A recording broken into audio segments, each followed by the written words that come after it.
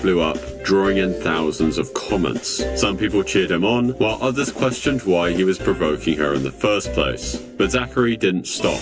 If anything, the attention fueled him. He made more videos, more confrontations. He even started tagging his posts with Road to Fame, as if this wasn't an actual dispute, but a storyline in a series he was creating, and it was working. To his followers, it was entertainment. To the Durhams, it was harassment. Then, on May 4th, everything came to a head. According to reports, the confrontation began when Catherine, William Sr., and their sons, William and Jonathan, decided to confront Zachary about his behavior. The Durham parents believed that Zachary had purposely swerved his truck towards their sons whilst they were out on their bikes, and after months of tension, they were no longer willing to let it slide.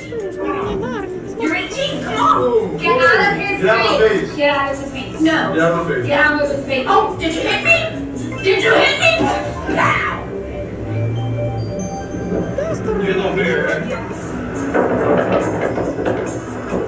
Zachary drove home, armed himself with a stun gun and knife, and waited. They followed him there, and that's where the situation turned violent. Outside his home, a physical fight broke out between Zachary and the Durhams. At some point, Zachary pulled out his knife, and in the struggle, he would strike William Sr. with the knife multiple times in the torso and arm, and his injuries were severe, and despite efforts to save him, the 51-year-old father would die shortly after. The entire confrontation was chaotic. When the police arrived, they took both sides into custody. Zachary claimed that he had acted in self-defense, arguing that the Durhams had come to his home intending to attack him, whereas the Durhams say that Zachary had lured them to his house, armed and ready, with the intention of creating a violent altercation. Prosecutors initially charged Zachary with manslaughter instead of murder, suggesting that they didn't believe it was entirely premeditated. In April of 2023, a jury found Latham not guilty, accepting his claim of self-defense during the confrontation.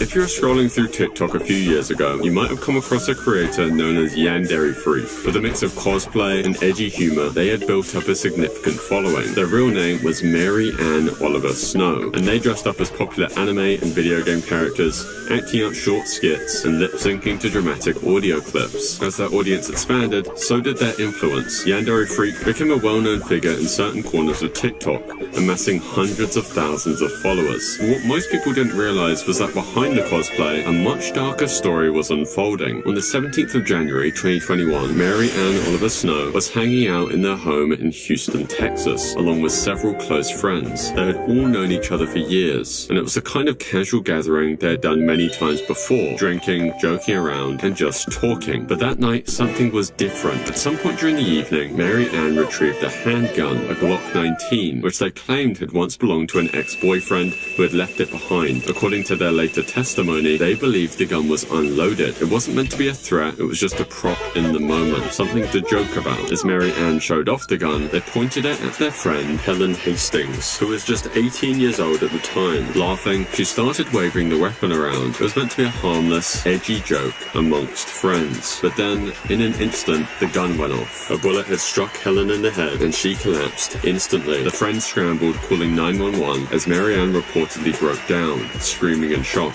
Emergency responders arrived quickly, but there was really nothing they could do. Helen was pronounced dead at the scene. When police arrived, Mary Ann immediately claimed the shooting was an accident. She said she had no idea the gun was loaded and that they had pulled the trigger without meaning to fire. According to their account, they had played with the gun before, dry firing it multiple times in the past, believing it was empty. Not long after the incident, they were arrested and charged with manslaughter, a second-degree felony in Texas. If convicted, they faced up to 20 years in prison. Mary Ann's defense was very simple. They never intended to harm anyone. They claimed to have believed the gun was unloaded and had even dry fired it multiple times in the past without an issue. That night, they thought it was just another harmless joke, but prosecutors weren't quite convinced. Anyone with a brain should know you never point a gun at someone unless you intend to shoot them. If Mary Ann had truly played with the gun before, why hadn't they checked to see if it was loaded that night? And more importantly, how had a bullet ended up in the chamber? Even if they hadn't meant to fire, handling a real conceal firearms so carelessly was an act of gross negligence, one that resulted in the death of an innocent person. Despite the serious charges, Mary Ann was released on bond while awaiting trial. For a while, the case remained relatively unknown outside of Texas. The public had no idea that a popular TikTok creator was facing criminal charges for a fatal shooting. But as court documents surfaced and the details began to spread online, outrage started to erupt. Even after being charged with manslaughter, Mary Ann didn't disappear from the internet entirely. In fact, they continued making TikToks as if nothing had happened at all. For most people, it was deeply unsettling to see someone involved in such a tragic event acting as if it was just a minor setback. Unlike many high-profile cases, the legal process surrounding Yandere Freak's charges became somewhat of a mystery. There has been very little public information about the outcome of the case, leaving many questions unanswered. The lack of clear updates has only added to the unsettling nature of the case, leaving people wondering how someone involved in such a tragic event seemingly faded into the background.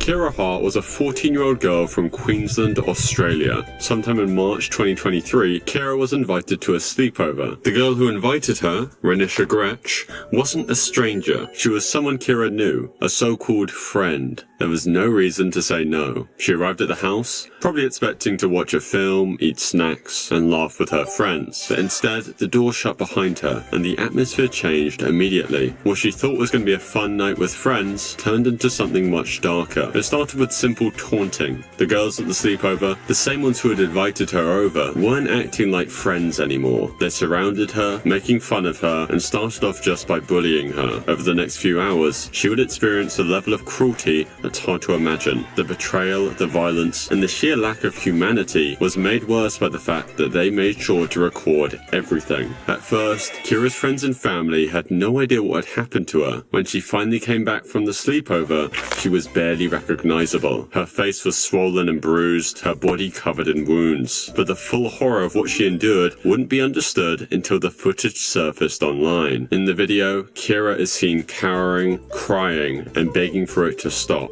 But there was no mercy. The girls who are supposed to be her friends are now her tormentors, taking turns hitting, kicking, and slicing her with knives. They pulled her by her hair, mocking her and laughing, as if it were some sort of game. The video was first uploaded to Snapchat and TikTok by the attackers themselves. They bragged about what they had done, almost as if they were proud of it. But once the footage made its way onto Instagram, Twitter, and Facebook, it started to spread more quickly. Despite social media platforms taking the video down, it had already been reshared thousands of times. And under the mounting pressure, authorities soon took action. The three girls responsible, Chloe Denman, sisters Renisha and Shania Gretsch, were arrested and faced multiple charges, including assault occasioning bodily harm and deprivation of liberty. But due to their ages, with the youngest of them being 12, it's very likely that they will not face any sort of heavy punishment.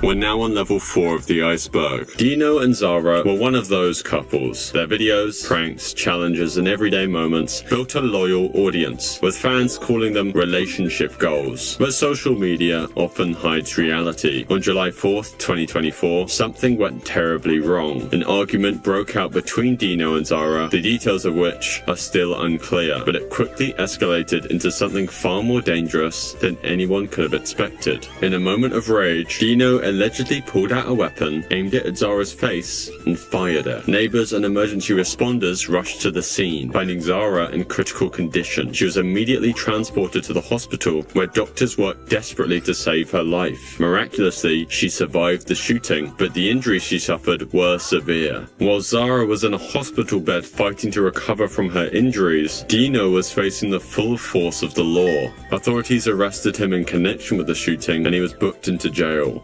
Reports from the Flower Mound Police Department confirmed the details of the incident, and soon, mugshots of the once popular TikToker were circulating on the platform. And even after everything, they're back together. Recent posts show them side by side, acting like nothing ever happened. Dino was only sentenced to 10 years of probation, as his defense argued that it was purely accidental. Though that still doesn't explain the argument why Dino would retrieve a gun and then point it at the woman he's meant to love most.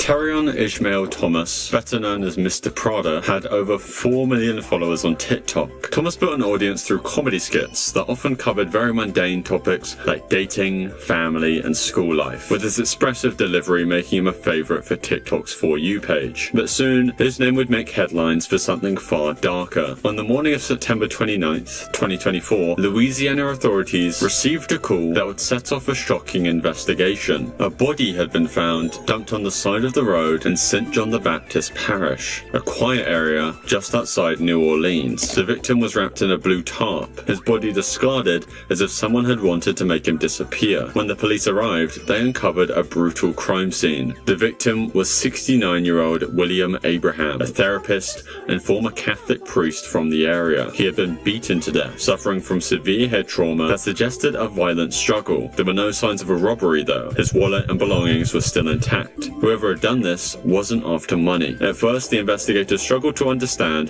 who could have wanted Abraham dead. By all accounts, he was a respected member of the community, known for helping people through their struggles. But as detectives dug deeper, a trail of evidence would lead them to a suspect no one expected: TikTok star Mr. Prada. Surveillance footage from the night before the discovery held a crucial clue. Cameras had captured Abraham walking into an apartment, but he would never come back out. That apartment belonged to Terion Ishmael Thomas, Mr. Prada himself. More disturbing details quickly emerged. Witnesses reported seeing Thomas dragging a large blue tarp to a car, struggling under the weight of whatever was inside. When police found Abraham's vehicle abandoned later that day, they made another discovery. Mr. Prada had been the one driving it. With the evidence stacking up, one thing was clear. This wasn't just a random attack, but what had really happened inside that apartment? And what connection did a 69-year-old therapist have to a 20-year-old TikTok star? Those answers would only lead to more unsettling questions. Detectives quickly confirmed something unsettling. Thomas had never been a client of Abraham's. This ruled out any standard therapist-patient relationship, leaving authorities searching for another connection. If their meeting wasn't professional, then what had brought them together that night? With mounting evidence, police issued a warrant for Thomas's arrest. But by the time law enforcement was ready to move in, he was already on the run. His escape didn't last long though. On the 1st of October 2024, just 2 days after Abraham's body would be found, authorities tracked him to Dallas, Texas,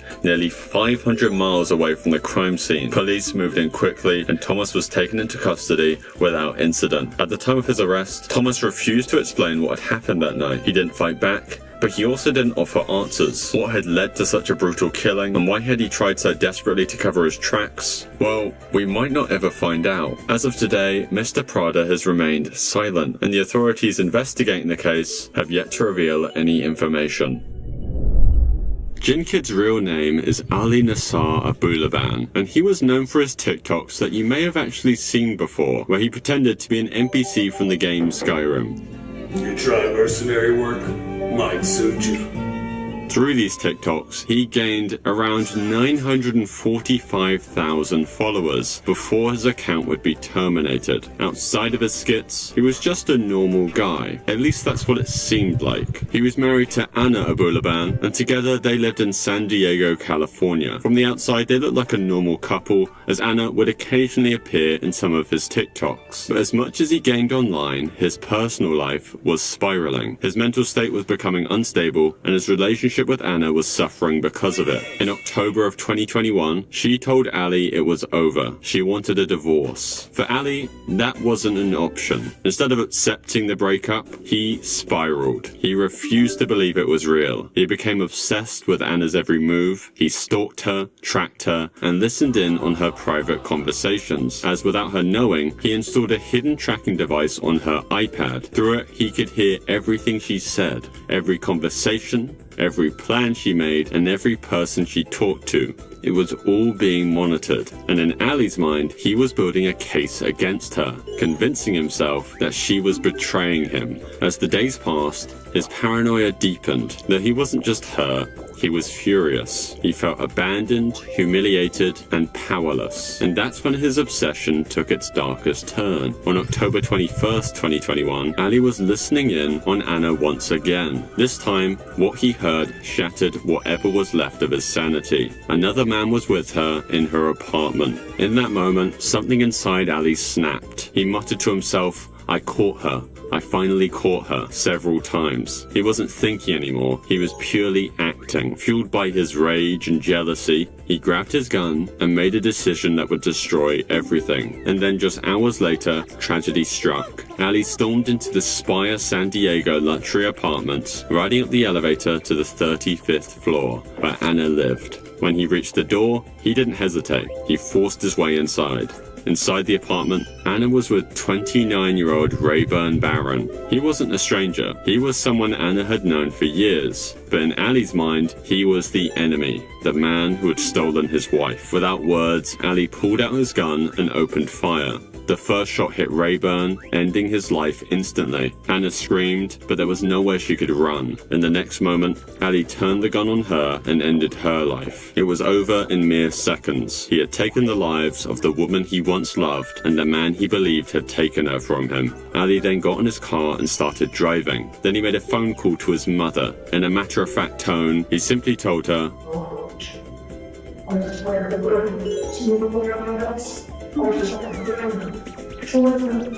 By now, Anna's neighbors had already called 911, and it didn't take long for the police to piece together what had happened and put out an alert. Ali was on the move, and officers were closing in, though he wouldn't make it far. Not long after leaving the apartment, police caught up with him on Interstate 805. His car was pulled over, and officers surrounded him. He didn't fight, and he didn't try to escape. Ali was taken into custody without resistance, the gun still in his vehicle. By the time the news broke, the internet was in shock. The same man who had once made people laugh with his funny videos had now become the face of a brutal double murder. But the deepest impact was felt by the person who had no way of understanding what had happened. Ali and Anna's 5-year-old daughter. In an instant, her mother was gone. She would grow up not just without Anna, but with the horrifying reality that her father, the man who was supposed to love and protect her, was the one responsible for taking her away. There was no way to explain to a child why her world had been shattered. In the months that followed, Ali Abulaban sat in a courtroom, no longer an internet personality, but a man on trial for a double murder. He pleaded not guilty, insisting that he had acted in a moment of uncontrollable rage. But the evidence obviously told a very different story. In May of 2024, a jury found him guilty of both counts of first-degree murder. Then, in September of 2024, he was sentenced to 2 consecutive life sentences without the possibility of parole. Social media can turn everyday people into stars overnight. Jonte Collier and Eric Dodds were one such a couple. Their TikTok videos gained them over 800,000 followers, as many admired them not just for their personalities, but for the representation they brought to the LGBT community. Though the same people who built their brand on love were hiding something much darker, something that none of their followers saw coming. At first, the changes were subtle. Their upload slowed down, and the usual light-hearted energy in their videos felt somewhat different. Some followers noticed, but most scrolled past without a second thought. Then, one day, their content would stop altogether. What happened? The answer isn't just surprising, it is deeply disturbing. On August 10th, 2022, Jonte was arrested in Georgia. At first, the details were scarce. News outlets reported that he'd been taken into custody, but for what? No one knew for sure yet. It didn't seem real. Fans obviously scrambled for answers, hoping it was some kind of mistake. Then, just as people were starting to wrap their heads around Jonte's arrest, something even stranger started happening. Eric took to social media to defend Jonte. He was emotional, adamant that his partner was innocent. No, he has not done anything to no one. Y'all know John will not harm a soul. He's the most free-spirited, caring person that I know.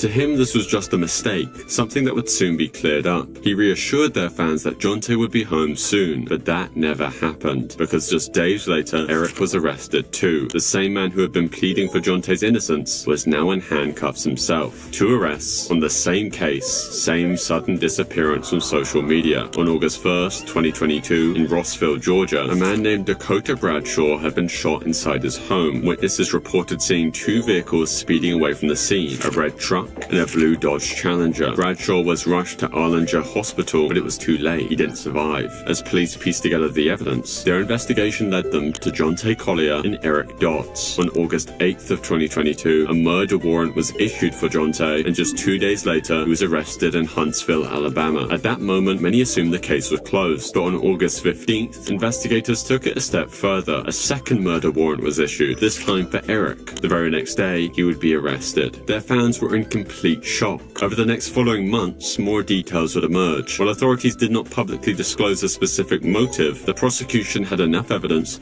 to charge both men with felony murder. Even after the convictions, many questions remained unanswered. What exactly happened between Dakota Bradshaw and the two TikTokers before the shooting? And what was the motive? Authorities never publicly confirmed these details, leaving room for continued speculation. But one fact remained clear. Now, with both men sentenced to life in prison, their time in the spotlight had come to a permanent end. By May of 2023, after standing trial, both Collier and Dodds were found guilty of felony murder. They were both sentenced to life in prison. The TikTok couple, who had once been known for their playful videos and seemingly perfect relationship, would now spend the rest of their lives behind bars.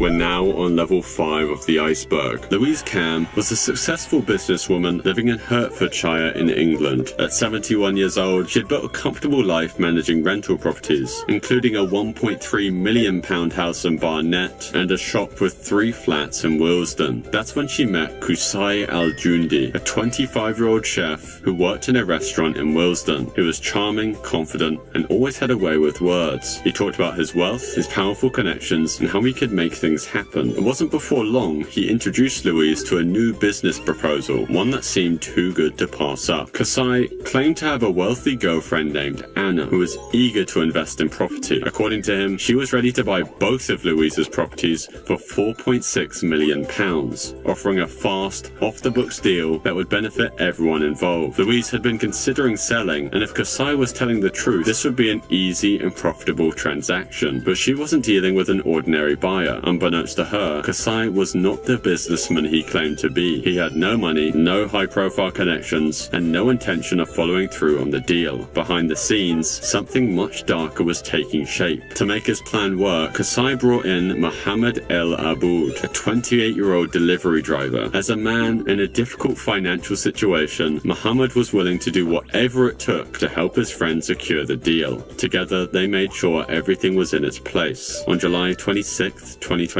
Louise was invited to Qusay's home in Barnet, where she expected to finalize the property transfer. She had no reason to suspect anything was wrong, though once she arrived, at some point during the visit, Mohammed launched a violent attack. He strangled Louise with a hairdryer cord in a cold-blooded act. With Louise dead, Qusay and Mohammed now had a major problem. The plan had always been to take her properties, but now they had a body to hide. Their solution was equally as disturbing. They stuffed Louise into a wheelie bin right there at the property. Instead of disposing of it immediately, they left her there, hidden from view, as they put the rest of their scheme into motion. Over the next 48 hours, Qusay attempted to fake Louise's presence. Using her phone, he sent text messages to her friends, family, and business contacts, pretending she was still alive. He told her sons that she had gone away with her friend and wouldn't be available for a while. But deception can only go so far. Louise's family and friends immediately grew suspicious. The messages just didn't sound like her, and the way they were written felt off. They were too vague and too unlike the direct and business-minded woman they knew. Meanwhile, Qusay and Mohammed weren't acting like men trying to cover up a crime. In fact,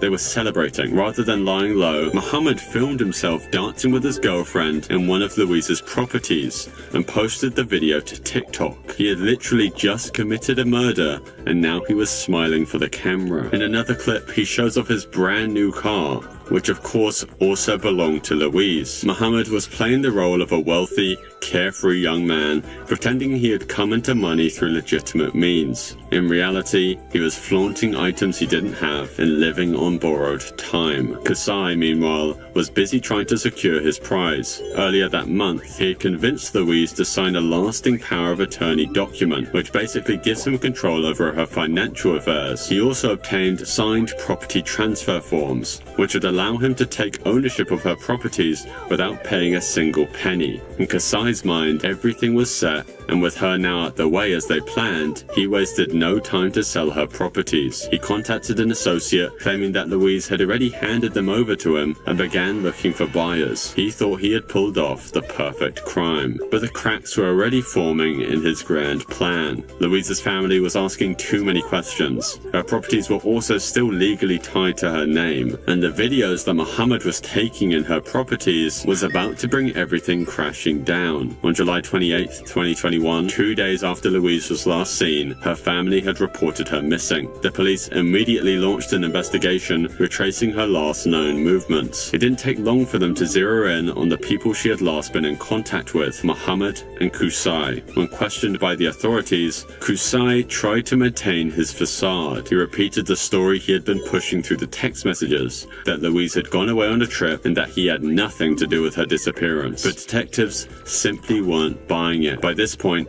the reckless social media activity, particularly the TikTok videos, had raised suspicions. As the pressure mounted, the truth unraveled. Just days after her disappearance, police discovered Louise Cam's body. She was found stuffed inside that same wheelie bin, though she had been moved to Wood End Road in Harrow, where it was concealed under garden waste. Mohammed El Aboud and Qusay Al Jundi were arrested and charged with Louise's murder. In 2022, the pair were each sentenced to life in prison with a minimum term of 35 years. In the quiet suburbs of Las Vegas, 16-year-old Sierra Halseth and 18-year-old Aaron Guerrero thought they had found something special, something no one else could understand. They were young, in love, and inseparable. But their love had one major problem: Sierra's father, Daniel Halseth. Daniel didn't approve of Aaron in the slightest. He saw their relationship as reckless and dangerous. Maybe he thought Sierra was too young to be so deeply involved with someone older. Whatever his reasons, he made one thing very clear: Sierra was forbidden from seeing Aaron. For most teenagers, a breakup like this would be heartbreaking but temporary. Parents set rules, and kids eventually move on. But Sierra and Aaron weren't like most teenagers. Behind closed doors and over text messages, the two teens started discussing something unthinkable. What if Daniel wasn't around anymore? What if they didn't have to hide, lie, or sneak around? What if they could just make him disappear? It might have started like a fantasy, an angry thought said aloud, but as the days passed, the idea stopped sounding impossible. It started sounding like a real plan. And unlike the way most people fantasize about extreme ideas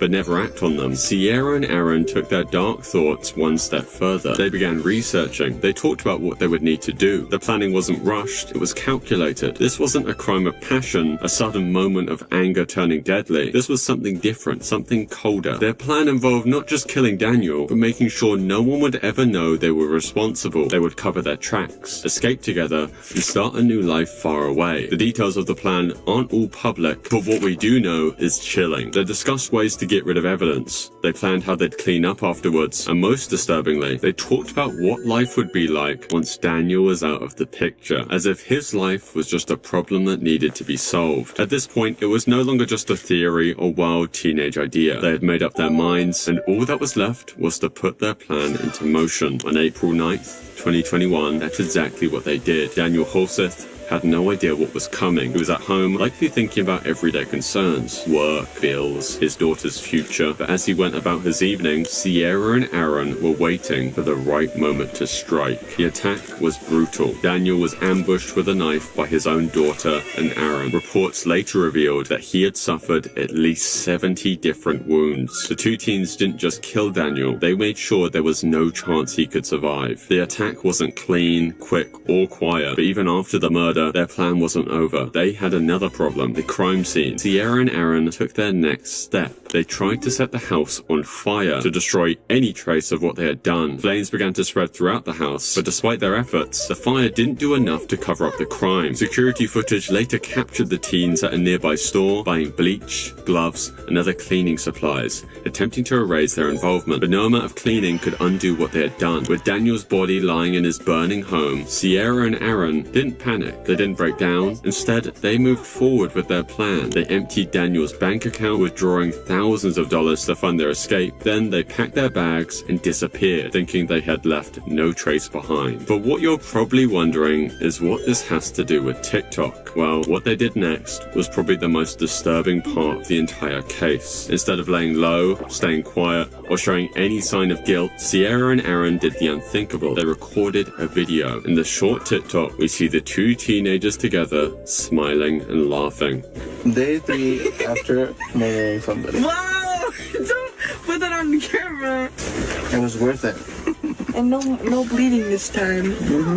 We got through that. The video became one of the many pieces of evidence in the case, as it was proof they didn't see what they had done as a mistake. They saw it as a shared experience, something that bonded them even further. Meanwhile, back in Las Vegas, authorities were quickly piecing things together. The fire hadn't completely destroyed the crime scene. It didn't take long for investigators to realize that Daniel Horseff's death wasn't an accident. With the evidence stacking up, police launched a manhunt for Sierra and Aaron. The two had taken off, traveling across states in an attempt to disappear, but their freedom wouldn't last long. Just 3 days later, on April 13th, 2021, the couple was found and arrested in Salt Lake City, Utah. In early 2023, both Sierra and Aaron took plea deals to avoid a trial. They pleaded guilty to first-degree murder, conspiracy to commit murder, and arson. By taking the deal, they avoided the possibility of a harsher sentence, but their punishment was still severe. On April 8th, 2023, Sierra was sentenced to 20 years to life in prison, and a month later, in March, Aaron received the same sentence, 20 years to life.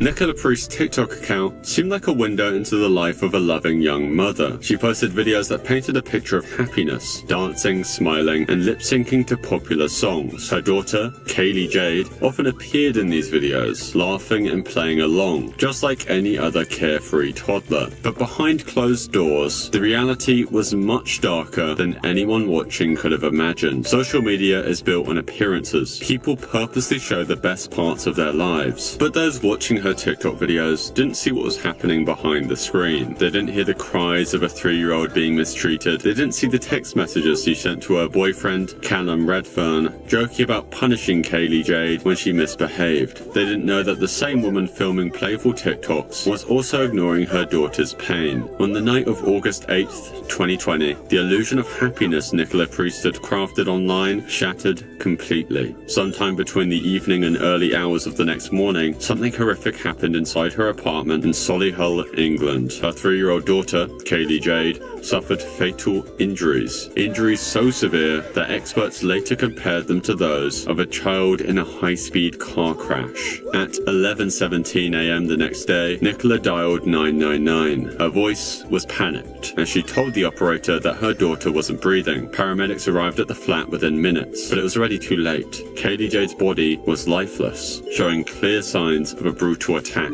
It was clear that Nicola had been physical with her. Despite the extreme circumstances, Nicola and her boyfriend Callum acted as though they had no idea what had happened. They told paramedics that Kaylee Jade had simply fallen asleep and never woken up, but doctors who examined her body obviously knew the truth. As investigators combed through the scene, disturbing details began to emerge. Neighbors reported hearing loud noises and thuds coming from the apartment the night before. Some even recalled hearing Kaylee Jade crying. Then, the autopsy confirmed what detectives feared. Kaylee Jade had died from blunt force trauma. She had been subjected to ongoing abuse, with previous injuries showing she had suffered long before that fatal night. And as police continued their investigation, they found more damning evidence. Messages between Nicola and Callum laughing about punishing the toddler when she didn't behave. Nicola had presented herself as the devoted mother on TikTok, but in reality, she had failed Kaylee Jade in almost every way possible. The little girl who once appeared in her videos was now gone, and the truth about what happened inside that apartment was finally beginning to unravel. Nicola and Callum both sat in court, accused of causing or allowing the death of a child. From the start, it was clear that neither of them wanted to take responsibility. Instead, they turned on each other. Nicola claimed that Callum had been the one to inflict the fatal injuries, while Callum insisted that he had only arrived at the apartment after the abuse had already taken place. But the evidence told a very different story, one where both were guilty. The court heard about the disturbing messages Nicola and Callum had exchanged in the days leading up to Kaylee Jade's death. These texts revealed that both of them had been frustrated with the toddler and had joked about punishing her. One message from Callum even suggested that they should, quote, boot Kaylee Jade when she misbehaved. The prosecution argued that these messages showed a pattern of mistreatment and a complete lack of care for the child's well-being. As the trial progressed, the jury saw the stark difference between the image Nicola Priest had created online and the reality of her behavior as a mother. Clips from her TikTok were played in court showing her smiling and singing just weeks before her daughter's death. But those videos meant nothing when compared to the brutal evidence of what had really happened. In August 2021, the verdict was finally delivered. Nicola Priest was found guilty of manslaughter and sentenced to 15 years in prison. Callum Redfern was also convicted of manslaughter and sentenced to 14 years. But what makes this case even worse is what Nicola did after her daughter had already died. In the days following Kaylee Jade's death, but before her arrest, Nicola continued posting TikTok videos as if nothing had happened. Instead of mourning, she kept uploading videos of herself dancing to songs and posing for the camera. In one video, she performed a dance routine to the song I Wanna Be Your Lady, with no sign of sadness or remorse. These videos became a key piece of outrage when the case went to trial. Many people couldn't comprehend how a mother who had just lost her child in such a violent way could carry on as if nothing had happened at all. And that concludes today's video. If you want something else to watch or listen to, here's a video of mine that YouTube thinks you'll enjoy. Thanks for watching.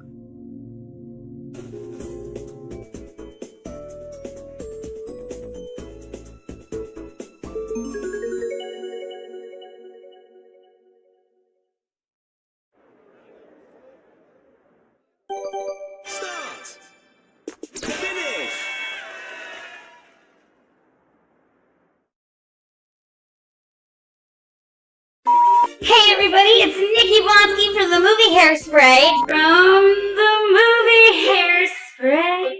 Hairspray. I'm sorry. Nick, can you do one more time? Hey everybody, it's Nikki Blonsky from the movie Hairspray. Take 57!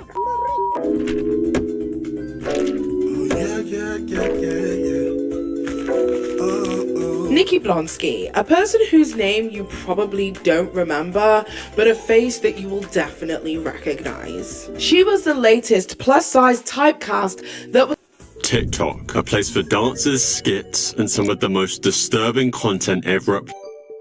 Hey, it's Tony Robbins. You know, I've had the privilege of the last 48 years to be obsessed by a question.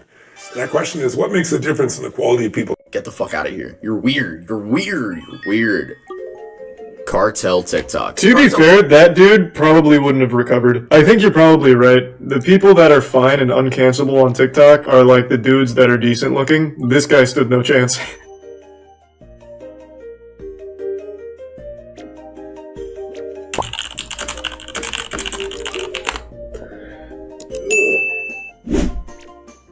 Oh, I actually remember this story.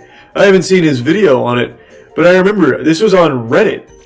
There was a random TikTok that was taken, well, at least this story, I guess the whole thing might not be connected. A random TikTok taken of a girl with like a black eye and shit, and then Redditors actually were the ones that maybe potentially connected her to a missing persons case. I don't remember the result. I don't know if it actually turned out to be true or not, but yeah, I guess we'll check it out, sure.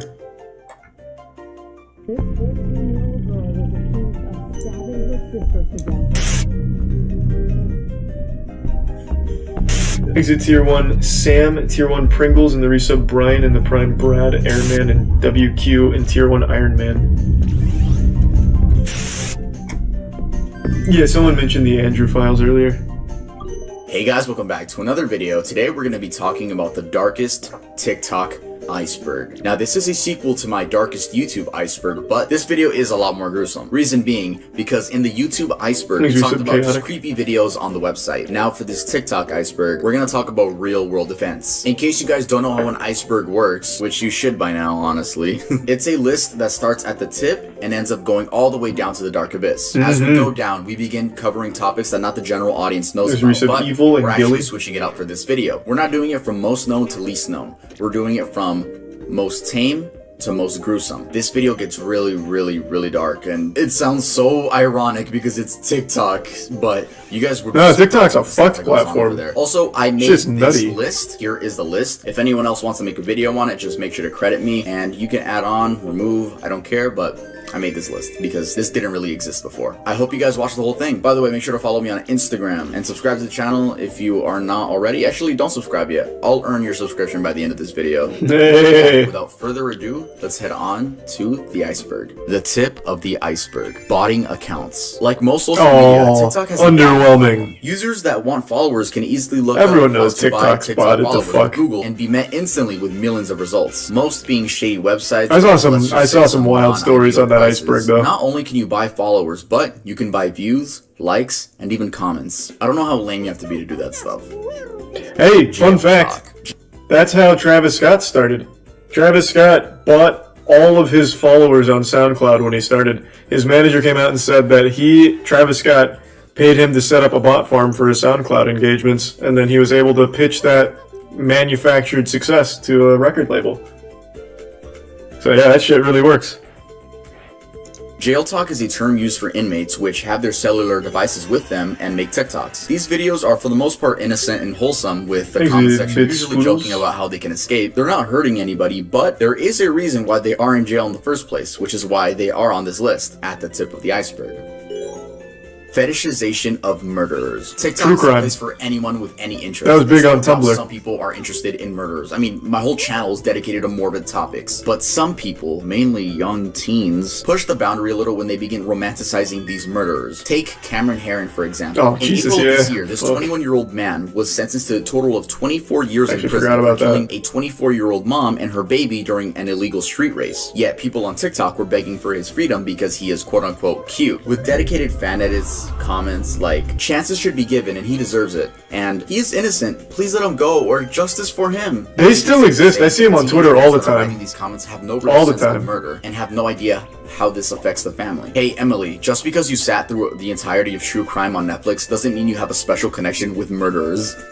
It's not only male murderers that are There's a tier simple, one though. chaotic There's also the meatball case of recip Isabella kitten. Guzman, who in 2013 was the age 18 and stabbed her mother 151 times, killing her. TikTok Holy teens shit. began requesting for her freedom because 1, they just thought she was cool, and 2, people said that the only reason she killed her mom was due to being abused, though that was never proven, so people were just going off word of mouth. Jesus Fetishization of Christ. school shooters. Just like young teens simp for murderers, they also simp for school shooters. Most notably, Devin Erickson, which we actually What? talked about on this channel back in March. Who the fuck is That's that? exactly what you'd expect. Fan edits, comments saying he's hot, and I wouldn't doubt some asking for his freedom. Speaking of romanticizing school shooters, I remember FTP made a couple Wait, of shorts referencing the who the fuck was that? I've never heard of that guy. He was a school shooter?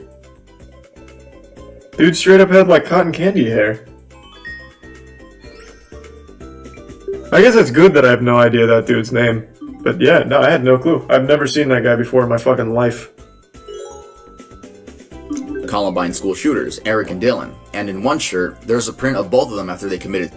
I don't know who started this trend of thinking school shooters are people you should idolize, because they're not. They're shit humans that took away lives of innocent people. Yep. Hey guys, I just want to take a few moments out of this video to talk about today's sponsor, Atlas VPN. They actually sponsored the last iceberg video. Nice. Buying rare usernames. Rare usernames are exactly that. Usernames that are 3 to 4 letters each, or usernames that are a single word or name. Twitter and Instagram also have these communities which sell and buy rare usernames. These purchases take place outside of the app on forums and sell for upwards of $4,500. Usually these purchases are made using cryptocurrency, but at the end of the day, it is up to the people within the deal to decide. Fake TikTok login sites. I haven't heard of that one, This is a Grown-ass. scam that aims to steal your account by Sounds collecting goofy. your username and password. Scammers do this by sending you a fake login site that looks just like the real TikTok website, except the only difference is the URL. The URL should be tiktok.com, but instead is something like tiktoklogin.site. Once putting your information in, you'll be met with a fake 404 error screen.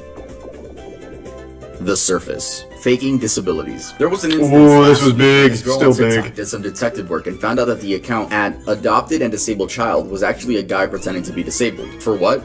I'm assuming for clout and then collecting donations afterwards. All credit to her because she actually found out that the quote-unquote disabled man in the video is a soccer player for a Norwegian football team. What? It goes on through your head to say, you know what? I should fake a disability Holy today shit. and post it on TikTok. Eventually, your friends and family will find out, and if not, then a random girl on TikTok will. Lopez brothers. Okay, I honestly don't want to waste my breath on these fucking idiots, so I'm gonna I make don't this know one them. really quick. Yes, they are both guilty of soliciting minors. Yes, there is proof. She's 14. And you are how old? Who the fuck are they? I've never heard of them. 23. Yeah. You know what can happen to you? I do. You can end up in jail. I do realize that. And Man, that video didn't really pop off. Let me take a peek. I bet they're doing just fine on TikTok. Honestly, it might even be good marketing on TikTok, so that way the little girls think they have a chance with them, I guess. Which they very well might. Tony Lopez. That's not Tony Lopez, that's an old man. Tony Lopez has 23 million followers, and he's doing real well. Posted a day ago. Let's go! He rated his attractiveness. Look at this. Nice. Yeah, no, that really, man. Him being outed as a pedophile apparently really, fuck, it really ruined him. Who was the other one? Andre Lopez? He probably took the brunt of it. 21 million followers. He's doing even better than his brother. Hey look, he's doing a dance. Nice. See, that's the beauty of TikTok. No matter what you do, you can't be canceled on there. And you know why? Because kids don't care. Kids do not give a shit. These two could have literally executed a child on TikTok livestream, put a gun to his head, blew their fucking brains out, and then did a dance on their corpse. Kids would have forgiven them. Literal next day. You can end up in jail. I do realize that. And yes, for some reason, little girls still love them. Oh, he even mentions it, yeah. Jarob. Jarob was a TikToker with 4 million followers. His His content recent consisted of Plasma being and politically Chelsea. correct and yeah, that was it. His TikToks would get millions of views, and I'm sure you've seen them on your For You page at some point. Well, last month, multiple minors came out explaining that Jarob had groomed. I guess Tori. One of them, the one that got the most views, was a boy by the name of DYLG16. This person goes on to explain that Jarob is a disgusting hypocrite and abuses his clout to groom and prey upon underage boys. He goes on to say that Joe asked for his Snapchat during a live stream, and that led to Joe being invited to Zoom calls with his friends. Joe would send him and his minor friends online BDSM tests and would ask to see their scores so Jesus he could see what Christ. their kinks were. He then personally invited the 16-year-old minor to stay with him at a one-bedroom Airbnb. He even offered to buy him alcohol. And if that wasn't damning enough, Jarob ended up deleting his account shortly after these allegations came out. Bro, if there's one thing I don't like, it's fucking groomers, bro. Get the fuck out of here. You're weird. You're weird. You're weird. Cartel TikTok. To be fair, that dude probably wouldn't have recovered. I think you're probably right. The people that are fine and uncancelable on TikTok are like the dudes that are decent looking. This guy stood no chance. This guy was fucked the second he got outed as a child groomer. But yeah, the other ones are doing just fine for literally being outed by multiple people for preying on minors. Weird. Cartel TikTok. Cartel TikTok is a series of TikToks that display the lavish lifestyle of the cartel, or, well, the bright side of it, if that's what you want to call it. All of the This is Prime expensive Chris and the cars, Resub houses, Blade. jewelry, and money. There have also been some more violent ones of members shooting at rival gangs and the police. Apparently, I'm saying apparently because this is word of mouth, teenagers from the US were really intrigued by the lifestyle and asked if they could join the cartel. Some cartel members would respond and say yeah, and they would force these teenagers to smuggle drugs for them, I'm assuming into Mexico. As of now, TikTok has taken down any hashtags related to the cartel.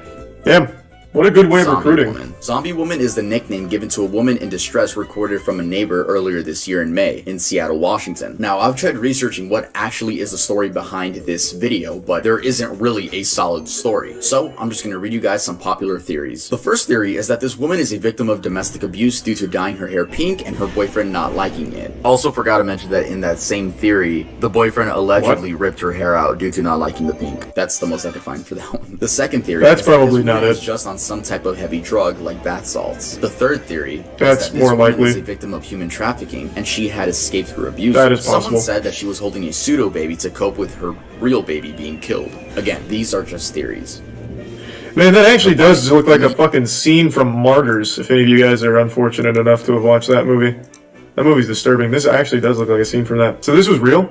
This wasn't like some theater promotion thing or something, like some kids doing high school theater. Because the cops are actually here, so I'm guessing this was a real person. Damn, that is fucking sad. Martyrs isn't that bad? Bro, that movie hits hard. That movie, like, not just like the gore shit they show, that movie, like, even its message is disturbing. The whole movie is about torturing women so they can get as close to death as possible, so hopefully they'd have an out-of-body experience and see what's on the other side. And to accomplish that, they torture the women, like, by literally, like, peeling all of their skin off, like, degloving their whole body. Like, that movie's nutty. That movie is, like, really nutty. Someone said that she was holding a pseudo baby to cope with her real baby being killed. Again, these are just theories. The body. Indian trend. Yes, you heard that right. I know I'm gonna censor a lot of this video. Hope you guys still watch. Patriotic. Before TikTok was banned in India, in the summer of 2020, a popular Indian user by the name of Muhibur Rahman and his friend filmed and uploaded a disturbing video where they duetted a woman's video. I'm assuming the woman's video was made to raise awareness of sexual abuse, but these two men used that as an opportunity to make it seem like they just got done using her. Another popular Indian influencer uploaded a similar video, but instead lip-synced to a song with the lyrics, "Only I have a right over your body." Eventually, women of India took to report this new trend, and the chairperson of the National Commission for Women in India took note of this and managed to get TikTok to ban the trend. Holocaust challenge. Yo, I can't I remember this one. I'm saying I remember that one. This is real stuff that happened on TikTok. In August of 2020, a new trend began emerging in US TikTok. In this trend, teenagers would pretend to be Jews that had died during the Holocaust. Yeah, that one was pretty fucking crazy.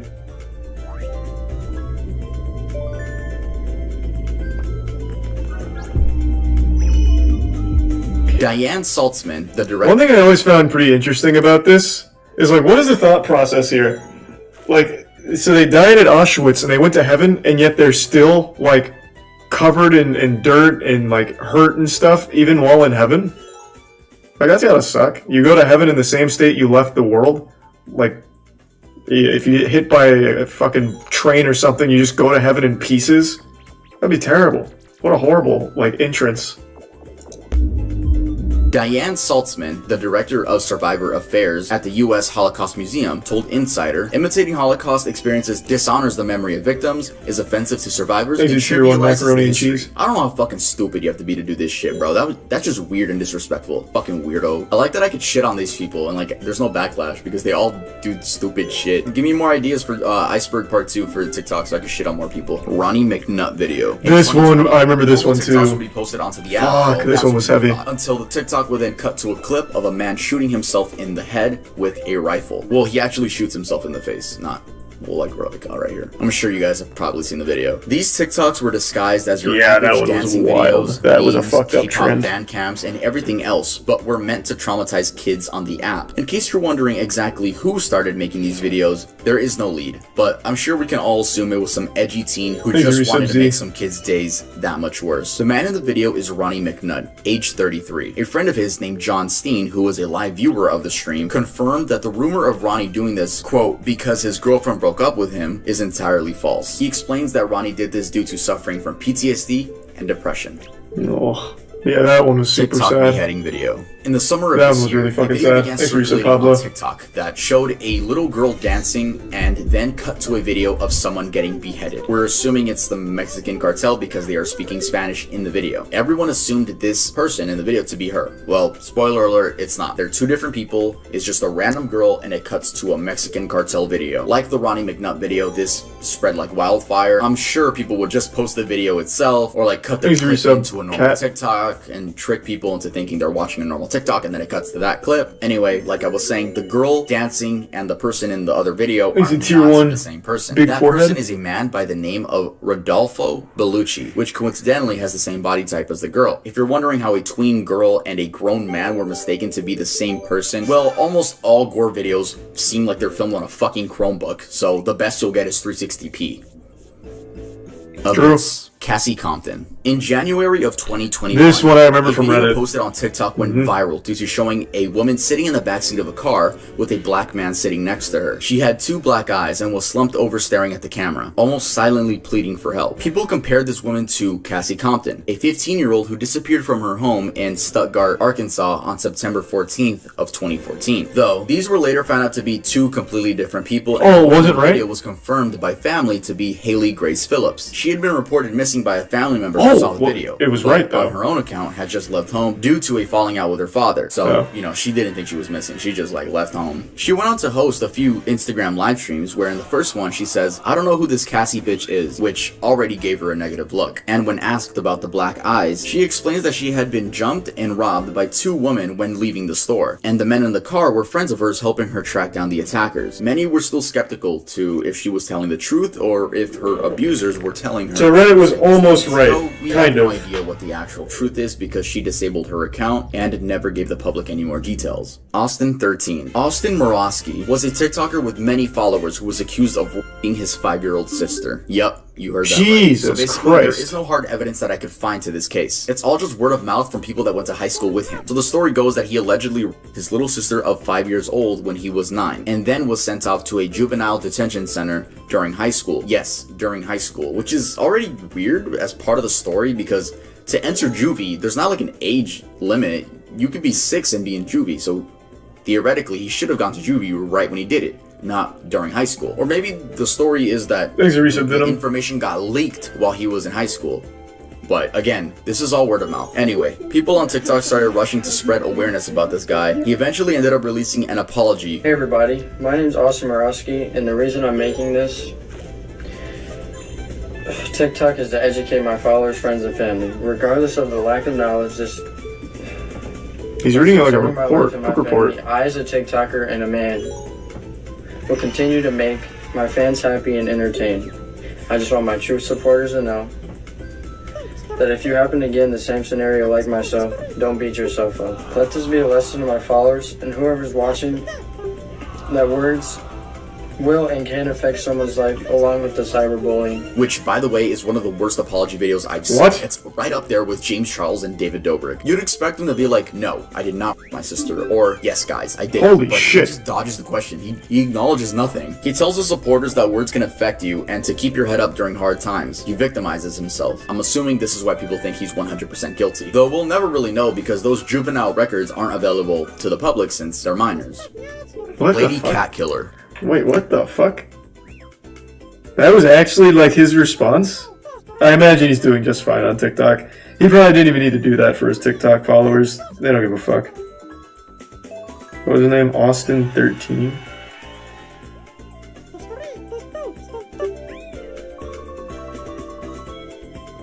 He does not have a TikTok anymore. That's a first. Unless he changed his handle. Thanks to Prime Frog and the resub Oscar. Yeah, I typed it in right. The AWS. Yeah, I typed it in right. Oh, 316. Oh. Okay, hold on. Let me double check.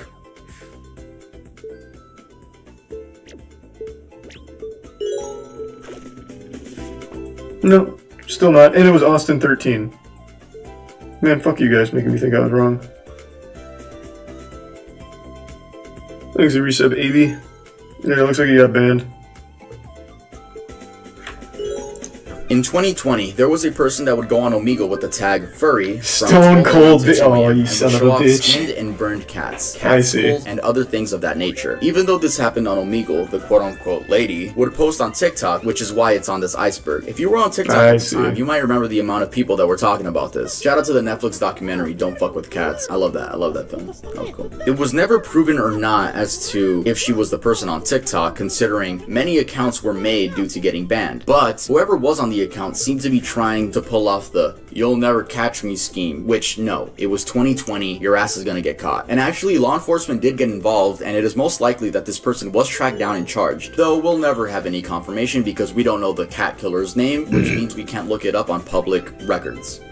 I vaguely remember that. I didn't see the Martin. documentary One of the though. most recent situations from this entire iceberg is the case of Bethany Martin and her minor friend. On July 28th in San Antonio, Texas, this girl and her friend saw someone hanging from the railing of a drainage ditch. The 25-year-old man had just committed suicide, and instead of calling the police, well, one of the teens filmed the other one stealing his necklace. Yes, removing it from his lifeless body. To make matters even worse, they filmed it and posted it on Full-blown Snapchat. Logan I have no Paul. idea how stupid you have to be to film yourself committing a crime. I mean, because if you think about it, they could have gotten away with it, and I'm not condoning them getting away with it. But seriously, how stupid, like, just don't film Holy it. Again, shit. I'm not condoning what they did. Good that they got caught. I'm glad they were idiots and filmed it. But like, bro, y'all are stupid. When asked by the police why she stole the necklace, she says that it matched her fashion style. Honestly, I didn't expect any better. That's a good from this point, girl. actually. The police returned the jewelry to the family. Bethany was arrested and charged with theft of a corpse. Her bond was set to $2,000, and she has since been released from jail. The minor was also charged with the same thing. Thanks to Prime Reginald. The- How are they doing on TikTok? What was her name? What was it? Bethany what? Yeah, I'm sure if I type in how many people are actually fucking named Bethany in 2022, I'm sure it'll come up. Let's see. Is it Bethany Martin? Bethany what? Bethany 3160. I'm not falling for it twice.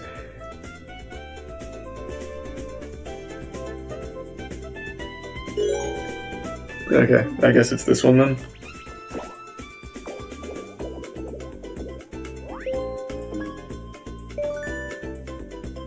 No, it looks like she has also been banned. Man, maybe TikTok actually does sometimes take action.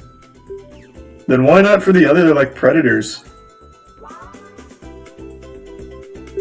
Yeah, it looks like she is also off. Her name was Bethany Martin. Unless she's just not popping up when I search her. No, she's also gone. Thanks for the 5 gift subs, Jicho. Thank you for that, man. Thanks for the Prime Inzo and the gift sub Sakurai. Abyss. Zachary Lathan. Her account still exists, it's at Often dubbed 50K. The TikToker who killed his neighbor for clout. Thanks for some Zachary Dal Lathan stars. did just that, though whether he did it for clout or not is unknown. Here's a rundown of the story. Zachary had been having problems with his neighbors due to driving recklessly in the neighborhood. At one point, he films a woman that's part of the family and calls her a Karen repeatedly. He then allegedly swerved his car into their son's bike while he's biking. Eventually, the family's son and father confront Zach by going to his house, and meanwhile, Zach's wife is recording everything. Yeah, the dude had a wife at the age of 18. What the Anyway, Zach ends up going ape mode and stabs William in the armpit, puncturing his lung, killing him. People say this was an attempt to gain TikTok clout since the wife was recording, but I personally think it's just a man with mental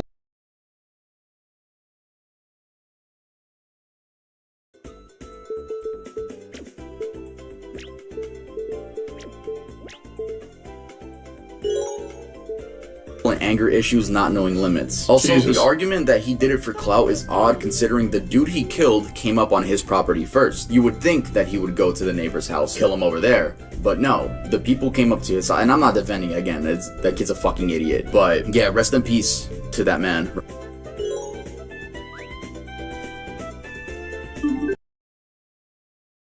Rest in peace. Joseph Jimenez. I'm assuming that Recent TikTok event on guy's this in jail list is now. this Joseph Jimenez movie theater shooting. This happened last month in California. Anthony Barajas, a 19-year-old TikToker with about 1 million followers, and his friend Riley Goodrich went out to watch The Forever Purge, where they were shot and killed by a 20-year-old man by the name of Joseph Dumbass Jimenez. A reporter actually conducted an interview with this person, so I'll give you guys some takeaways from that. The movie theater was mostly empty. There were only a total of 6 people, 3 of those being Riley, Jimenez, and Anthony. The other 3 were Jimenez's friends. Halfway during the movie, Jimenez went to go get something from his car, and he told his friends that he came back with a gun. In the article, it says that his friends left to the parking lot. I guess they were just like weird. They were just fucking scared. They went to the parking lot. Then they see Jimenez running to his car, getting in, and speeding off. The bodies of the 2 teens weren't found up until the cleaning crew came up, which is odd. Like, no one heard a gunshot, like 2 gunshots in the movie theater. Anyway, I mean, it could have just sounded like the movie. Execution style. So Jimenez went behind their seats, aimed his gun at the back of Anthony's head, and shot and killed him. When he killed Holy Anthony, shit. Riley reacted horrified, and then he shot her in the head as well. Riley died at the scene, and Anthony was on life support for a couple of days until eventually dying. When explaining why he did it, he says that voices were telling him that by killing both of those two teenagers, he would be saving the world. Fuck, maybe, Jesus Christ, maybe that Reddit commenter really was real then. Fuck me, oh my god. What? Jesus Christ. Yeah, going out in public's scary, man. What's the name of that old song from Under Oath? It's dangerous business going out of your front door or something? This shit is super true. And it really feels like more and more people are becoming unhinged. I don't know what it is, but it just really feels like more often now than when I was growing up, people are becoming significantly more on edge and dangerous. Exit tier 1, Dat Boy, and the resub up down. It might just be like more access to information, but goddamn, this fucking scary.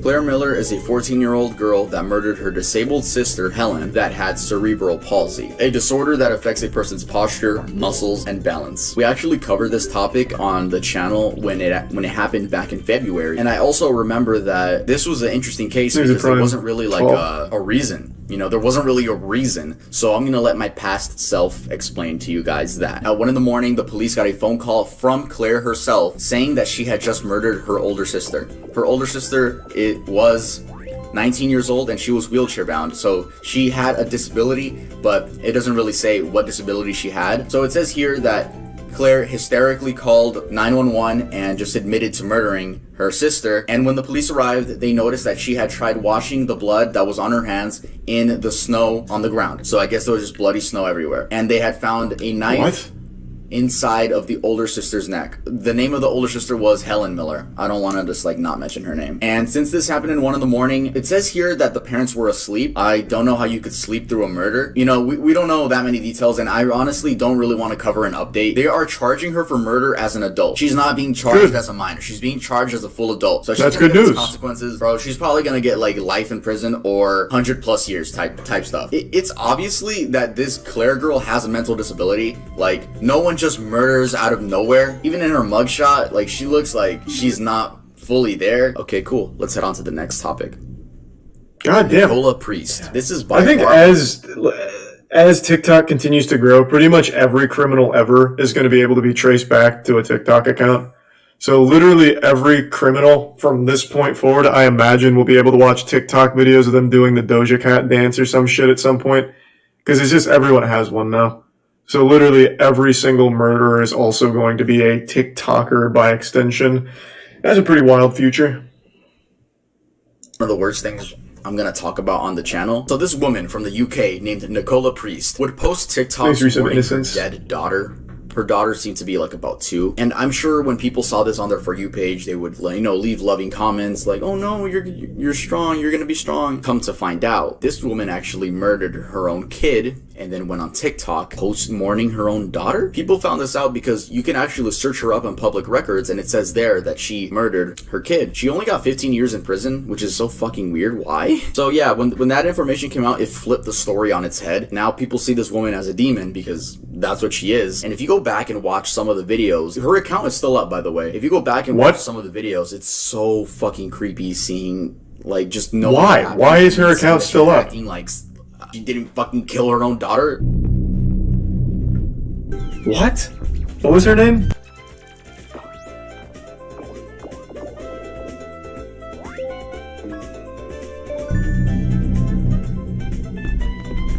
Nicola Priest.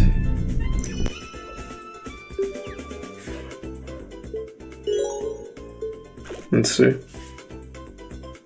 How is she doing? No, it's down now. Okay, so it must have been up in August. It is down now. That's good news. So far, almost all of them have been. I'm very surprised. Usually they're not. Why just 15 years? I have no fucking clue. I have no idea. I imagine, if I had to take a guess, I would say it's probably the UK. Let's see, in fact.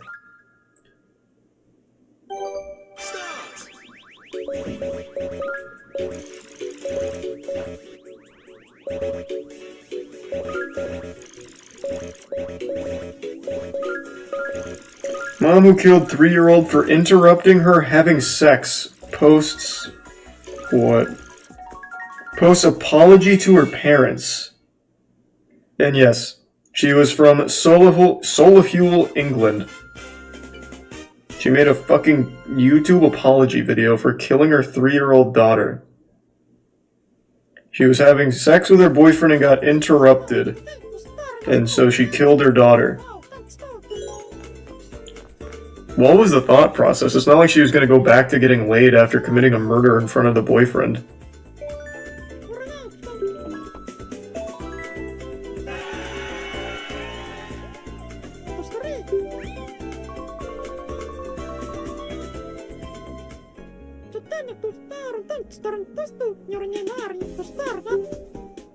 Oh shit, the boyfriend is also crying, asking to be let out. They interrupted the two of you when you wanted to have sex. You lost your temper and you were joint participants in the assault. Holy shit. And they got 15 years. It's a fucking joke, man. That's a fucking joke. Thanks for resub, Justinian.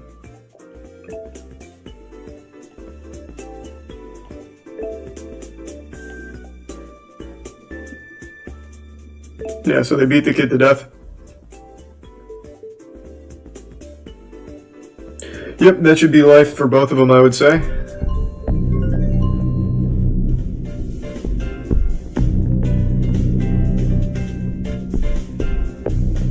And what's even wilder, she used it for clout on TikTok. On TikTok, whether it be creeps paying little girls to message them, or little girls going out of their way to show off their queefing skills. I'm not lying. Can't fucking believe I'm serious. There are so many grown, disgusting ass. There's a queef trend on TikTok? TikTok just looking for children. So the most I could say for this is just protect your children. All right, yeah, that was the iceberg. You that was a lot of shit. Let me know if you guys want a part 2. If you guys want a part 2, you guys are gonna have to let me know a lot more information. Let me know what I missed. Maybe there's some crazy topics that I missed, but let me know what you guys want to see. There's a shark trend as well. Now that just sounds like good fun. No one's...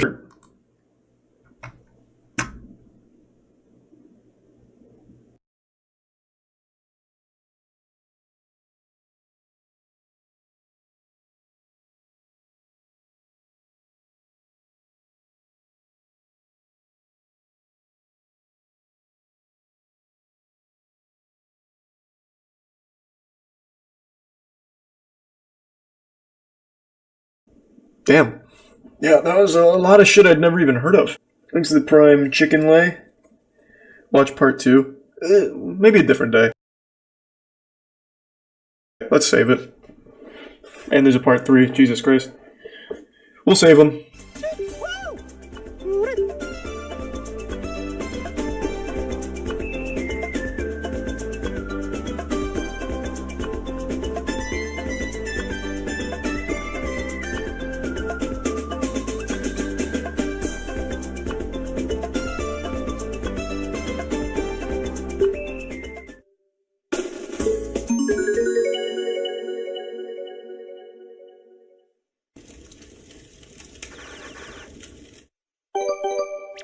Three, two, one, go!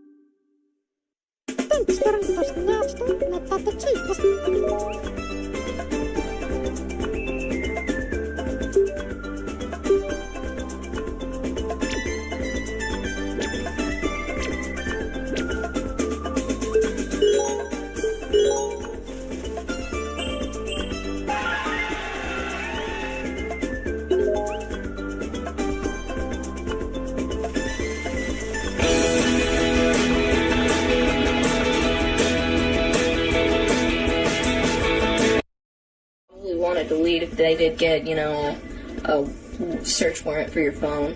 Domestic violence and affirm that this information is correct.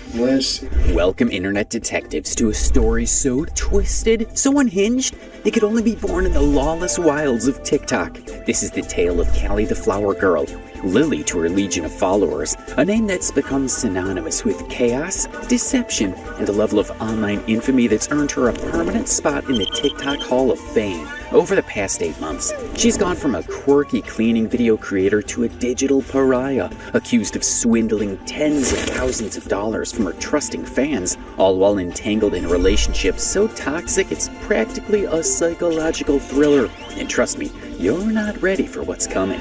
A girl with 500,000 followers, a messy apartment, and a knack for oversharing that'd make grandma blush. On the surface, Lily's TikTok is all chaotic charm. Grocery hauls, gum wrappers scattered with confetti, a life that screams relatable train wreck.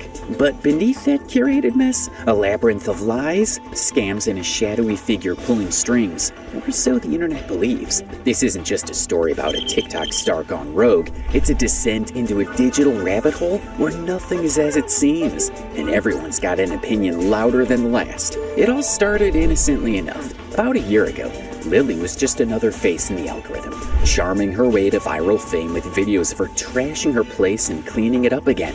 But then the cracks appeared. Whispers of GoFundMe's gone wrong started swirling. Thousands of dollars raised for cars, homes, even a dying dog, only for the money to vanish into thin air, leaving donors furious and the internet buzzing. Was it all a masterminded grift? Or was she a pawn in someone else's game? Then comes Preston, her boyfriend, her so-called social media manager, and the man who's got the internet clutching pitchforks. He's older. He's got a past that'd make your skin crawl, and he's allegedly the architect of this whole circus. Together, they've turned Lily's TikTok into a battleground of sympathy and skepticism, a saga for the ages. Other people have come out and claimed nothing. Other people have come out and said that they are victims of... But it gets darker. After the house fire that left her family homeless, their real tears, real tragedy was followed by yet another fundraiser that spiraled into accusations of theft so bold, even her own parents turned against her. Then a dog, a poor pup with an upset stomach, whose death became a cash grab. And then there's the domestic drama. Hotel lobbies, police calls, a hospital live stream claiming assault, only for it all to unravel as a potential lie. Was it abuse? Was it staged? The internet split down the middle. Lily's not just a scammer, though, or so her defenders cry. She's a victim, they say, groomed and manipulated by a predator who's been at this game for longer than she has. Preston's shadow looms large, whispering in live streams, controlling her moves, allegedly pocketing cash while she takes the fall.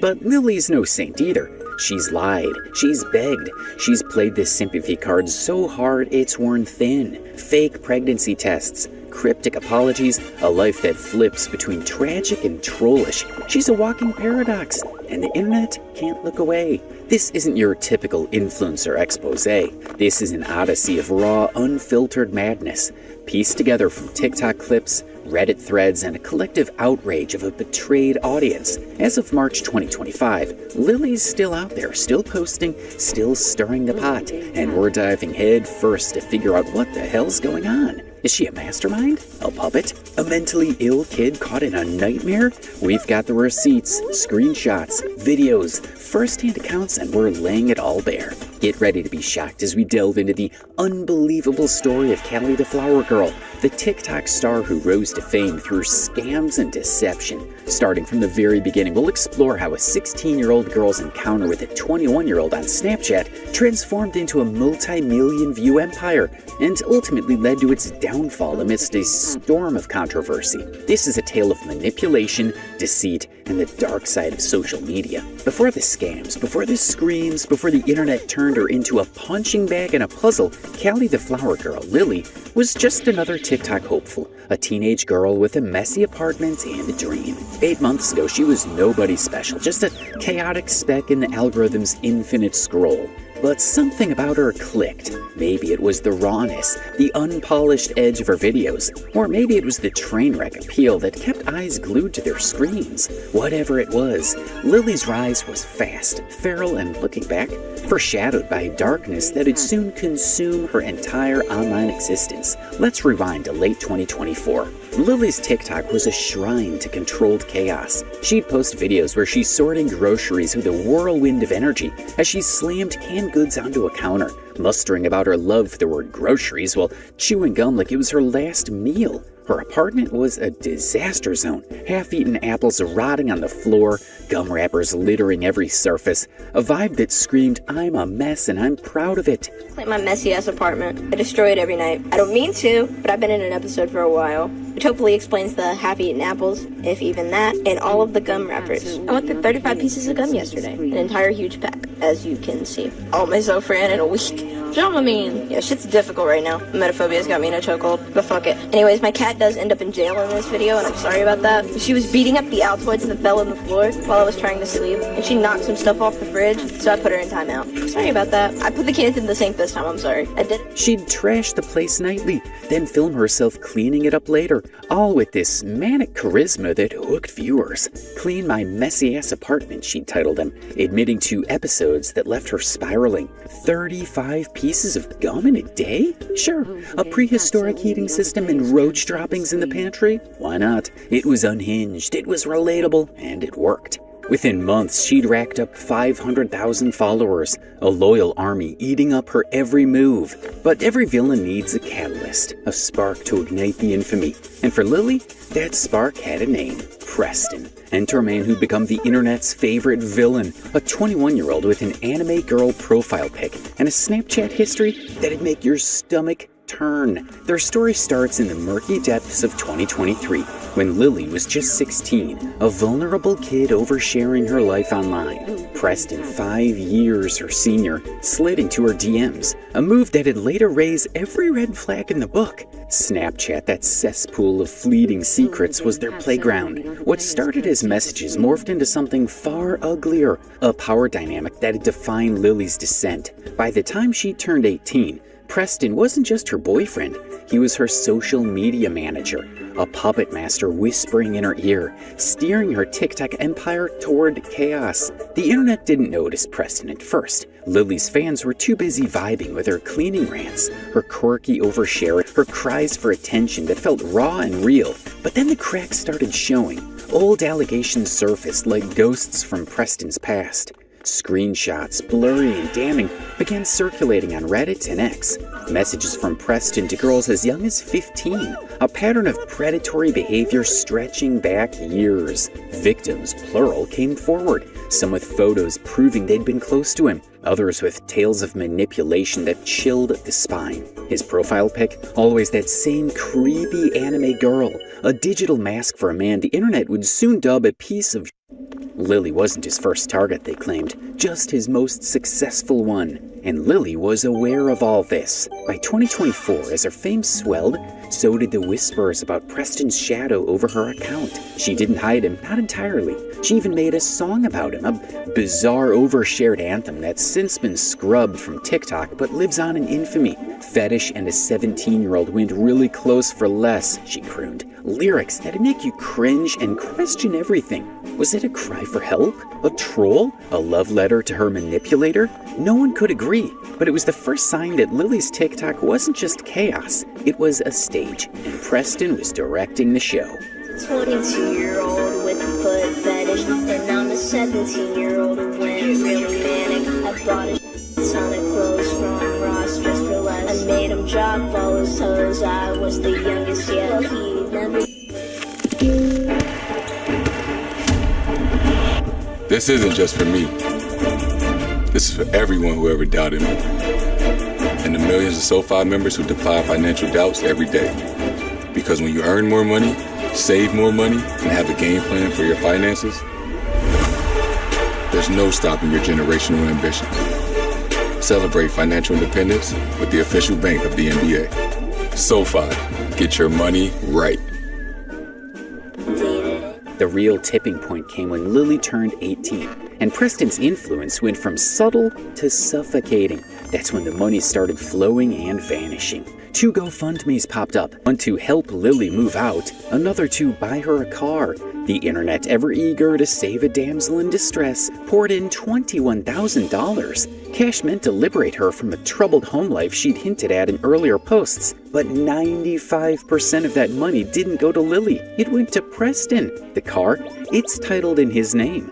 Donors expecting to fund her freedom watched in horror as the couple jetted off on a lavish holiday, blowing through cash like it was confetti. Lily later claimed she only saw $3,000 of it, that Preston controlled the rest, but the damage was done. Even after she explained that she thought she was too young to open a bank account and Preston said he could help, that's why he linked his account to the GoFundMe. So slimy. Her audience already turned. Scammers started trending alongside her name. I'm gonna start. Fuck, it feels so weird talking to a camera. God. I guess I'm gonna start off by saying I didn't think that I could make my own bank account. And you know who wanted to help me set up a GoFundMe? So he linked it to his bank account. So every donation that I got went straight to him in his bank account. This was no one-off event. It was the blueprint for what had become Lily's legacy. Tragedy, sympathy, cash, betrayal, rinse and repeat. She'd sob into the camera begging for help, only for the funds to slip through her fingers, or Preston's, leaving fans furious and forums ablaze. Was she complicit? Brainwashed? Too young to know better? The debates raged, but one thing was clear. Lily wasn't just a victim anymore. She was a player in a game she couldn't or wouldn't escape. A leaked audio clip revealed a disturbing conversation between Lily and Preston. In the clip, a visibly shaken Lily cautioned Preston about incriminating material that he'd want to delete if a search warrant was issued. She explicitly mentioned videos and pictures taken when she was 17, implying child pornography. Despite the severity of the situation, Preston seemed unconcerned, dismissing her worries. Lily's decision to livestream the conversation fueled speculation online. Many questioned if the call was evidence of grooming or a crime. Others wondered about Lily's motive for sharing such sensitive information publicly. If she was really worried about Preston, the call should have been happening with us knowing. But she lets us know that she has videos and other materials with him that would be deemed illegal as she was a minor. And while this intensified the hate for Preston, it also raised more questions about Lily. Except there's a little bit. Except there is a little bit. And you think nobody gives a fuck? Sure, nobody gives a fuck, but there are some things that you would probably want to delete if they did get, you know, a search warrant for your phone. Sorry, the dog around. He's itching.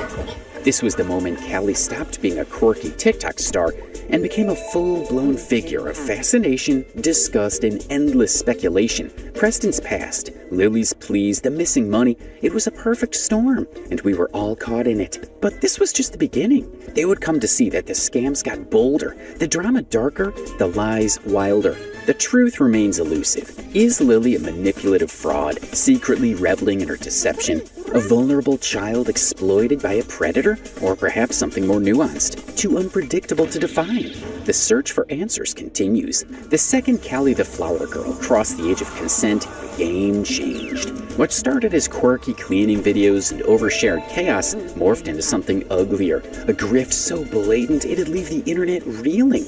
This is where Lily's degenerate crown starts to take shape, forged in the fires of betrayal, sympathy scams, and a boyfriend who'd turn her desperation into dollars. By mid-2024, Lily had amassed 500,000 TikTok followers, drawn to her unpolished charm, yet rumors were swirling about Preston's controlling influence. Lily had gone from an average teen to an internet sensation, but fame wasn't enough. And neither, it seemed, was integrity. 2 GoFundMe campaigns would set the stage for her notoriety, pitching a straightforward, tragic story designed to evoke sympathy. One fundraiser promised to help Lily move out of a troubled home she'd alluded to in tearful posts, while the other was to buy her a car, a symbol of independence for a girl who seemed stuck. Her ever-supportive fans donated a total of $21,000, believing they were helping her escape a difficult situation. However, the story took a dark turn as 95% of the $21,000 went directly into Preston's bank account. Donors thought they were funding her freedom. Instead, they financed a luxurious vacation for the couple. Lily claimed she only received $3,000 of the total amount raised, offering stammering excuses on TikTok. "I didn't think I could make my own bank account," she'd say, wide-eyed and frantic. Preston linked it to his, so every donation went to him. She'd glance at the GoFundMe totals like a child caught cheating, admitting she had no idea where the rest of the money went. It was like a year's salary, she'd mutter. "A ton of money. We blew $18,000 in a month." Money I had, other than whenever I'd look at the GoFundMe and actually look at the screen and see what was on there. But other than that, I didn't know what was on, like how much money I really had. Nor can I really grasp how much money that was. That was like a year's worth of salary. It was like someone's salary. Like that was a ton of money. But to sum it up and be a little, I'm gonna say this got mad at his dad, so he came to Tennessee. Of course, whenever he came, I was 17, he was 22. Of course, whenever he came, I wanted to see him for longer. He was booking places for $600 a week. I never booked a single place, but I also never had access to my money. And I am not trying to take away accountability in this situation, because I know I should be held accountable, and I am more sorry than anything to everyone and anyone who felt like they had to donate to me. Ignorance about the required donations were met with skepticism. The inconsistencies in her story raised questions. Why had she given Preston control of the funds? Why hadn't she monitored the donations? And most importantly, why was she publicly live-streaming her apologies if she was complicit in the scam? The situation presented a perplexing contradiction. Was Lily a victim or a villain? A pawn or a profiteer? The public was divided, but one thing was certain: everyone was captivated by the unfolding drama. Preston, of course, was the ghost in the machine. His fingerprints were all over this, literally. If you count the bank transfers, blurry shots of the two lounging in Tennessee, $600 a week rentals eating up cash Lily swore she never touched. He got mad at his dad, so he came to me, she'd say, painting him as the impulsive mastermind. Her fans split down the middle. Some saw a groomed team, too naive to fight back. Others saw a willing accomplice, cashing in on crocodile tears. Preston's brother even got involved. A leaked phone call where he confronts him. "You spent $21,000. Now she's got $3,000? What'd you do with her?" About blocking her, right? Those couple months ago. How, you lied to me, right? I mean, probably. We both did. It's not just me. What? I just don't understand, why you feel the need to have to talk to a 17-year-old girl, Preston. I read the whole Reddit thread. Apparently you guys went on a vacation and she had $21,000 on her card, and now she has $3,000. I basically need you to tell me, what have you done with this girl? Have you had sex with this girl? No. Is that a lie? I'm not going to explain any information that does not need to be said, over the phone call, because it is my life, and, Preston, you realize that's illegal, that's a felony, right? You realize there's people trying to get police involved on Reddit and all this stuff? I know you know what's going on. It's been going on for months. Why do you keep involving yourself in this, Preston? It's not okay. You're grooming this girl that is in a poor situation. The authenticity of the phone call, which ended with a defiant "It's my life" from Preston, was uncertain. It was unclear if the caller was truly his brother, but their familiarity during the heated conversation suggested a rather close relationship.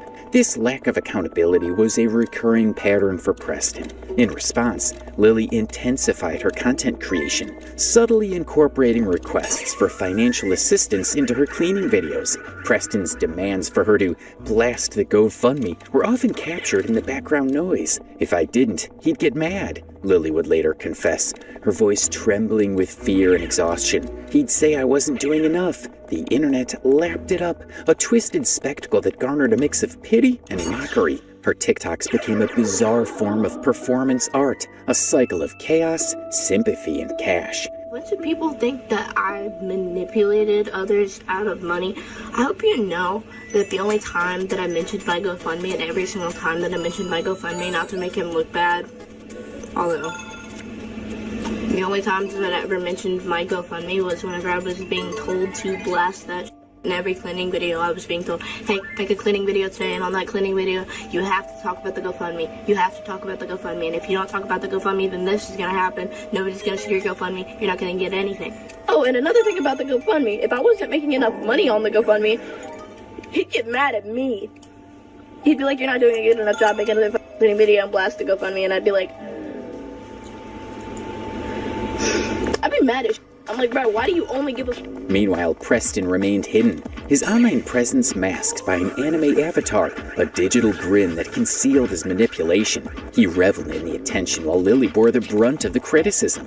The online community was captivated, their morbid curiosity fueling the drama. The line between reality and performance blurred, leaving viewers to question the authenticity of their relationship and the extent of Preston's control. Then came the dead dog scam, because of course it did. Lily posted about her family dog Rambo, sick from eating dead mice. She took him to the vet, begged for donations, and raked in cash. But Rambo was euthanized shortly after. But the GoFundMe stayed up, collecting funds for a corpse. She claims to have posted an update the day he died, but TikTok lagged behind her Instagram pleas, leaving donors in the dark. Sorry. And for the dog, so back when that was happening, he was put down, and your post asking for donations for him was kept up for a long time. So what happened to those donations after he was already put down? After he was put down? Yeah, and you kept getting donation because the post stayed down. I think that's just my savings now. I hope y'all know that I wasn't donated that money before. I wasn't donated that money before he was put down. I was donated that money. I also donated money before because you had that post before and after. You said people donated after. Both. A lot of the donations were, I posted an update after he was put down because I couldn't afford the thousands and thousands of dollars it was going to cost to save his life. Because it would have cost thousands of dollars to save his life. You had $3,000 at the time, though. I did, and it would have costed more than that because it was $1,000 a night at the vet. And then you also got donations and continued to get them after he was put down because you didn't tell them until way later that he was I told them the day, I told them right whenever he was being put down. I posted it the same day. I posted it the same day. I posted it minutes after. I was saying that I didn't know what to do. I didn't tell, and I wasn't like there, and I was like, oh my god, donate to me. I was saying I don't know what to do or how I'm gonna be able to afford it. From my memory, I wasn't asking for donations. People sent the donations. I said I don't know how I'll be able to afford it. This is all I have left. In the video, Lily says that the donations she had at the time of reaching the vet was not enough to cover all the costs required to keep the dog alive, and that after it was put down, she made a post on Instagram, totally confused, saying that she didn't know what to do. The argument raised by her fans calling her out is that she left the donation post up even after the dog was already dead, raking in even more donations, the money that she says is now in her savings. Lily also apologized later in the video to everyone that donated after the dog was already put down. The truth became even more elusive when her mom's leaked text surfaced, saying that Lily seemed much better during the burial and that it felt more like a party than it did a funeral for the beloved dog Rambo, also claiming to have gotten more than enough money for a surgery that never took place. She also adds that the doctors said it was very unlikely that the dog survived the surgery due to its emaciated state. Was it true? Was it a lie? Is this woman really her mom? We don't know for sure. The lines blurred even further, making it impossible to determine if she was a scammer or simply a grieving child, because everyone grieves differently. Although it was later confirmed by Lily herself that the woman was, in fact, her mom. The confirmation came from the lyrics to one of her unpopular songs, where she said that she confided in her mother and she blasted it all online. Kelly, you're a scammer. After after my house burned down. They said Cal is doing drugs when I was homeless and manic as hell. Fuck you. I would the internet if my needle didn't burn in a fire. And now I would tell my story to the world if everybody didn't call me a liar. And when I went live, everything was true. I just can't tell you now. Because when I met a stripper, they put a little stripper on my mouth. And then my Uber driver told me to calm the down. And when I went to work, they recorded my ass. So I just quit my job. And when I texted my mama, she posted the screenshot. So I never text her back. The betrayal cut deeper with every dollar. Fans who'd once adored her quirky rants now saw a con artist, or a puppet too broken to resist. Preston's absence from this scam only fueled theories. Was he lurking, directing from afar, or had Lily learned the grift herself? But we quickly come to find out that this was just the warm-up. The GoFundMes were a spark. What came next was an inferno, literally and figuratively. A house fire, a family divided, a fake pregnancy, each scam bolder, each betrayal sharper. Lily's world was unraveling, and Preston's grip was tightening. If you thought the GoFundMe grift and the dead dog scam were peak Callie the Flower Girl chaos, brace yourself, because this is where the crown gets forged in fire. Late 2024, it brought a tragedy so raw, it could have been Lily's redemption. But her family home burned to the ground, an electrical fire reducing her past to ash. But this is Lily we're talking about, a girl who turns tears into cash and trust into betrayal. The ensuing chaos wasn't a rebirth, it was a $60,000 scam-fueled disaster that ignited family conflict and severed parental ties. Oh my god! It's not funny, I'm not supposed to do this, but I still want to go to my bedroom. I got off work and I went home. Beautiful. Dystopian, dude. Why do I have packages here? It's the Pillenders that held up the roof. Wait, that was my tablet. Sometime in January this year, Lily shared a heartbreaking video of her childhood home after it was destroyed in an electrical fire. The footage, quite shaky and tearful, showed the extent of the damage, with Lily providing a tour of the charred remains of the rooms that once held so many dear memories for her. The raw emotion and devastation captured in the video resonated with viewers, who watched in shock as Lily's life was turned upside down. But despite the tragedy, Lily continues to share her story, and she amassed a large following on social media while doing so. Quickly, a GoFundMe was established, and Lily claimed that all proceeds would go to her father, the homeowner who is left with nothing but smoke and debt. The plea for help to help my family rebuild after this nightmare was met with tens of thousands of dollars in donations, as high as $60,000, although the exact amount is unknown due to the many deleted pages and unclear screenshots. But her fans, still reeling from her previous controversies, saw this as an opportunity to truly save her.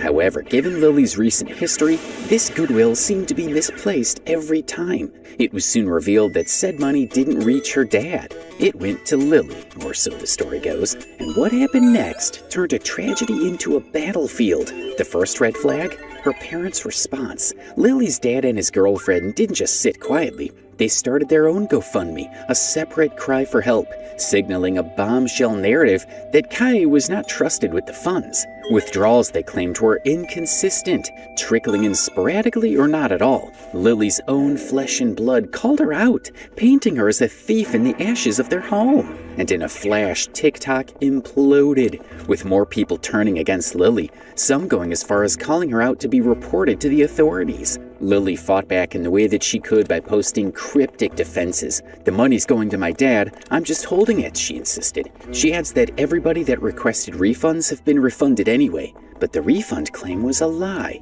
or at best a half-truth. Some donors claimed they never got a dime, despite Lily's assurances. She admits in one of her now deleted videos that her father still doesn't know he's not getting a home, but the internet didn't care. Her credibility was ash already, just like the house. You're probably wondering where Preston was the whole time. Well, he's still lurking, as always. Lily hinted at his presence on a live stream that she was still technically with him, while dodging questions about his role in her life. Worries swirled among the public, especially those that donated.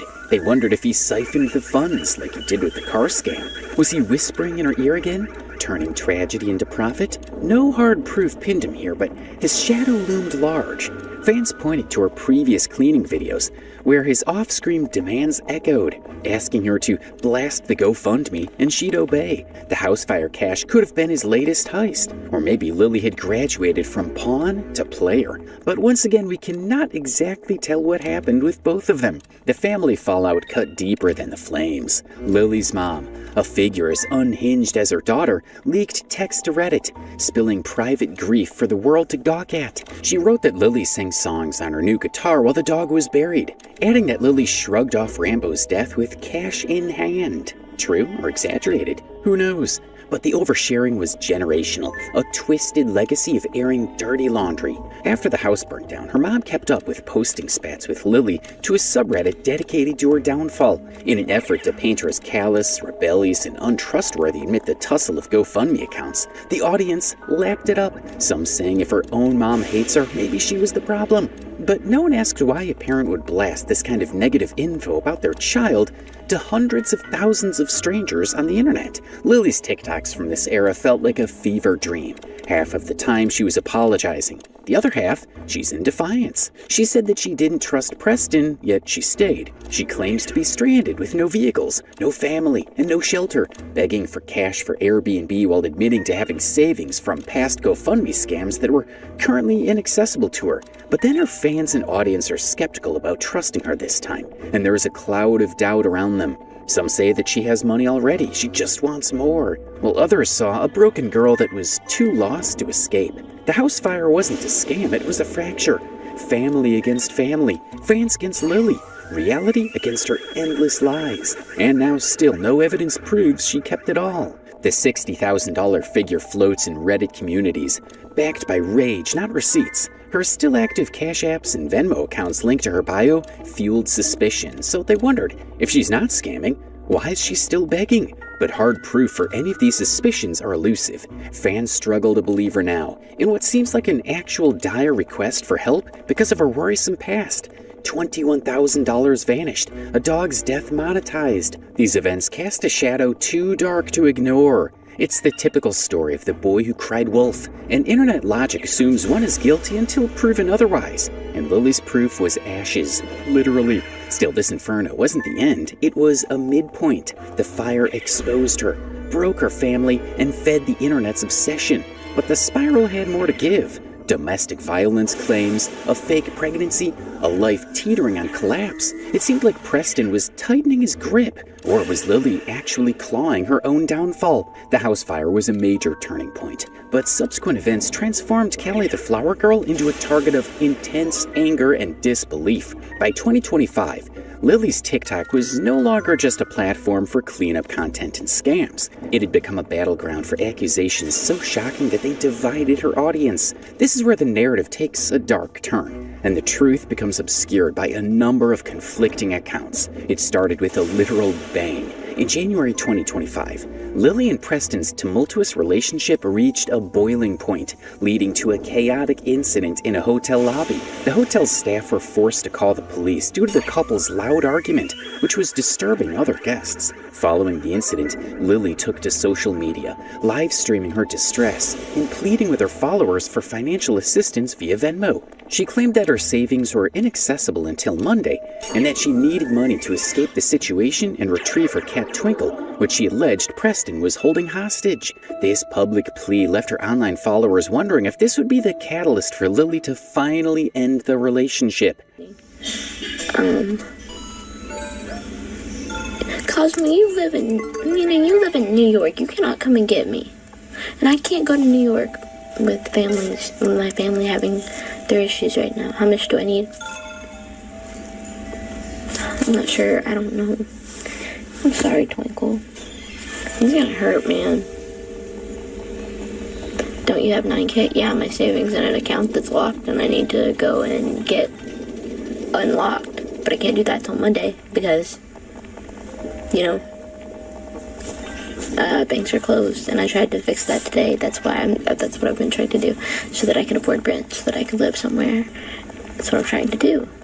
But I can't do that because After this video of her asking for help with cash to get an apartment for the night, her followers started thinking that this might be it. This might be the moment that she finally leaves Preston. Spoiler, she didn't. Preston handed over the cat and her stuff, but the drama didn't end there. Lily fled the hotel, posted a photo of an injured hand, bruised and swollen, a silent suggestion of abuse. Then came the hospital live stream where she dropped a bombshell that'd ignite TikTok. He's going to jail for domestic violence, she told viewers as a police officer loomed nearby. Simple assault. He's talking to the judge. The cop confirmed it. The state of Tennessee is pressing charges and offered her resources, including victim coalitions, counseling, and a lifeline out of hell. Lily signed a form, but checked no to pressing charges herself and sobbed, "I don't want him to get hurt." Classic Stockholm Syndrome, the internet cried. Or was it? No, sir. Okay, you're just not willing to do that? No, I'm not. Okay. I'm willing for everything. It says, I am a victim of domestic violence and affirm that this information is correct. Let's see where that is at. What's the instructions? The entry says, possible minor loss to victim was. I intend to press charges or to prosecute. I'm going to check no, okay? Because no is what you said. What is today's date? 31st. 1/31/25. Okay. I check no. I need your signature and then print your name legibly there. Or I mean signature here, print it legibly here, okay? Yeah, I just don't want to be. I just don't want to call myself a victim. You know what I mean? Like, Look, it's not being a victim or an offender is not what the point is. The point is that you are living a lifestyle that is hard. I know. Not easy. It's hard. It's hard on you. It's hurting you. Okay? And sometimes people get in this rut with other people in their life that they care about and they can't hardly get out of it. Okay? And you need to be able to get out of it. Okay? So that doesn't make you a victim. You're not pulling, like some people call it, the victim card. Okay? You're not doing that. Alright? When I walked in here, did you start telling me, oh, he twisted my hand, he hurt me, he done this? You didn't say none of that, did you? Mm-hmm. No, I seen that. Okay? And the rest of the world can see whenever you're struggling and being hurt as well. Okay? You're just going to have to step back and realize that we can see it. We just want you to be able to do something to get help for yourself. Okay? The plot twisted fast. Preston ended up not going to jail. None of the charges stuck. And some days later, Lily spilled the tea as to why it unfolded so, saying, "The crime happened in Arkansas, not Tennessee. They wanted me to report it there." Nobody bailed him out. He never got arrested because the crime didn't happen in Tennessee, where the hospital was. The crime happened in Arkansas. And they wanted me to make a report in Arkansas.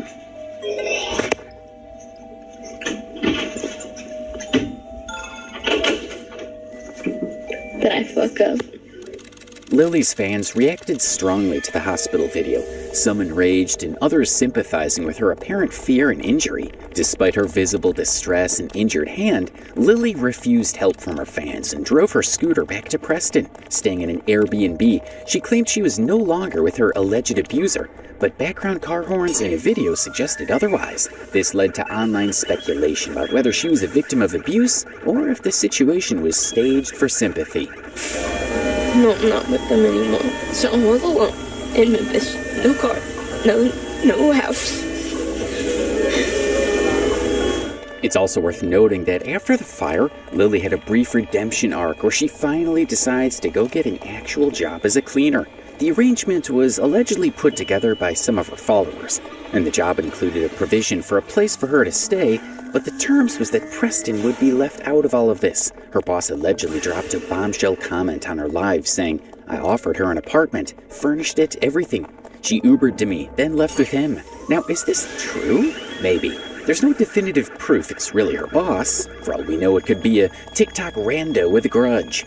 But it fit the pattern of her past behaviors. Lily running, then returning, cash flowing in between, all too familiar. And there is evidence, thanks to the TikTok detectives, of Preston being around her at the apartment provided by her boss. In the previous clip, if you listen carefully, you would hear a car chime in the background, and that matched the car that Preston had.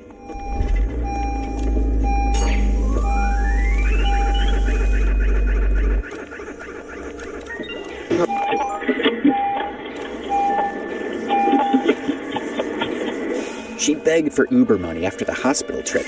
Despite that $9,000 savings claim, fans donated, she declined rides, and decided to take a scooter ride back to Preston, sealing the skepticism. They now assume that she's got plenty of money in the bank, since she's allegedly made over $60,000 in donations. The live streams from this period show Lily's conflicting emotions of defiance and despair. She would say things like, "I need help, but I'm not asking," and block anyone who doubted her. She would also post TikTok videos that ranged from reposting abusive boyfriend POVs to eerily calm videos with Preston lurking in the background. One video from mid-2025 clearly shows Preston, even though Lily had said that they had broken up. Lily played it off, saying they were technically together.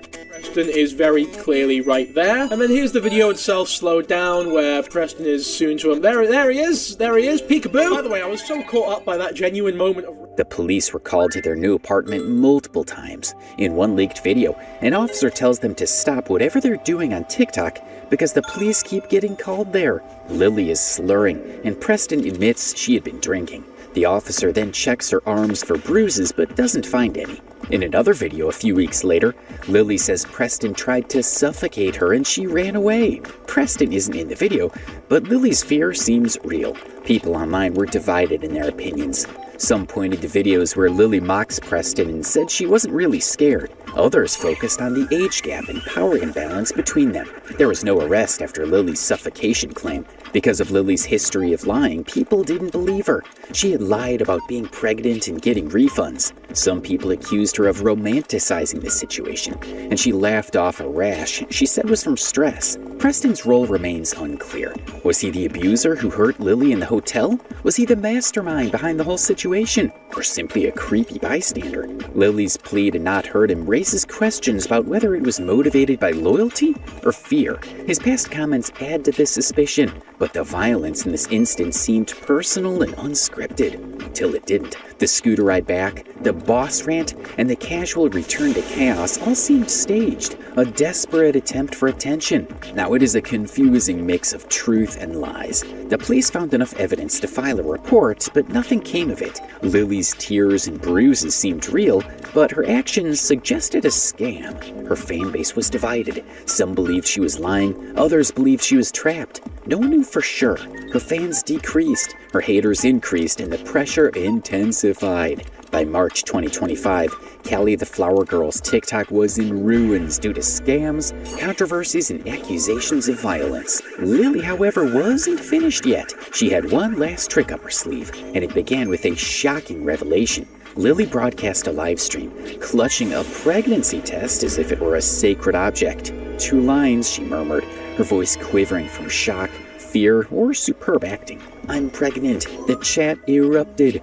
All 500,000 followers, some devoted, some doubtful, all captivated. She had been with Preston intermittently, she insisted. Despite the hotel turmoil, the police involvement, the "I'm done" tirade, now this? A baby connected to a man the internet loathed. A creep with a history of accusations longer than a CVS receipt. She says that he doesn't know about it yet, and then proceeds to solicit for funds to support her and her incoming newborn child. Fans bought it for a second anyway, and donations almost already started pouring in, as if she did not quickly debunk the pregnancy claims, saying that it was obviously a prank that she was playing on her followers, as she explains in another video. And used it in the clip for, like 1 second? And the line was literally so scribbly you could tell it was fake. Like, that's the only reason why I just think that it's a little weird that people are upset. Somebody sent me baby clothes. Sorry. I'm not mad I got caught. I would not have carried that out. I wouldn't have been like, y'all, I'm pregnant. I'm pregger. No. But one thing I will say is that I don't think that y'all need to go this insane over it. I'm not pregnant. I'm on birth control. I'm sorry that you're offended. And I'm sorry that I did that because I know I should not have done that. I know I should not have done that. I just thought that it was funny. Because, you know, I'm a normal person who's lived, I'm not a normal person, but I've lived a life too, and it's probably been very different from yours, and, you know, we have different humors, and if I thought that it was funny to say, yeah, I'm pregnant, like all the girls did in my school, then I just don't get, I mean, see, I can say that I'm sorry and whatever, but there's nobody, I'm sorry to say this, there's nobody who can make me understand why it was wrong other than the fact that some women can't get pregnant. I understand that I shouldn't make people think I'm pregnant, but people do pregnancy pranks all the time. And it was kind of like shock content. I didn't expect anyone to really see the 2 lines. I just thought it was like, you know, it was just a little funny thing to put in my video and have people be like, oh my god, she just so casually showed that she had 2 lines on her pregnancy test. And that's what I thought that it was going to be. In the unraveling video a week later, Lily dropped the mask, admitting in a live stream that they all freaked out over nothing. The test was fake. She had just scribbled a second line on the test strip, she claims, but the damage was done. Donors who'd shelled out funds for her again were pissed. She lied again, while Reddit threads ballooned with receipts, claiming that her whole life was an act aimed as a cash grab. Preston's role in all this? A ghost as always. No proof that he orchestrated this. Lily took the fall solo, even though many suggested otherwise. She had sworn they'd split. I'm not with him, she claimed, yet TikTok caught them together post-prank, with his alleged voice faint in the background saying to tell him to chill. Was he the brains? Or had Lily learned the grift too well? The internet turned feral against Lily. She is a compulsive liar, X declared, memes of her test flooding feeds. Her subreddit hit thousands, in a mix of gawkers and vigilantes demanding justice. Donors begged GoFundMe for refunds. Some got them, most didn't. The manual process was a maze she'd exploited before. Lily's response was a half-baked apology, saying sorry that they thought she was pregnant. The backlash from fans who believed her fake tears was immense. She tried to use mental health as an excuse, but it was a weak defense against the angry mob. Her TikToks after the incident were chaotic and erratic. She would rant about haters, daring them to block her, and then immediately ask for money for an Airbnb, claiming she was stranded. This was despite the hints she had previously dropped about having $9,000 in savings and possibly even $60,000. Preston was always present, sometimes on screen, sometimes lurking in the background, while she alternated between defiance and desperation. She insisted she wasn't a scammer, but admitted she had made mistakes. The pregnancy prank was the final straw, turning fans against her and doubters into active opponents. The phrase morbid echo that tied Lily's scams together was a chilling reminder of the darkness that seemed to follow her. The fallout with her family had been severe, and her mother's accusations on Reddit only fueled the fire. Whether true or not, the claims painted Lily as a heartless grifter who was unfazed by the pain she caused. The image of her laughing while her family suffered was a powerful one, and it cemented the narrative of Lily as a villain. The fact that her father remained silent about the accusations only added to the mystery. The $60,000 in unaccounted-for house fire funds remained a gaping wound in the family's history, and it was clear that they were fractured beyond repair. Lily's reputation was taking a toll on her. Every lie, every dollar she had scammed, and every tear shed by her victims added to the weight of the crown she wore. By April 2025, the pressure had become too much. The empire that Lily had built on lies and deception was finally starting to crumble. The consequences of her actions were catching up with her, and the future looked uncertain. This was the tipping point. By April 2025, Lily's empire was crumbling. Followers dropped, haters soared, her TikTok a graveyard of deleted lies and defiant rants. Preston lingered. She's still technically with him, a bond the internet couldn't crack. Was she trapped? Complicit? Broken? The pregnancy prank didn't help as her fans were now skeptical of every move, taking them with a pinch of salt. It exposed her, stripped her bare, left her for the ages. April 1st, 2025. Approximately 8 months after Callie the Flower Girl burst onto TikTok, Lily's empire is a smoldering wreck. Half ash, half defiance. The cleaning videos, the GoFundMes, the dead dog, the house fire, the violence, the fake baby. It's a trail of digital debris stretching from obscurity to infamy.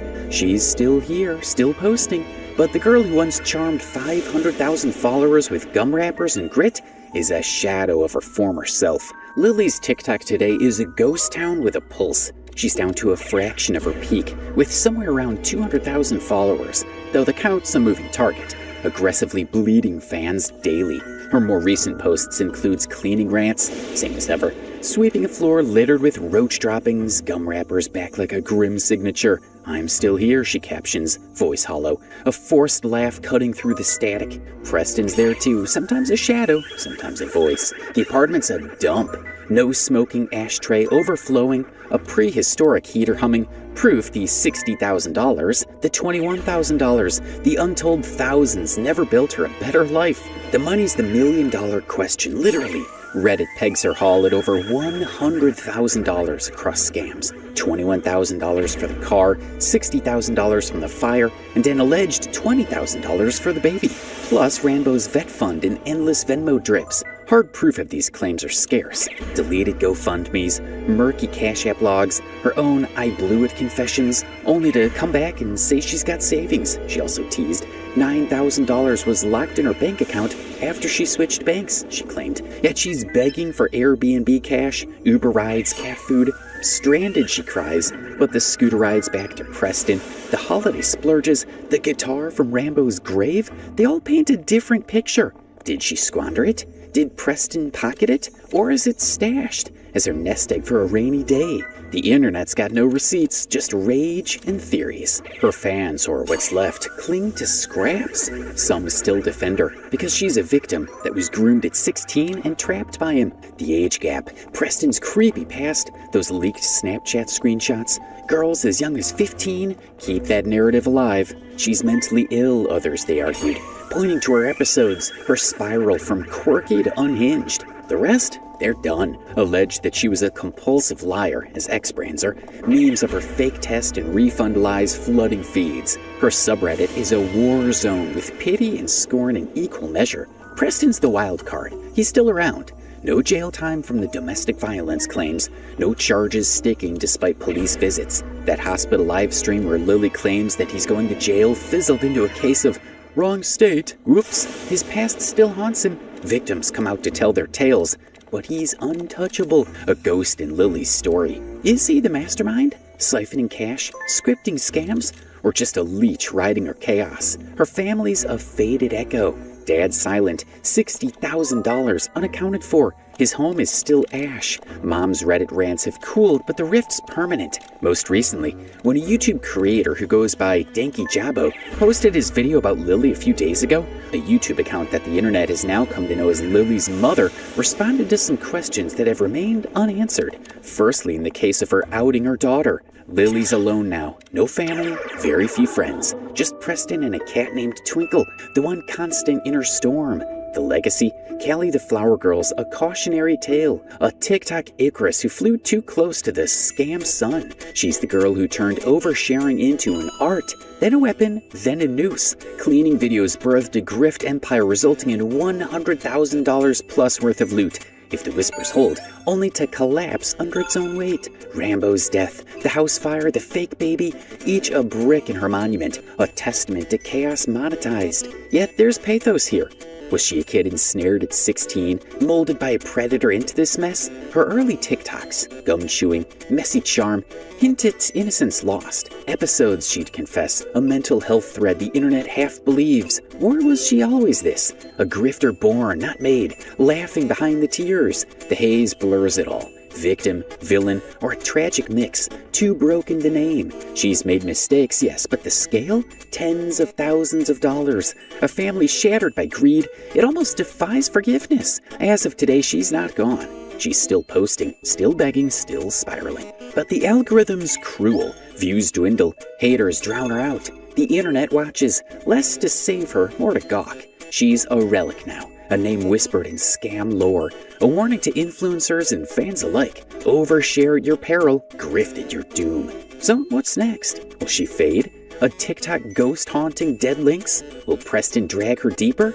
Or will she finally run? Callie the Flower Girl saga ends not with a bang, but as a story too wild to forget.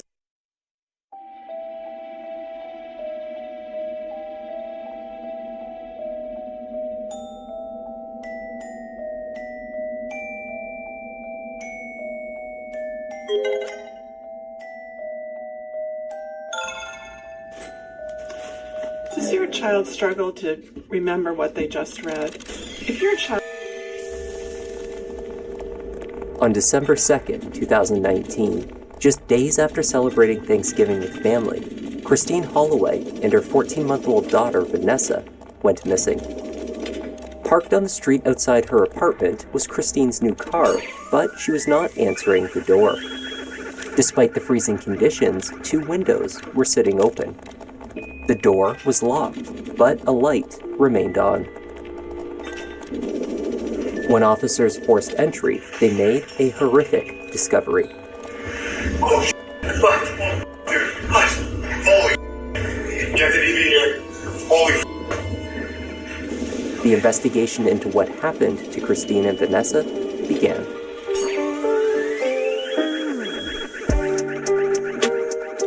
Hi there, I'm Kevin and welcome to Just Thought Lounge. Today's case has garnered national headlines for years.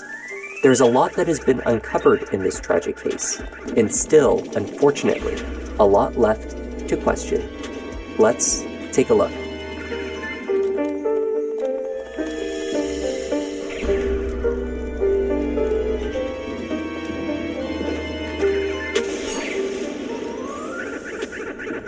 Growing concern. The head teacher in charge of her infant room, 43-year-old Christine Holloway, had not yet arrived. It was not typical of the good-natured teacher they knew as consistent Christine to be late for work. Co-workers attempted to reach her without success. By 1 p.m. that afternoon, after calling around to family members, Rosie requested a welfare check at her apartment at 6.5 Myrtle Avenue. The apartment was on the second floor of a 3-car garage. Towards the back of the building, the officer observed that one of the bay windows sat open. Similarly, the skylight to the unit's bathroom was ajar. These observations were particularly unsettling given the freezing temperatures outside. There was no answer at the door and no movement inside. Nothing further was amiss, though it seems Christine was not at home.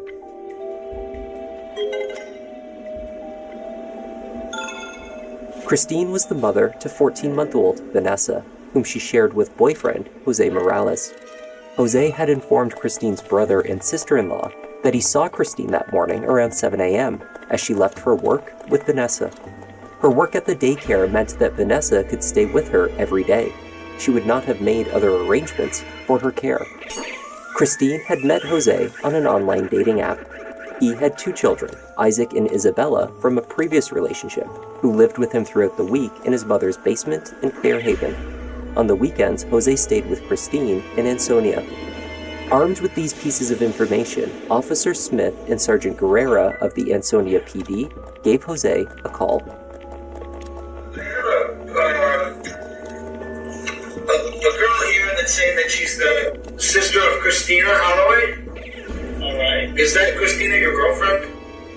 Yeah. Okay. She's saying that she couldn't contact her all day today. She said that she talked to you today, and that you said you saw her leave this morning. I saw her leave early in the morning to go to work. That's about it. Who is she with when she left? 24, 23. Is that your baby as well? Yes. Jose had told Stephen and Jody that he last saw Christine that morning at around 7 a.m. as she left for work with Vanessa. To Smith and Guerrera, Jose altered this assertion, stating that he only spoke with her on the phone at that time. He had not seen her since they parted ways at his mother's house on Friday evening after spending Thanksgiving together. Oh, then that is, you guys both left her house together this morning? No, I talked to her. Okay, so you talked to her this morning? Yeah. And at 7 o'clock when she was leaving for work? Yes. When's the last time you saw her? Friday. That was not the only inconsistency. He told the officer that his girlfriend drove a 2002 gold Mazda Protege, except this vehicle was no longer registered to her. Roughly a week prior, Christine had replaced the Mazda with a black 2017 Ford Focus. Her family was aware of the new car. Indeed, it seemed Jose had helped her select the new vehicle at the car lot, an event he evidently had entirely forgotten. Find her because, like, everybody's concerned because they haven't talked to her. We're more concerned about, you know, your daughter. Your daughter. How old's your daughter? What does she drive? Mazda Protege 2002. 2002 Mazda Protege. What color is it?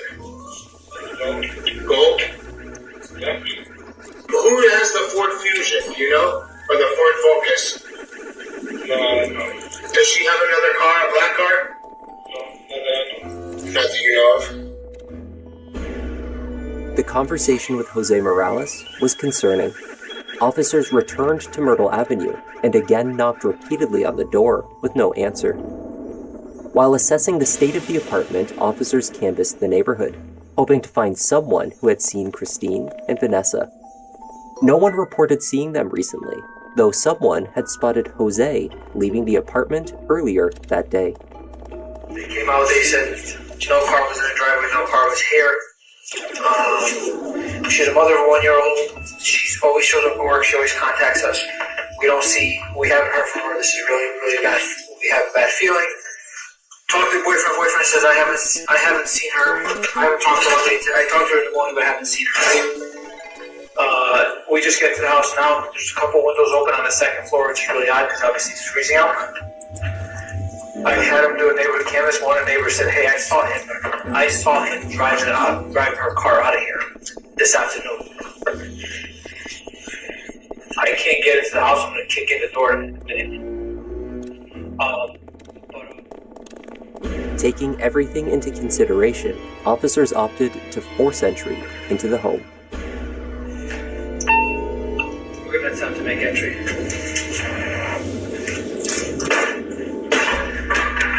Did you get the insurance warrant complete on the okay.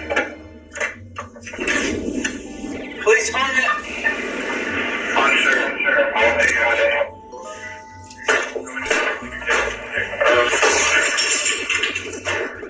Police department. Please.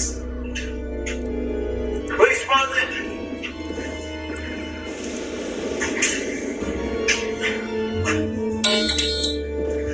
Oh shit! Fuck, dude. Holy shit! Anthony be here. Holy fuck. Okay. Trying to back up. No, clear the room. Clear the house.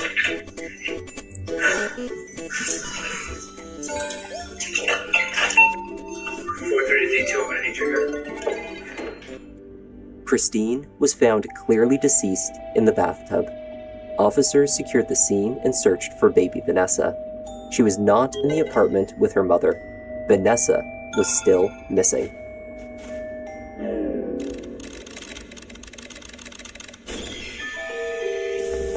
Today, the identity of the female victim found inside 6.5 Myrtle Avenue on Monday, December 2nd, 2019, was positively identified as Christine Marie Holloway, age 43, the mother of Vanessa Morales, our missing 1-year-old baby. Vanessa Morales is still missing, and we, along with the FBI, Derby Police, Connecticut State Police, are still following leads to locate Vanessa to return her home safely. Christine Marie Holloway had been 43 years old. She was the eldest of 5 children. As such, she developed a nurturing personality and a desire to care for others. One of her greatest wishes in life had been to become a mother, a wish fulfilled when she welcomed her beautiful daughter, Vanessa, into the world. As a daycare educator, she loved working with children, especially with babies. According to family, friends, and coworkers, she had the patience of a saint. Christine's faith was also very important to her. She was a member of the Columbiettes, a collection of Catholic women who share in a sisterhood, service, and faith while actively helping in the community. I miss her laugh.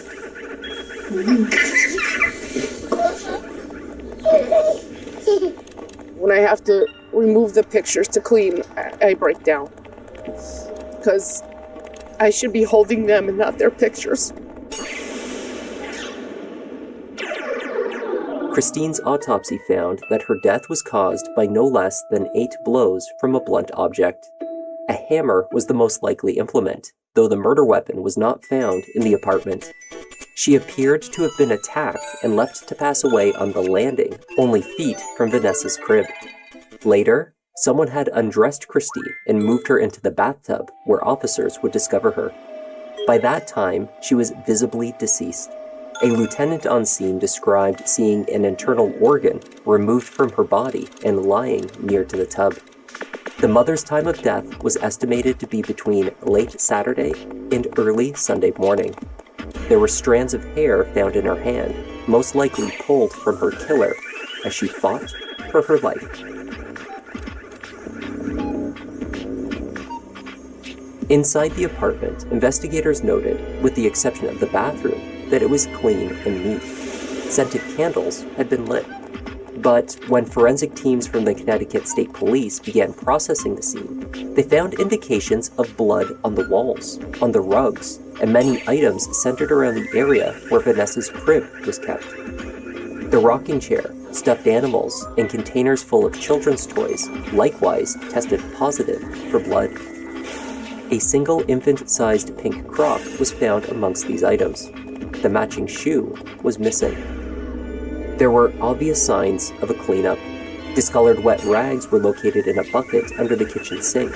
When the drain to the sink itself was taken apart, forensic teams identified very fine bone fragments which were matched to Christine's DNA.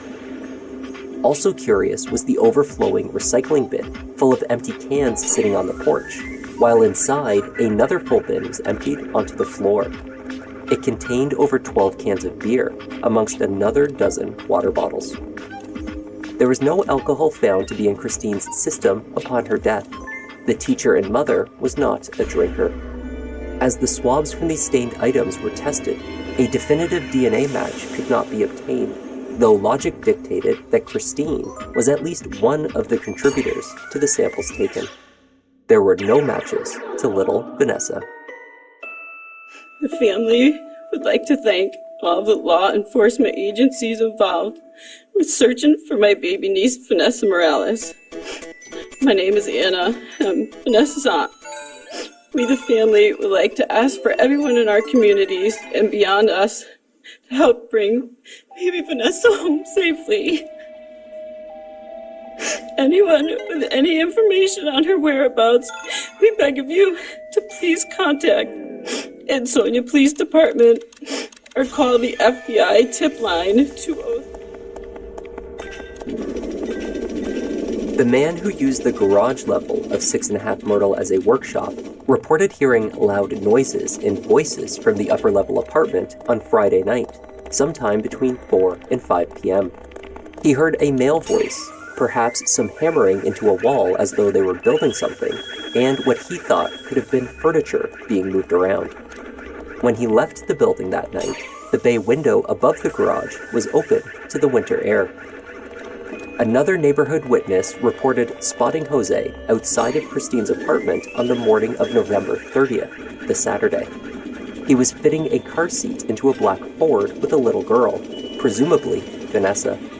There was no car seat located in Christine's Focus, nor anywhere else on the property when police arrived.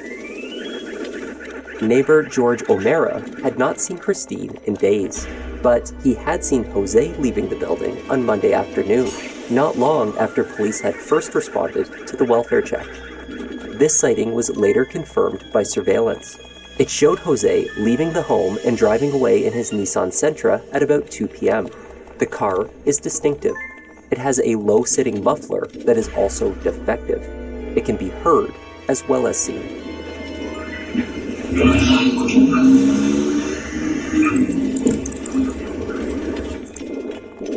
Investigators began compiling surveillance from homes on Myrtle Avenue, West Street, Mott Street, as well as across the way at Cottage Road, where a camera gave a clear view to vehicles traveling to and from Christine's apartment off of West Street. It would take days to piece together. In the meantime, they had a witness who placed Jose Morales exiting the apartment after they knew Christine to have been dead inside. He had already provided inaccurate, if not overtly deceptive answers to officers over the phone, and he showed a suspicious lack of concern for his missing girlfriend and baby daughter. Jose was located at the home of his mother, Lydia de Jesus, and stepfather, Marcos Garcia. He was brought into the station for questioning. At that time, Jose was told only that Christine and Vanessa were still missing. During the 38-minute ride to the station, the 43-year-old spoke about how nice the police car was. He commented on how he lived a sober life, how he did not do drugs and rarely drank. He did not ask about his daughter. When the interview commenced, Jose downplayed his relationship with Christine. They were not very serious, he said, and only in regular contact because they shared Vanessa. We're not that close. It's like, we have a baby, but it's not like she my girlfriend. If I help her out a little bit, year alone, so we didn't know the baby.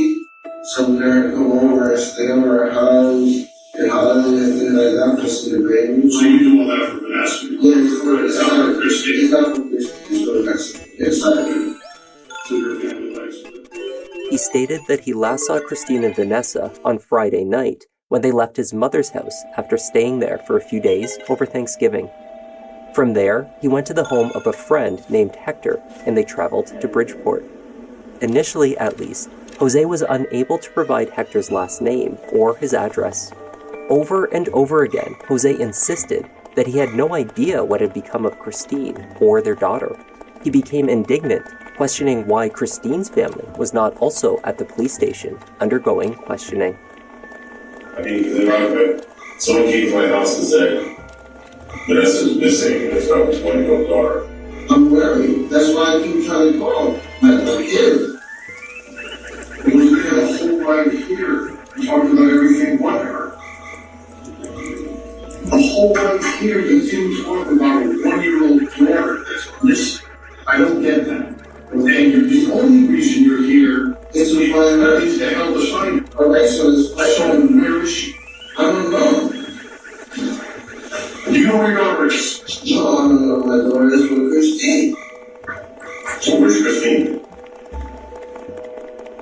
After just over 40 minutes, Jose decided to leave. Investigators, still compiling evidence from the scene, the vehicles, and neighborhood surveillance, were unable to formally arrest him at that time. They did insist upon taking his clothing for testing. Jose was not impressed. Hold on a second, hold on. You were going? Well, you guys saying no? Yeah, we're taking you on, but we're taking your clothes first. Why? As he removed his shirt, a small bruise was visible on his right chest. Where'd that come from?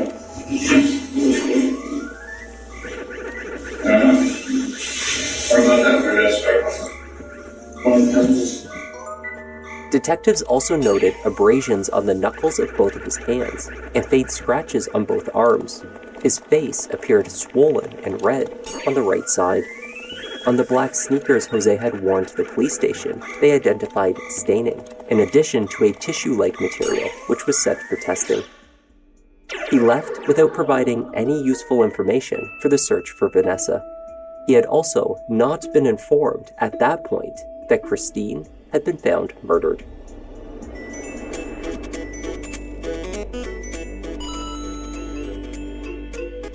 After returning Jose to his mother's home in Fairhaven, police remained on scene to secure the property while a search warrant was obtained. At that time, they informed Lydia, Marcos, and Jose of Christine's death. Jose sat to the right in the living room, observing his mother's reaction to the devastating news. We know where Christine is. You know where Christine is? Yes. Oh, he left behind. Yes. What about the baby? Christine's dead. No. What happened to her? What happened to her? ¿Cómo va a ser? No. We're looking for yourself to shine a light on our situation. So let you know this, it's a homicide.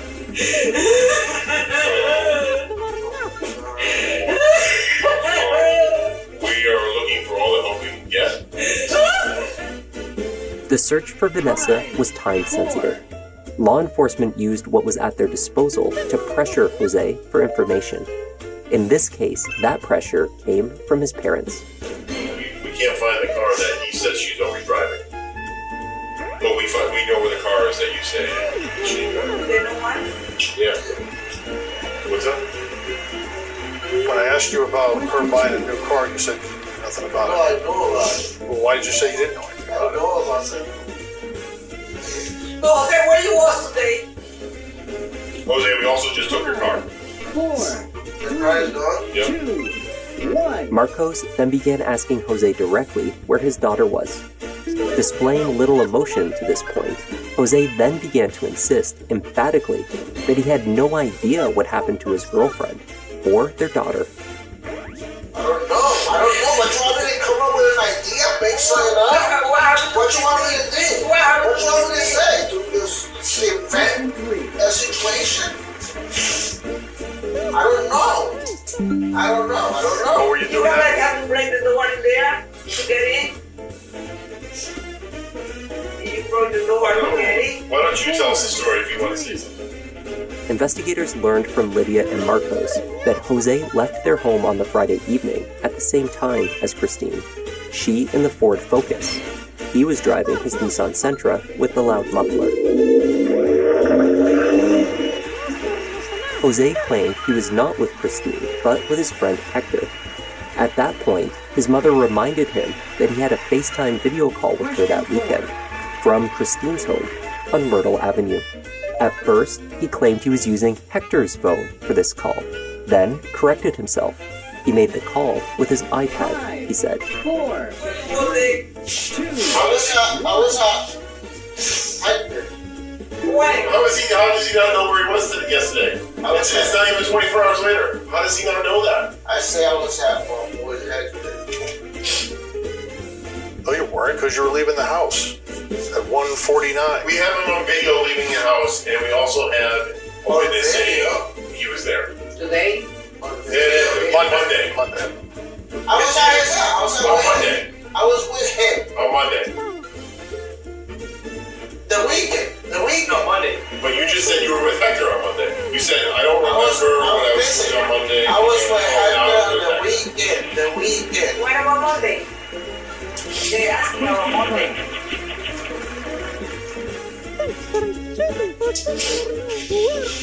Listen, you don't have to answer. You can do whatever you want. You can leave. But I'm here. And you are putting up a lot of walls.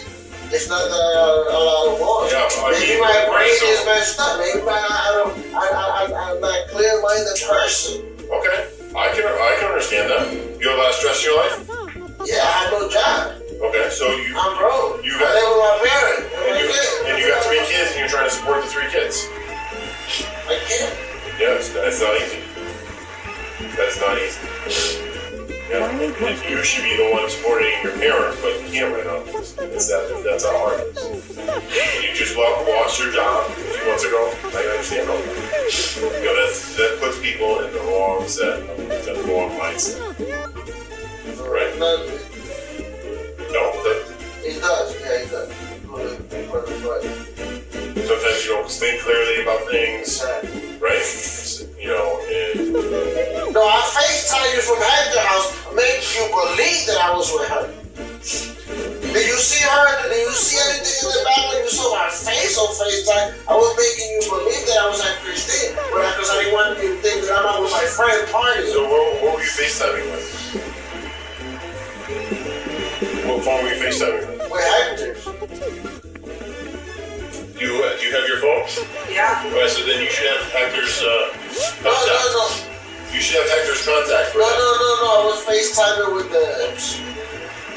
The iPad that Jose shared with his son Isaac was eventually seized with the search warrant. The FaceTime call with his mother had been placed from it, using the Wi-Fi connection at Myrtle Avenue. As the investigation continued, detectives became aware of a 911 call that was received by Ansonia police on Saturday, December 1st at about 2 a.m.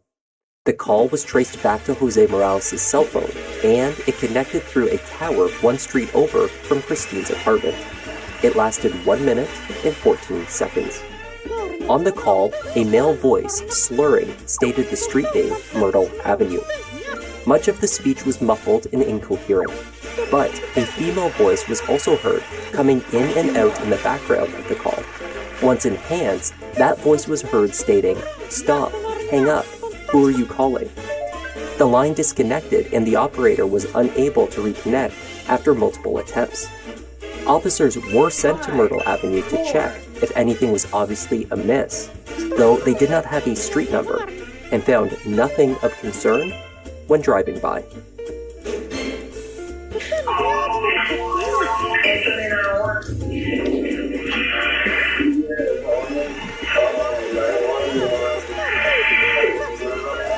What number house at Myrtle Ave? Where are you on Myrtle Ave? Where are you on Myrtle Ave? What number? 5, 4, 3, 2, 1. The physical evidence linking Jose Morales to the murder, or at the very least the cleanup of the scene, was growing. In his shower, they recovered washcloths and towels stained with what they suspected was blood. In his Nissan, a large black contractor's trash bag was located in the trunk with a reddish stain. Testing confirmed this was Christine's DNA. Swabs from the gas and brake pedals, as well as the interior and exterior door handles, likewise returned matches to Christine. Then, there was his cell phone data.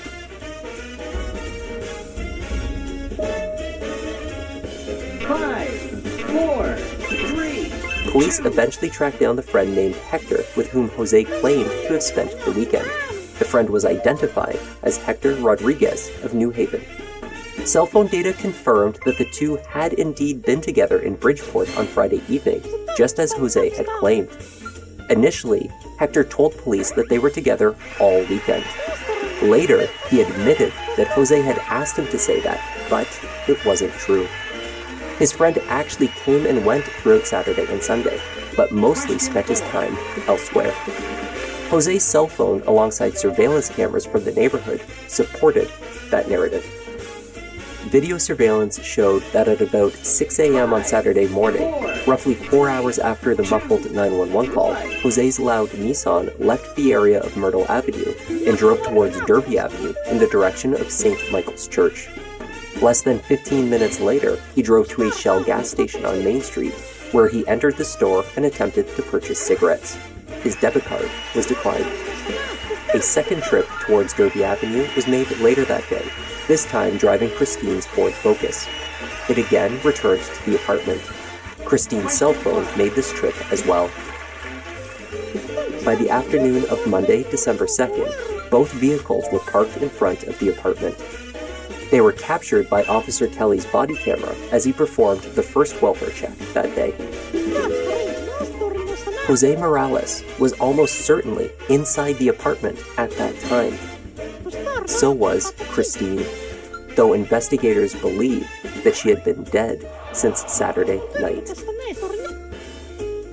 The importance of Jose's trip towards St. Michael's Church became apparent following a phone call from the charity Kidducation, which kept donation bins by the church on Derby Avenue.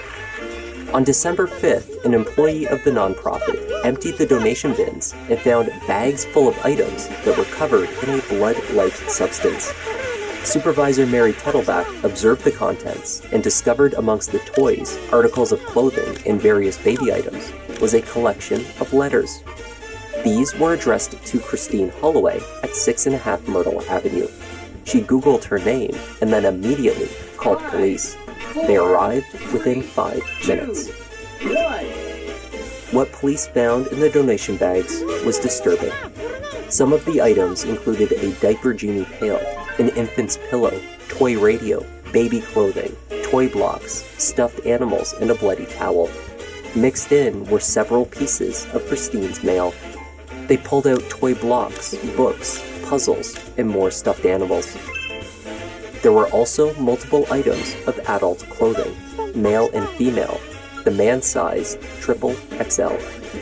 They found a single infant-sized pink frock. It was for the left foot, a match to the right one found on Myrtle Avenue. Christine's DNA was found on multiple items in these donation bins to a high level of certainty. In some cases, the samples were less defined, but it was clear that these had originated in her apartment. Vanessa's DNA was not identified on these items. The search for the 1-year-old continued.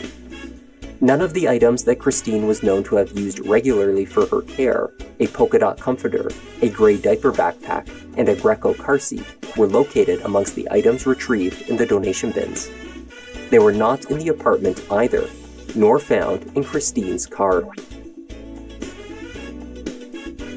Ansonia police announced the arrest of Jose Morales for Christine's murder. They also made a plea to the public for help determining Vanessa's whereabouts.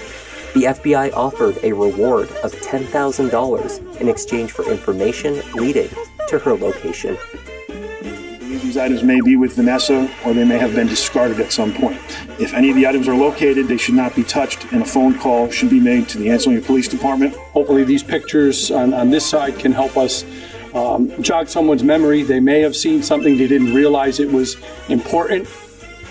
Jose was not assisting in the efforts to find his daughter, claiming that he had no information to offer, at least not at first. After several interviews with investigators, Jose's account of what had transpired that weekend changed. He now claimed that when meeting with Hector on Friday night, he smoked PCP, or angel dust. PCP can cause hallucinations, distorted perceptions of sounds, and psychotic behavior. Jose told police that he took the drug on more than one occasion that weekend, and as a result, he had little recollection of that period of time. Jose claimed that as his memory returned, he recalled that late on Saturday night, 2 unknown men forced their way inside the apartment. They knocked him out for a time, brutally murdered Christine while he was incapacitated, and kidnapped his daughter. He pleaded not guilty to Christine's murder. He was also charged with tampering with evidence for the cleanup of the scene. There were no charges at that time in relation to Vanessa, though he remained the primary suspect in her disappearance. An agonizing 4 years went by, and Vanessa was not found. Jose Morales' PCP story remained intact during that time. The murder trial commenced in spring 2025. He's going to tell you that the defendant didn't do this. Mr. Morales testified that home invaders killed Christine Holloway, left the only eyewitness to a brutal killing alive for some inexplicable reason, and then kidnapped Vanessa Morales. That this was a PCP-induced delusion, and that 5.5 years later, he still believes that there were home invaders that were responsible for this brutal crime. He is going to say to you, who calls 911 before killing somebody? He is going to point you to the 911 call and suggest to you that the tape supports the inference that his client was high on PCP. The prosecution argued that Jose Morales was a controlling, jealous, and emotionally abusive partner to Christine. They dismissed his claims of drug use and instead suggested that it was more likely that he was simply drunk. They pointed to the collection of beer cans in the recycling bin. This form of intoxication would also explain how Jose had been capable of an extensive cleanup at the scene, driving to and from the apartment, and the disposal of items in the kidutation bins, actions that are not likely undertaken while incapacitated by a drug like PCP. Before he finishes the tasks in the house, before 6 a.m., when the cameras catch him making his run to the kidutation bins. How is he cognitively doing all of this a few short moments after smoking PCP? A drug with an average half-life of 8 hours. A drug that causes cognitive impairment. You know, the cognitive processes that help us plan, prioritize, and sustain efforts towards a goal. The defense conceded to the second charge, tampering with evidence. Jose was under the influence of drugs and not thinking clearly. He was in fear of the intruders who had taken his daughter. Given this concession, they argued there was no forensic evidence linking him to the murder itself, only the subsequent cleanup. Investigators had seized and tested 3 hammers, but had failed to identify a murder weapon. DNA was found under Christine's fingernails, which was thought to be skin, but it was not a match to Jose Morales. The hair in her hand, however, was consistent with originating from both Jose and Christine. 2, bride of 40 years watches these crime shows over and over, and she tells me it always comes down to forensic evidence. What's the forensic evidence that was offered to you for your consideration here? Number one, there's no evidence of Jose Morales' DNA under Christine Holloway's fingernail.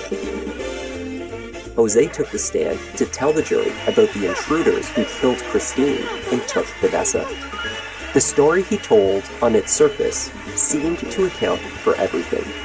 The PCP caused his memory to come back slowly in fragments, which explained why he had misremembered facts when speaking to police. As his memory returned, he cooperated fully, he said. He claimed that the 911 call was placed when he first saw the attackers approaching the home. His speech on that call was slurred due to the drugs. Christine, he said, had not seen the men approaching and questioned why he was placing the call. Then, the line disconnected right before one of the men knocked him out, so he could not call back.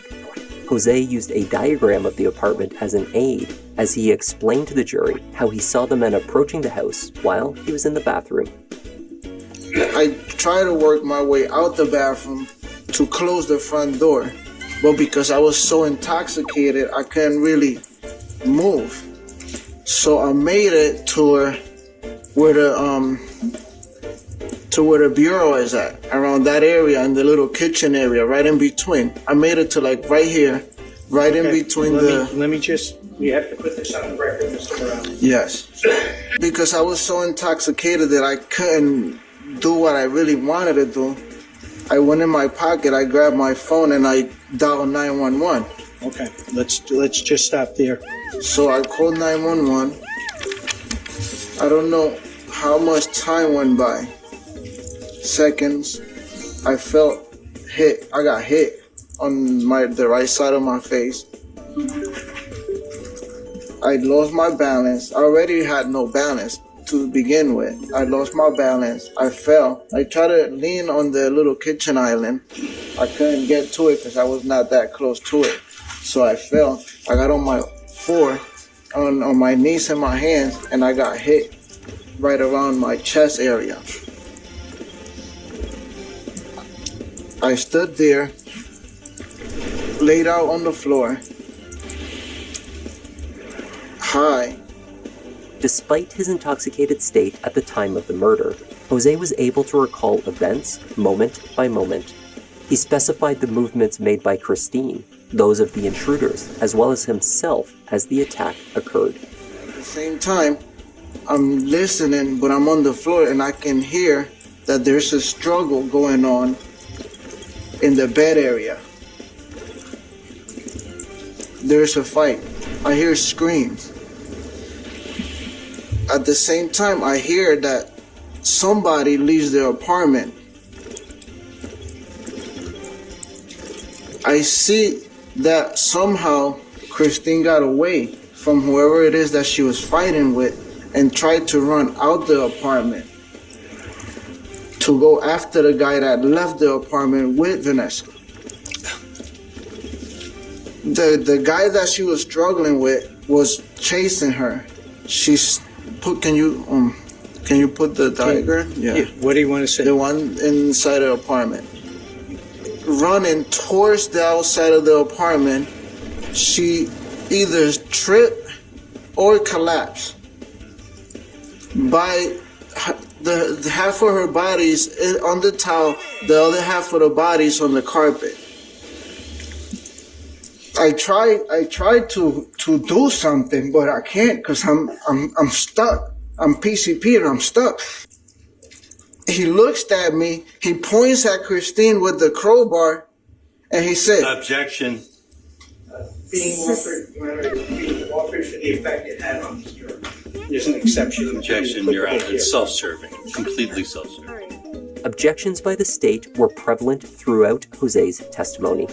He struggled to avoid making statements of what others had said or thought within his narrative. One statement was allowed on the record as an exception. He claimed that one of the men threatened him And that threat explains why he did not go after his daughter. It explains why, according to Jose, he cleaned up the scene instead of going to the police. Just one question to answer. When we wrote, you said that the man that was in the apartment said something to you. What did he say? He said to me, he was standing there, he was pointing at Christine. Objection, Your Honor, it's non-responsive. Mr. Morales, what did he say to you? He said that if I call police, the same thing that happened to Christine will happen to my daughter. Okay, just stop right there.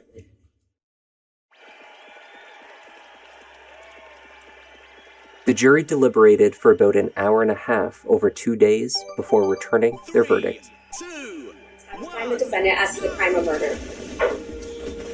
Guilty. In document number AANCRT. Jose Morales' sentencing date was set for July 8, 2025. He faces up to 65 years in prison. As of the publication of this video, he has made no further statements about the whereabouts of Vanessa. You would assume under those circumstances that he's going to get a very high sentence. Then, because there's a dead body, but there's most likely two bodies, and one of those we don't, tragically, obviously, we don't know where that body is. It is in the state's interest to know that information. So one would assume that if he got a very high sentence, like the full maximum, that he may be given an offer from the state's attorney's office to commute some of that sentence, post-judgment, of course, if he provides some information about the whereabouts of the 1-year-old. Some legal experts have speculated that Jose, if he had been in a hallucinated state at the time of the murder, may in fact have no memory of what happened to his daughter. Christine's family disagree. Do you think Jose Morales knows where she is? I absolutely do. He's basically the last person to be known with her. I truly and honestly feel, and this is my personal feeling, she's not in the U.S. Christine's family has stated that they are happy with the verdict and are now placing all of their attention on finding Vanessa. The National Center for Missing and Exploited Children released an age-enhanced photo. In the spring of 2025, Vanessa Morales would be almost 6 years old.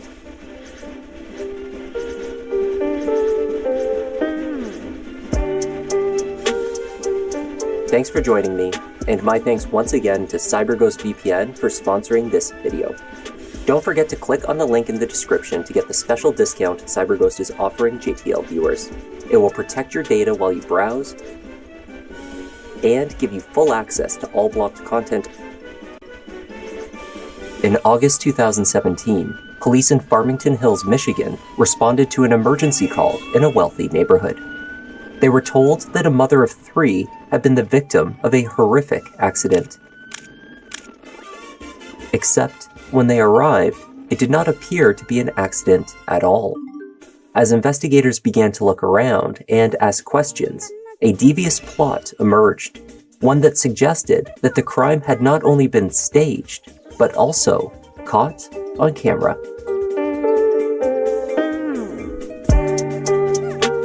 Hi there, I'm Kevin, and welcome to Just Thought Lounge. Today's case takes some unexpected turns. It is the story of an investigation that quickly picked up on subtle but significant clues. Yet, one crucial mistake threatened to destroy any hope of justice. Let's take a look.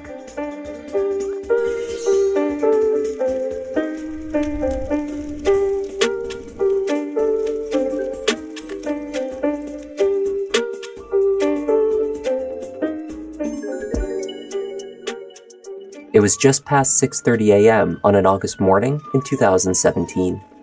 Officer Jordan of the Farmington Hills Police was dispatched to a large home in the wealthy Detroit suburb. He was responding to an emergency call placed by 14-year-old Aya Altantawi. Aya had been searching every room in the house that morning for her mother, Nada Huranaya. Nada was eventually discovered outside. She was on the patio to the side of the house, sprawled out on the ground and unresponsive. It appeared that she had fallen from the second-floor window above, which sat open. We need an ambulance. What's going on there? I don't know, we were late for school, so I was calling my mom, and I looked out the window because it was open, and kept her open, and she fell. Your mom fell? 2 stories, yeah. She fell 2 stories? How old is your mom? 33, I think, and she fell on concrete. Okay, and you said, all right, is she breathing? How much is she breathing? Her knuckles was tight around her neck, I don't know. Is she breathing? I'm gonna check if she's breathing. Okay, and you said she fell over 2 stories? Yeah, more or less. Okay, this was an accidental fall? Yeah, I'm pretty sure. Partway through the call, Aya handed off the phone to her older brother, 16-year-old Muhammad.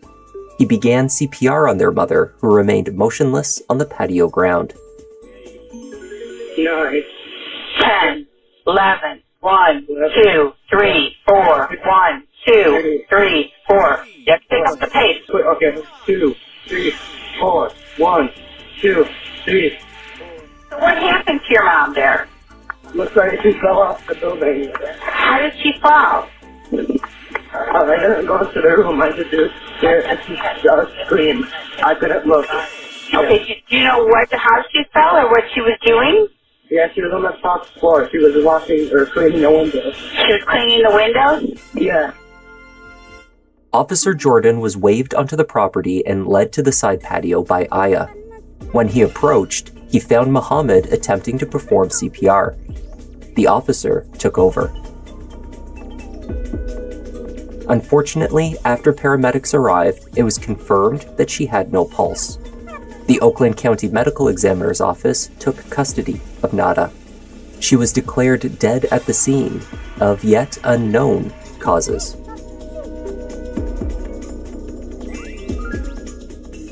The 2 teenagers, Aya and Muhammad, explained that their younger sister, who was only 12 years old, was still asleep in her bedroom. They were the only individuals in the house, and to their knowledge, no one else had entered in the night or in the morning before police arrived. Aya explained to responding officers that she was meant to be ready to leave for school by 6:30 a.m. Her mother drove her every day. That morning, as the time to leave approached, she could not locate her mother in the house, and she was not answering her cell phone. When's the last time you guys saw your mom? Last night. What time? Like maybe 7 or 8. She went to sleep early. Okay. And when did you guys find her? This morning, I called her twice at 6 on both her phones. She didn't answer, so I called her again at 6:30 because we're supposed to be at school by 6:40. Eventually, Aya checked the guest bedroom and bathroom on the 2nd floor, which they referred to as the makeup room. It is where Nada often got ready in the mornings. In the room, next to an open window, was a ladder, a bucket of water, and container of Tilex cleaner. But her mother was not there. And there was like cleaning stuff, and she normally cleans like from the house in the morning because she wakes up early. Okay. So I wanted to look out the window, and I thought that like just in case maybe I doubt it's possible, but she was out there, and then I called my brother and we went outside. Okay. So this was around 6:30 this morning, you think? Yeah. Okay. Yeah, like 6:35. Okay. The children's father, Basil Altantawi, lived separately. Their parents' divorce was not yet complete, though the couple had lived apart for over a year. Why don't you call your dad, okay? See if he can come over here, all right? Just to hang out with you guys before we continue figuring out what's going on with your mom, okay? All right? I have a different story than her. I did see her this morning. What time? I took a shower around 6 o'clock and I heard her moving in her room maybe 5:50 before I took a shower. You just heard her in her room? Yeah, that's what. Where's her room?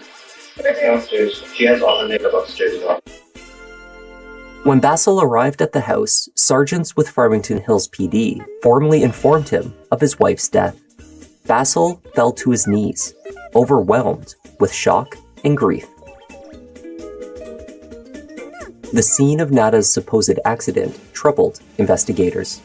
According to Aya, neither she nor her brother had moved or even shifted their mother after discovering her on the patio. Nada was found by paramedics lying on her back, an unusual position to land from an accidental fall. Responding Officer Jordan was also confused by the lack of blood, another unsettling indication that the impact had not been the cause of her death. Then there was the state of the guest bedroom.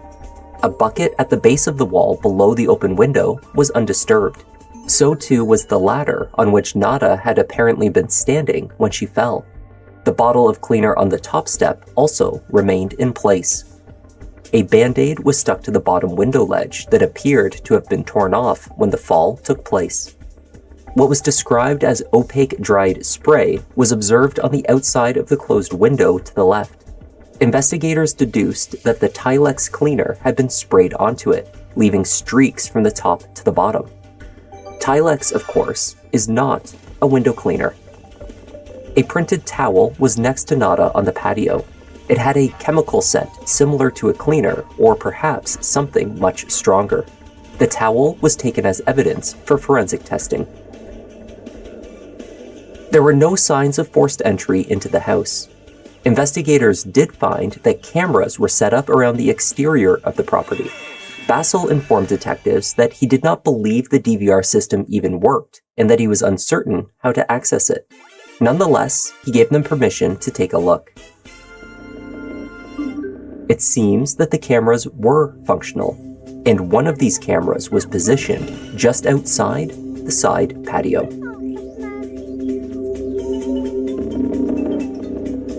The guest bedroom window was not within frame of the security camera. However, it did record shadows cast on the opposite wall. Officers initially viewing the footage recorded it via a handheld camera, seeking to record what they saw immediately.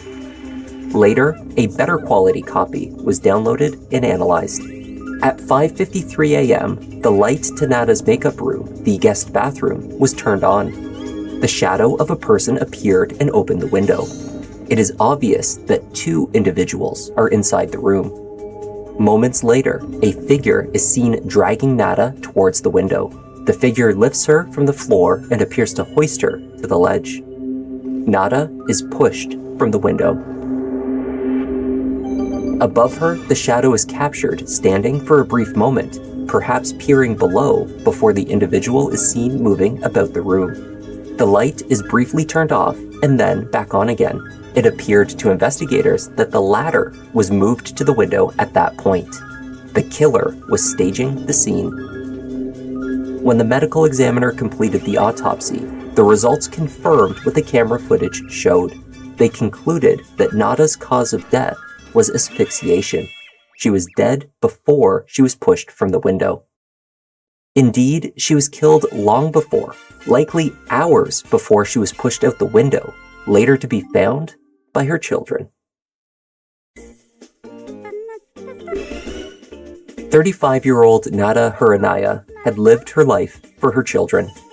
The personal trainer was described by friends as compassionate, eager, and enthusiastic to do better for her kids. She was a very active person, often spotted by neighbors out jogging. They said that Nada had been a ceaselessly happy person. Regardless of what was going on in her life, she always had a smile on her face. And there hadn't always been a reason to smile. Conflict had been brewing in her personal life. Nada died 2 days before a scheduled hearing for her pending divorce.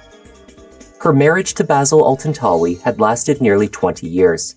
They had wed in Syria in 1999. Nada filed for divorce following an incident on Valentine's Day 2016, when her husband allegedly threw her down a flight of stairs. Basil denied the incident, but nonetheless pleaded guilty to spousal abuse. He was placed on a tether and given conditions that included having no contact with his estranged wife for 2 years, and having only supervised visitation with their children. All of this occurred in tandem with the dissolution of his professional life. That same year, he was charged with multiple counts of Medicaid and healthcare fraud while working as an internal medicine physician in Canton. In January of 2017, he was sentenced to 1 day in jail and nearly $280,000 in fines. According to divorce filings, the doctor, who once had an annual income in excess of $350,000, found himself unable to work as a physician or meet previous court-ordered support payments for his family. He said he was no longer able to support them in what he called their lavish lifestyle in Farmington Hills. The doctor complained of Nada going on shopping trips and racking up thousands of dollars in credit card charges at upscale clothing stores. The father also expressed concerns that his children were being Americanized by his wife, in contrast to their Syrian and Islamic roots. It was not surprising that Basil was scrutinized carefully by investigators in the wake of his wife's murder. However, no camera at the property recorded anyone entering or leaving throughout the night. Only Nada and her 3 children were at home, and the conditions of Basil's bond restricted him from visiting the Farmington Hills house. His movements were tracked by an ankle monitor. This data verified that he did in fact violate this condition and enter the property, but only after Nada had been found dead and police insisted he come to the house to be with his children. Basil was not anywhere near the house when the murder took place.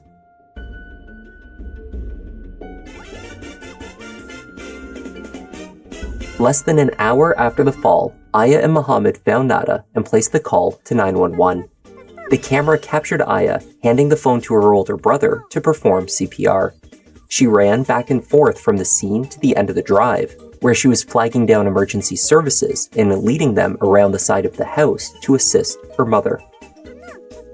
The camera also captured Muhammad as he began lending his mother medical assistance.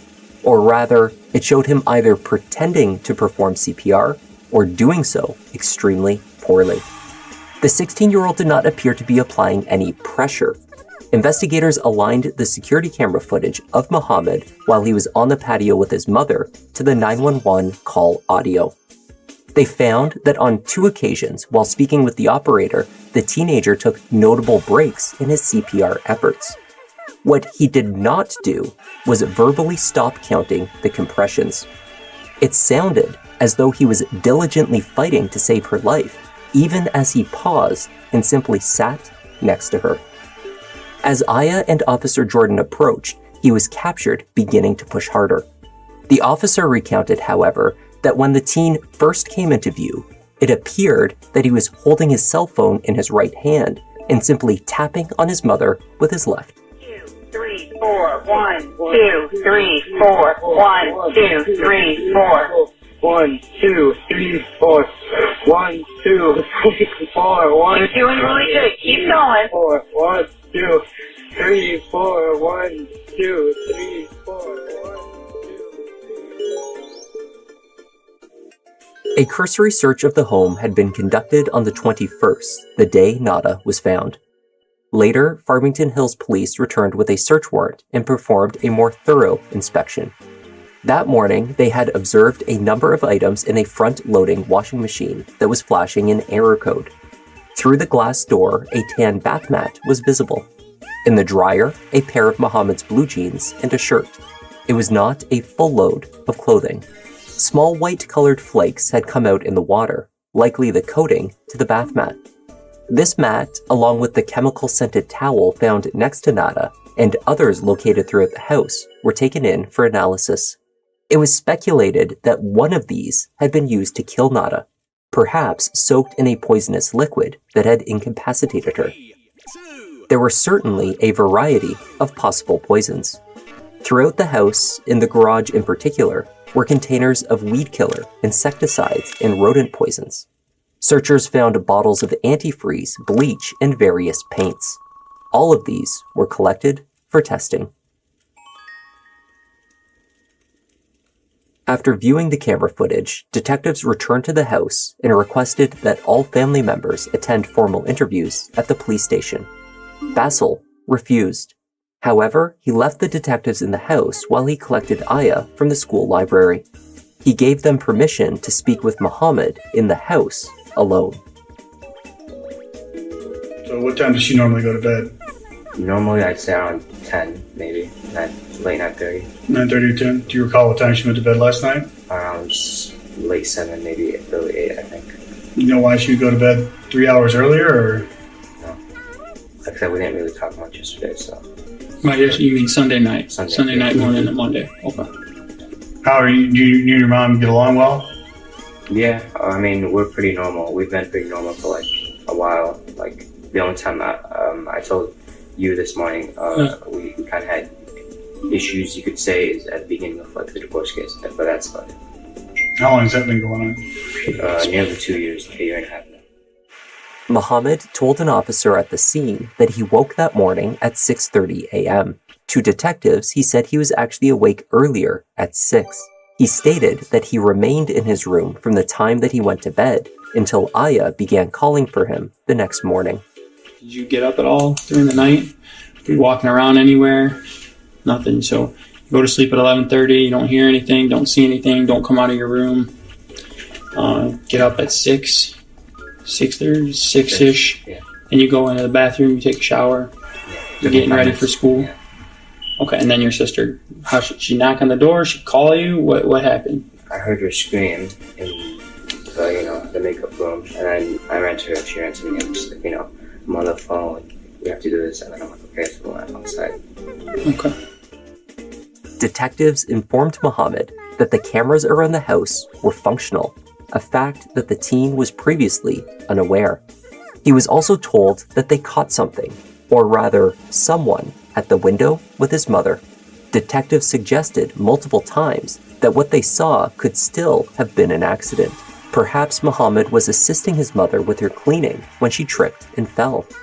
He could have been holding the ladder and become distracted, if only for a moment, and that split-second distraction had proven fatal. If such a scenario occurred, no one was to blame, they told him.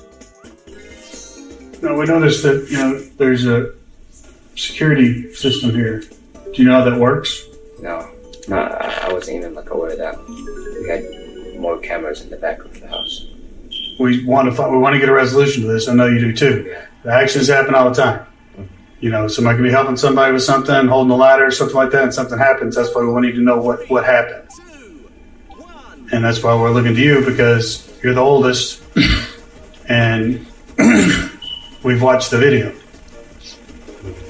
And we're trying to see what your input into this is as far as how your mother ended up falling out the window. I mean, is there any specific question you can ask me? Where should I go from? I want you to start at the beginning. Tell me what happened. Okay, so I woke up 6 o'clock, and then, my sister's awake already, she's also getting ready. And then I assumed my other sister was getting ready, so. Did your sister see what happened? Yeah, she's the one who found out, you could say. I'm sorry? She's the one who found out, the whole scene or whatever. Was she there when it happened? Or were you there when it happened? No, I don't know if I don't want to say anything about my sister, but I just know that she was awake before me. Somebody was there. Yeah. We know that. It's on video. I don't want to, like I said, I don't want to say anything about my sister, but I mean, if it comes down to it, then yeah, she was awake before me. Detectives told Mohammed that the figure they viewed on camera had short hair. The person was male. It had to be him. The teen proceeded to offer 2 more versions of events. In the first, he recounted seeing his mother that morning and bringing her a spray bottle to clean the window. Then, he left the room and she fell. In the next version, he was holding the ladder when she tripped and he saw her go over, but he did not cause her to. We just need to know. It's my mom's life, man. Mohammed, I understand that. I understand that wholeheartedly. We just need to know why, so we don't look into this further, okay? What happened? Mohammed, it's all right.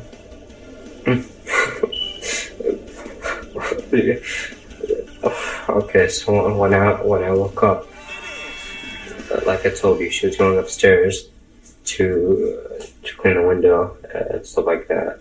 I didn't really overlook it. I was going downstairs to drink water first, so I thought she was going to do her makeup. And then I went back upstairs, and then she was cleaning the window, and then she's like, bring me something to clean the window with. So I had brought her the the spray bottle, and then she already had a ladder in there, or the stool or whatever it's called. She was taking the window, the thing off, screen off, and then before I left the room, she was, getting up on the window. She told me to, just be there so I could help her with the ladder, hold on it, because it was shaking a little bit, so I came over. She tried to, I don't know. Just tell us. You've gone this far, bud.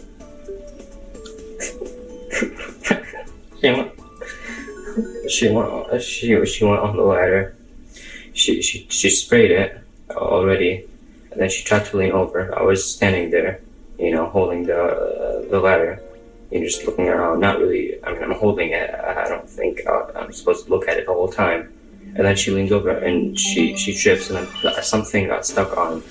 I don't know what it was, so I went over like that, and that's when she fell, and I didn't know what to do, so I just went to take a shower because I thought I was dreaming or whatever. I wanted something else to happen. After roughly 40 minutes, Basil returned to the house. He quickly brought an end to the interview. The doctor promptly hired his son, an attorney. When investigators obtained Mohammed's cell phone records, they found that he had 50 phone calls to one number on the day of the murder, beginning at 4:27 a.m. and continuing through that evening. The number was listed in his contacts as Love. 8 of the calls were placed before 5 a.m. that day. Looking back months, investigators did not identify any other day with a similar call history. Many of the calls lasted just a handful of seconds, while others went unanswered, including one from the unidentified phone to Mohammed's at 5:55 a.m., the time when the cameras captured Nada's drop from the window. When a search warrant was obtained and his iPhone was unlocked, investigators determined the identity of Love. It was Mohammed's father, Basil Altantawi. There was a history of messages between Basil and his son stretching back months, in which Mohammed would share photos, videos, and audio recordings with his father. These included conversations with his mother. In contrast to his father, Love, Nada's contact was saved in his phone under the name Dog. Her son secretly recorded exchanges between Nada and her divorce attorney. Then he forwarded these to his father. A screenshot from the month before her death showed a conversation between Nada and her son. She wrote that she had knowledge of Basil's criminal activity that could send him to prison. She wrote that she didn't open her mouth about it out of concern for how it could be used. That screenshot was promptly forwarded to Basil. It's unclear what incriminating information Nada was referring to, but it was clear from Mohammed's response that he considered his mother's words to be a threat to his father.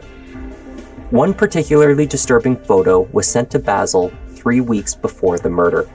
It was of the window in the second-floor guest bedroom.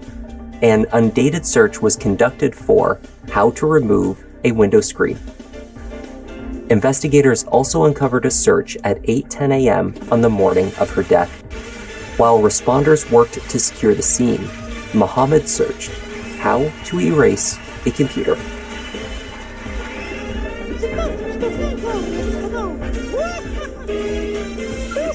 The 16-year-old was arrested and charged with the murder of his mother.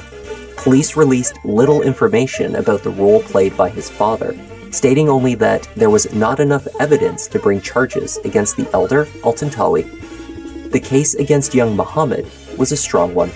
Those close to the family explained that the teen, unlike his sisters, was more like his father, described as a traditional Muslim.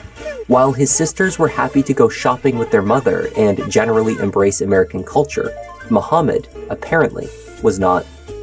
He disapproved of her lifestyle, the independence she had gained as a personal trainer, and he resented her decision to leave his father. Witnesses further asserted that the devoted son worried that his parents' divorce would further alienate his family from the local Syrian and Islamic community. Tensions between Mohammed and Nada had been growing in recent months. At the end of an argument between the two roughly a week before her death, Aya told police that Mohammed yelled at his mother, It doesn't matter because she would get what was coming to her. When the case finally went to trial, years later due to appeals and the pandemic, the state argued that Muhammad smothered his mother with a toxin-doused cloth in her makeup room. They were unable, however, to identify the chemical used or where exactly he sourced it from. This theory accounted for how the athletic 35-year-old had no defensive wounds, and her accused killer, likewise, did not show injuries consistent with a struggle. The room where the attack allegedly took place also failed to show signs of the murder. The assertion that Nada was approached while in the bathroom of the guest suite was based on the cameras capturing the lights from this room illuminating minutes before she was dragged from that direction towards the window. Defense attorneys criticized police for not vetting other men who could have killed Nada. They pointed out that a fellow fitness instructor whom she had been seeing had successfully snuck into the house on previous occasions without the children's knowledge. If this friend could, so too could her killer, they argued. Then there was the issue of Muhammad's changing story. The teenager had not been read his rights before the audio-recorded interview, the one in which he placed himself in the room with his mother. Legally, this custodial interrogation was meant to occur only after he had been made aware of his right to remain silent, had consulted with an attorney, and had one present during questioning. Muhammad's legal team argued that the teen had parroted the story to detectives that they had fed him. He placed himself in the room because they told him that is what had happened. The Michigan Court of Appeals ruled that his statements, for the most part, could not be presented at trial. Regardless, after just over a week of testimony, it took an Oakland County jury just 2 hours before returning with their verdict. Guilty of first-degree murder.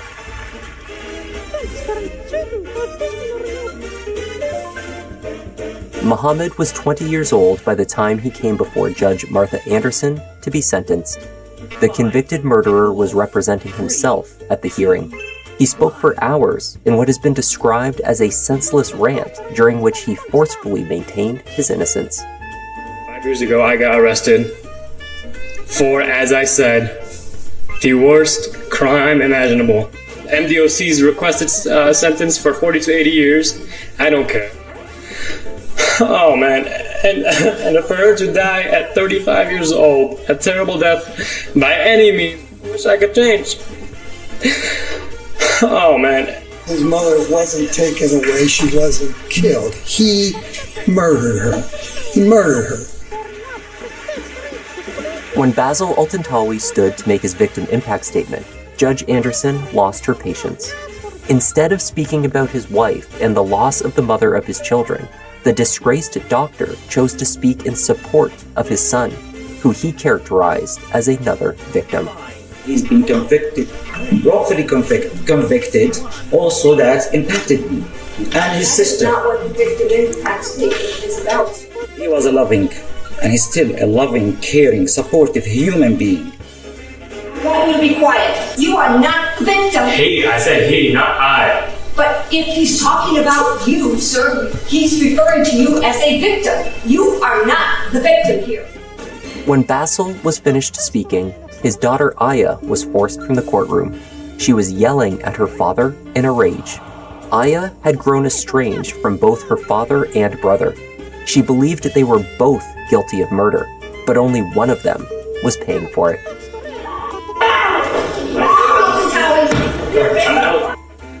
Aya continued to speak out, defending herself against her brother. Eventually, the sentence was handed down, 35 to 60 years in prison. So it is the sentence of this court with respect to the one count of homicide, murder in the first degree, premeditated, that you be sentenced to 35 years to 60 years with the Michigan Department of Corrections. You have 1,858 days of jail credit. Outside of the court, Aya told reporters that she had tried to empathize with her brother, but that the previous 5 years had been extremely difficult. and he showed no signs of remorse. He can die today and I would not go to his funeral. I would throw a party instead. Like, I don't care about him. Those who knew Nada Huranaya said that she would have been very proud of her daughter, who grew into a strong and outspoken woman. The youngest of the 3 children is in the custody of her father. Thank you.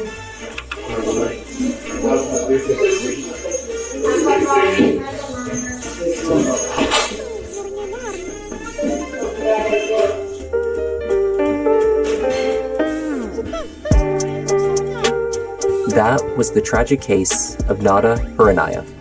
Thank you for joining me, and a special thanks to John Baum and Paul Hudson for joining our Members Lounge. Your extra support is really appreciated. I'm Kevin, this is Just Thought Lounge, and I'll see you in the next one.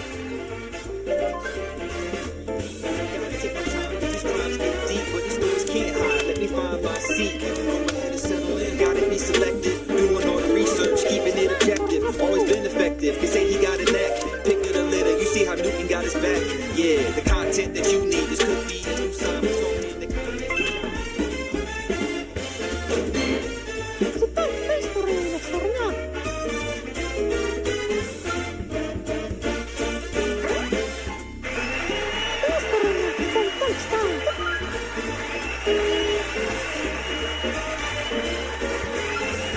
Question 3.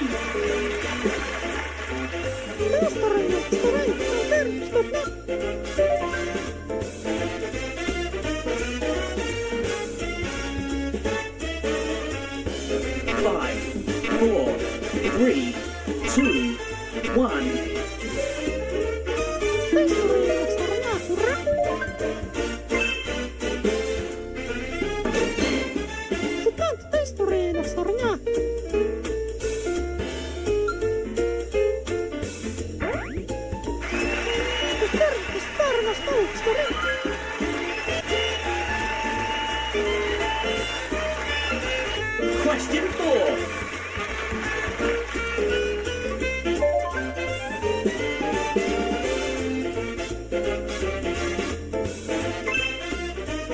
Five, four, three, two, one.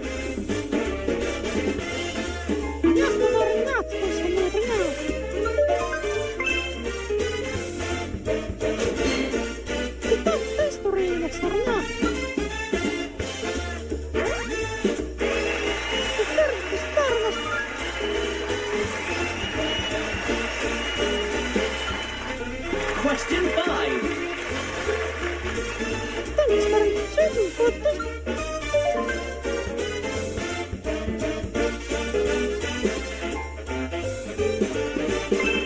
Five, four, three, two, one.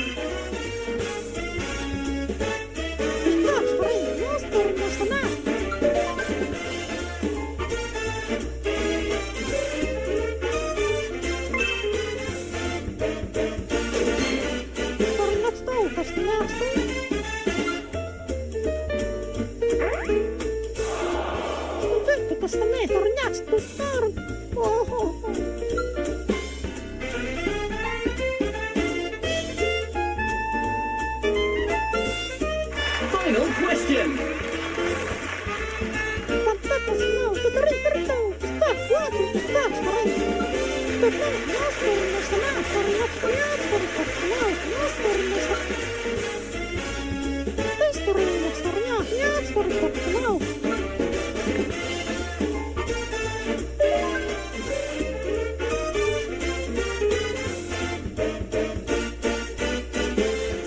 Five, four, three, two.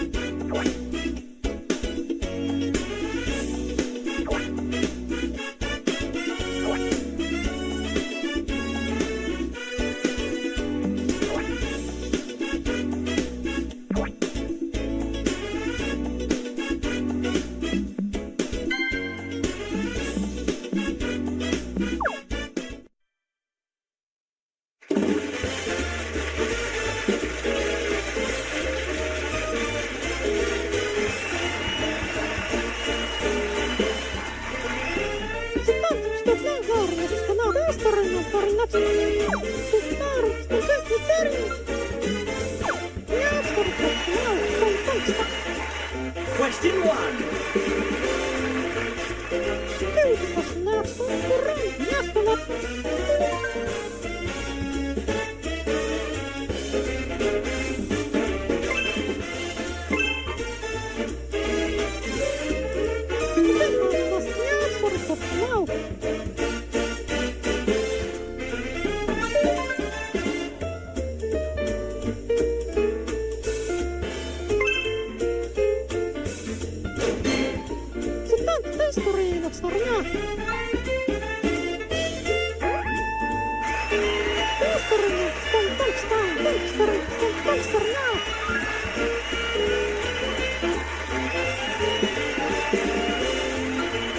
Question 2.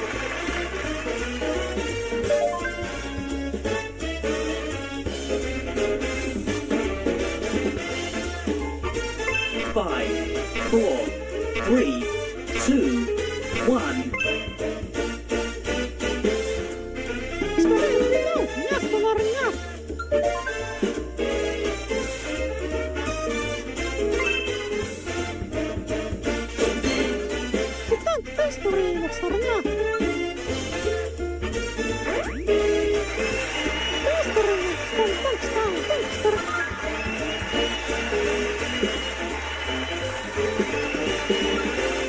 Question 3.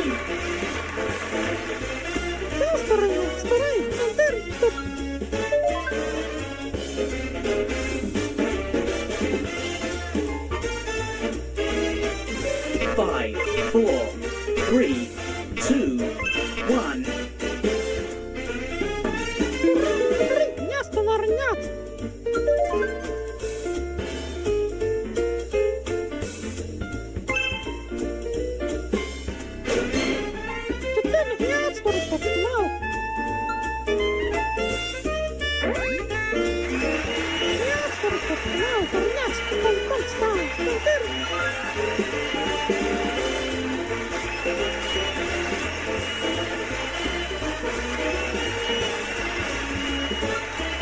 Question 4.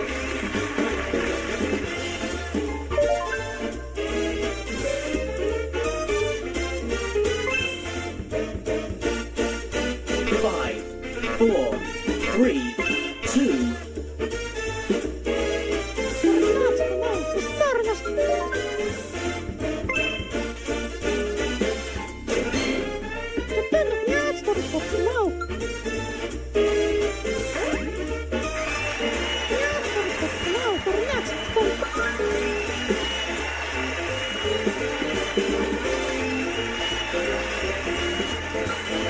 Question 5.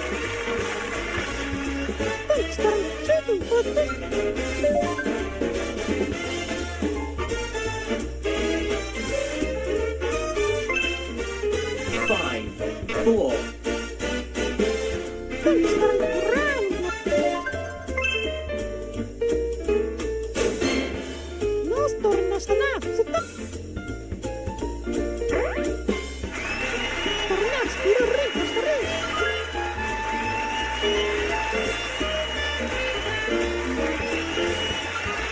Final question.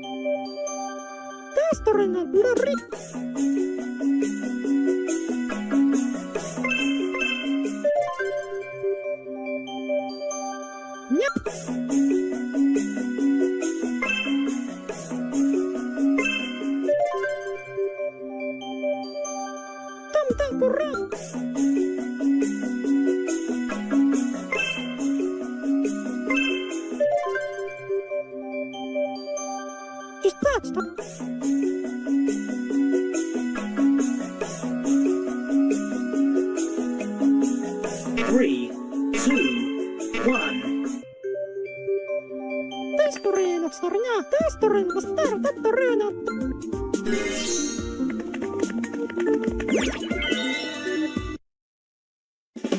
I'm really afraid of announcing this because I feel I'm going to get a lot of hate from the entire self-help industry and the productivity industry. I'm a former physicist and computer engineer. What I did was I studied the 100 greatest books on productivity and time management and figured out the essence of all of those and compressed all of that into a simple 9-second external forcing function trigger that literally doubles your productivity with zero extra effort on your part. And it has literally helped thousands of other high achievers double, triple, and even quadruple their productivity in as little as 9 seconds. I have ADHD. So yeah, literally because of Focus Blocks last 2.5 weeks of just starting off with Focus Blocks. A 14-year-old trying to make a name for himself in the gang world. And the passenger asked the person in the driver if he can shoot him. And then the person in the driver said yes. A young mother caught in the crossfire. Ma'am, I'm gonna cut your seatbelt, okay? I'm Officer Lepper with the Denver Police Department, okay? In a high-speed chase that ended in a life-altering interrogation. I'm sorry, Mom. This one reckless night shattered lives forever. This is like a big deal. This isn't like, oh, you stole a car and didn't go to school. Like, someone lost their life, dude. Behind somebody's dumb that you was in the car with. It was late, just past 10:45 p.m. The streets of Denver were quiet, but not empty. A Honda sat at a red light on Colfax, right where it meets Interstate 25. Then a Range Rover rolled up behind it, and just as it was coming to a stop, it rear-ended the Honda. A minor tap, barely a crash.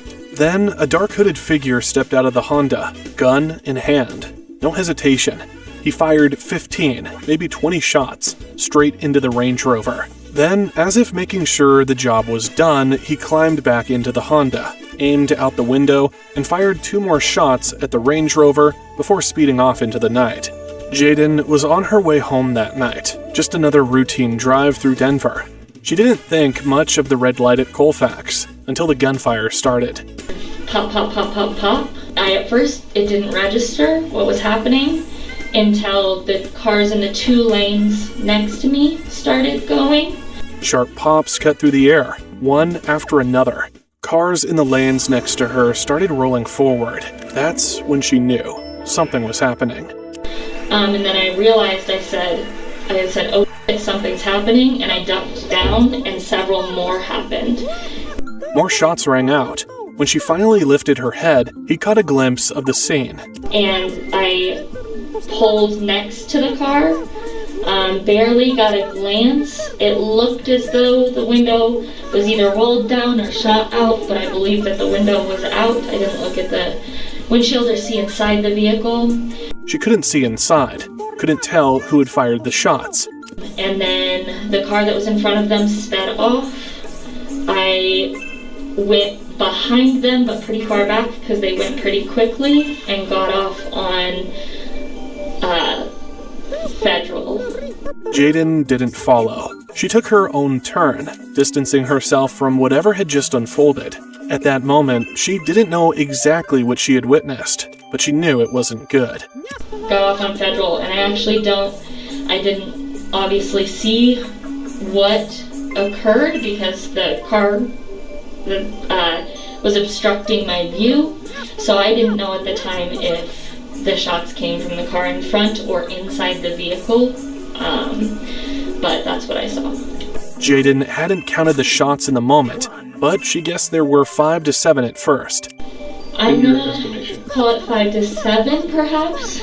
Then a pause, just a second or two, before a few more rang out. Okay, and then you said you ducked down and heard several more pops. How many more do you think you heard? Perhaps 3. Okay. Jayden was preoccupied.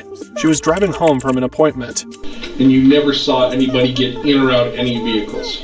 No. Okay. I, in my mind, thought it was fireworks or something. Sure. And just wasn't paying attention. At first, it crossed her mind that maybe they were fireworks, but as the noise echoed through the street, she realized this was different. This was real. She ducked her body, reacting before her mind fully caught up. The sound was sharp, unmistakable. Gunfire. She felt exposed, vulnerable.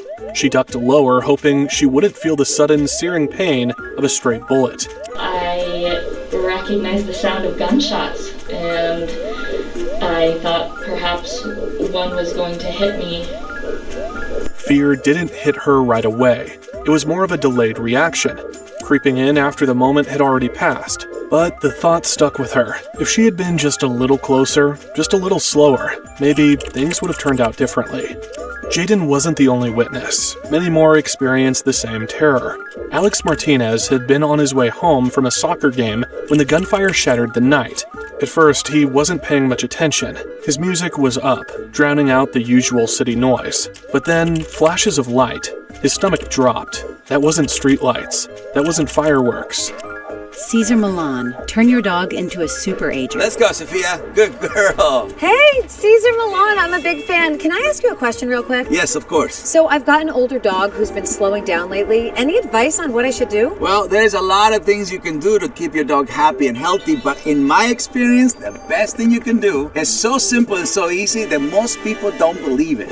Let's talk about a difficult subject. You are going to watch your dog get old. It's just a fact. Dogs have a shorter lifespan than humans, so every year matters. Unfortunately, many pet parents lose out on some of those years because their dog's health doesn't hold out. Hi, I am Cesar Millan, this is Sophia, and this is Benson. I consider them part of my family, and I know most people feel the same way about their dog. It is really easy to love them. The hard part is, our dogs become seniors way too soon. By the time they are 8 years old, their bodies start to decline, and for larger dogs, that decline may come even sooner, around 6 or 7. That's how early the symptoms of old age can show up. First, you notice they stop acting like themselves. They slow down and gain weight. It gets hard for them to climb stairs or jump into bed because their joints hurt. With age, dogs can lose their teeth and get bad breath. They might even get depressed and develop anxiety and anxious behaviors, like nervous spot chewing and non-stop licking. But none of these things have to happen to your dog so early. thanks to a recent scientific breakthrough in the field of canine health. A breakthrough that can help optimize your dog's biological clock. In a minute, I'm going to explain what the breakthrough is and tell you how you can use it at home. I didn't see.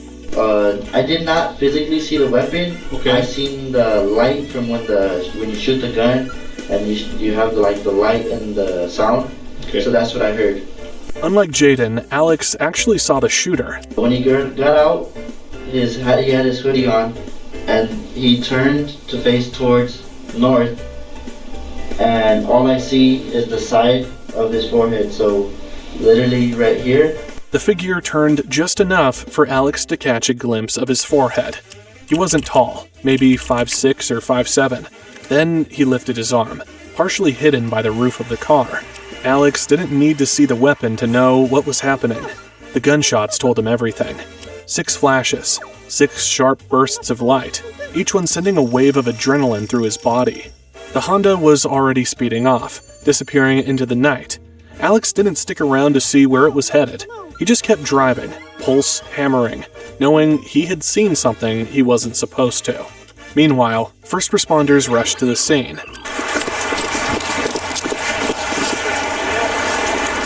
Officers and paramedics moved fast, closing in on the Range Rover where a woman sat slumped over, bleeding. Ma'am, I'm gonna cut your seatbelt, okay? I'm Officer Mepper with the Denver Police Department, okay?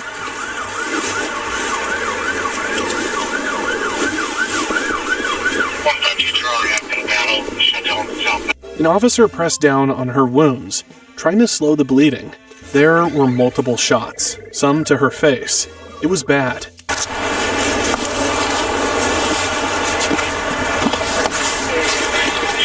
just gonna keep some pressure on him, okay? Hey, she took quite a few. Rounds to the face. Is she the only victim? She's the only victim.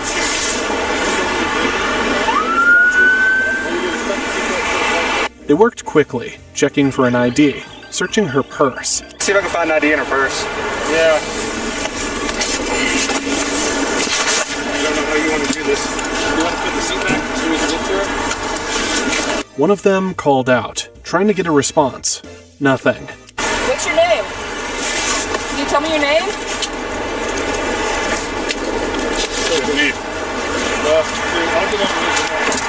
She was the only one in the car. No passengers, no witnesses inside.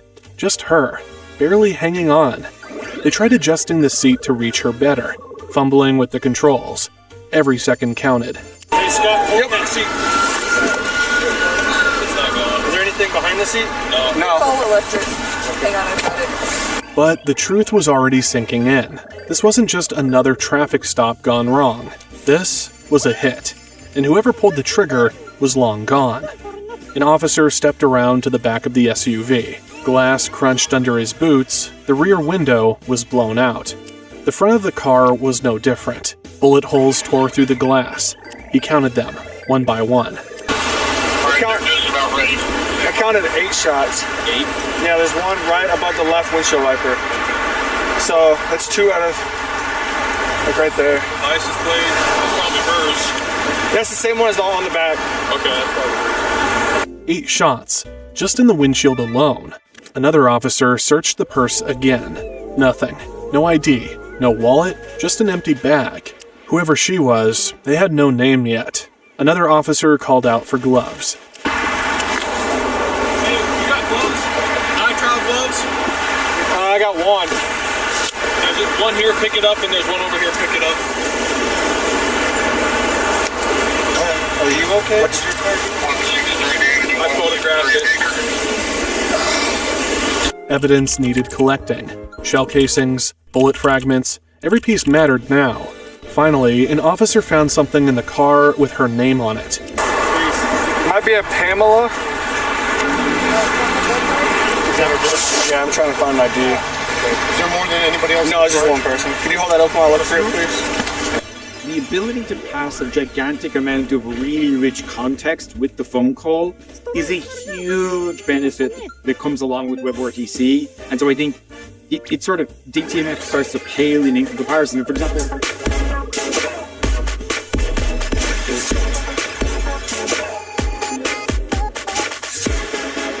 Hello everyone, welcome to another late night episode of Deep Learning with Poly AI. We continue our sessions on telephony today with Oshin Glenn, our VP of Solutions Consulting. Oshin, good to see you again. How have you been? I've been great. I've been looking forward to getting into the next segment of this here and talking more about this telephony and VoIP and all that good stuff. Yeah, I was going to start it with a classic Damien style, the only podcast where, an Irishman living in New Jersey is explaining telephony to you, so I think it is honor. Maybe we kick off with we talked about the history of telephony, where it's going, but we didn't get very deep. So I thought we could start with just kind of set of blitz questions around what's a PBX about? Yeah, so I think that PBX stands for Private Branch Exchange. It's essentially a phone system that you're generally running within your organization. You have a private numbering plan. Think about the extension numbers we deal with, like dialing extension 123, stuff like that. So it's really a private mini phone network that's being delivered by some printer service that you have in an organization. Okay, and then kind of moving on, we talked a bit about VoIP. Yeah. So VoIP. So I think, VoIP is a tricky one. So, voice over internet protocol, and does technically have to be over the internet. That could be within a LAN, within a network of an organization, right? But it's using IP as the underlying protocol. And I think when we think about VoIP, today I think we primarily think about SIP, which is Session Initiation Protocol. There were some legacy or historical protocols before that, H323, MGCP, Cisco had their Skinny protocol that they were using with some of their devices. But in general today, we really think about SIP. And I think it's important then to think about this as we think about VoIP. SIP, it's really organizing, that session initiation. It's about organizing the phone call. The actual audio of the call is going on RTP, real-time protocol. And that's literally, in most cases, 50 packets per second in each direction, shooting back and forth with the actual audio. So SIP is essentially organizing the phone call, and it's organizing how the RTP is going to flow between things. And then probably the most modern end of that today would be WebRTC, which breaks that tradition a little bit, where WebRTC can in fact be involved in both the media and the organization, although that doesn't always have to be the case. But those are kind of the core protocols that tend to be under that umbrella term VoIP today. Okay. So kind of going into it might be a bit more esoteric for the audience. Asterisk. I remember this from the early days of Poly AI when we didn't have guys like you.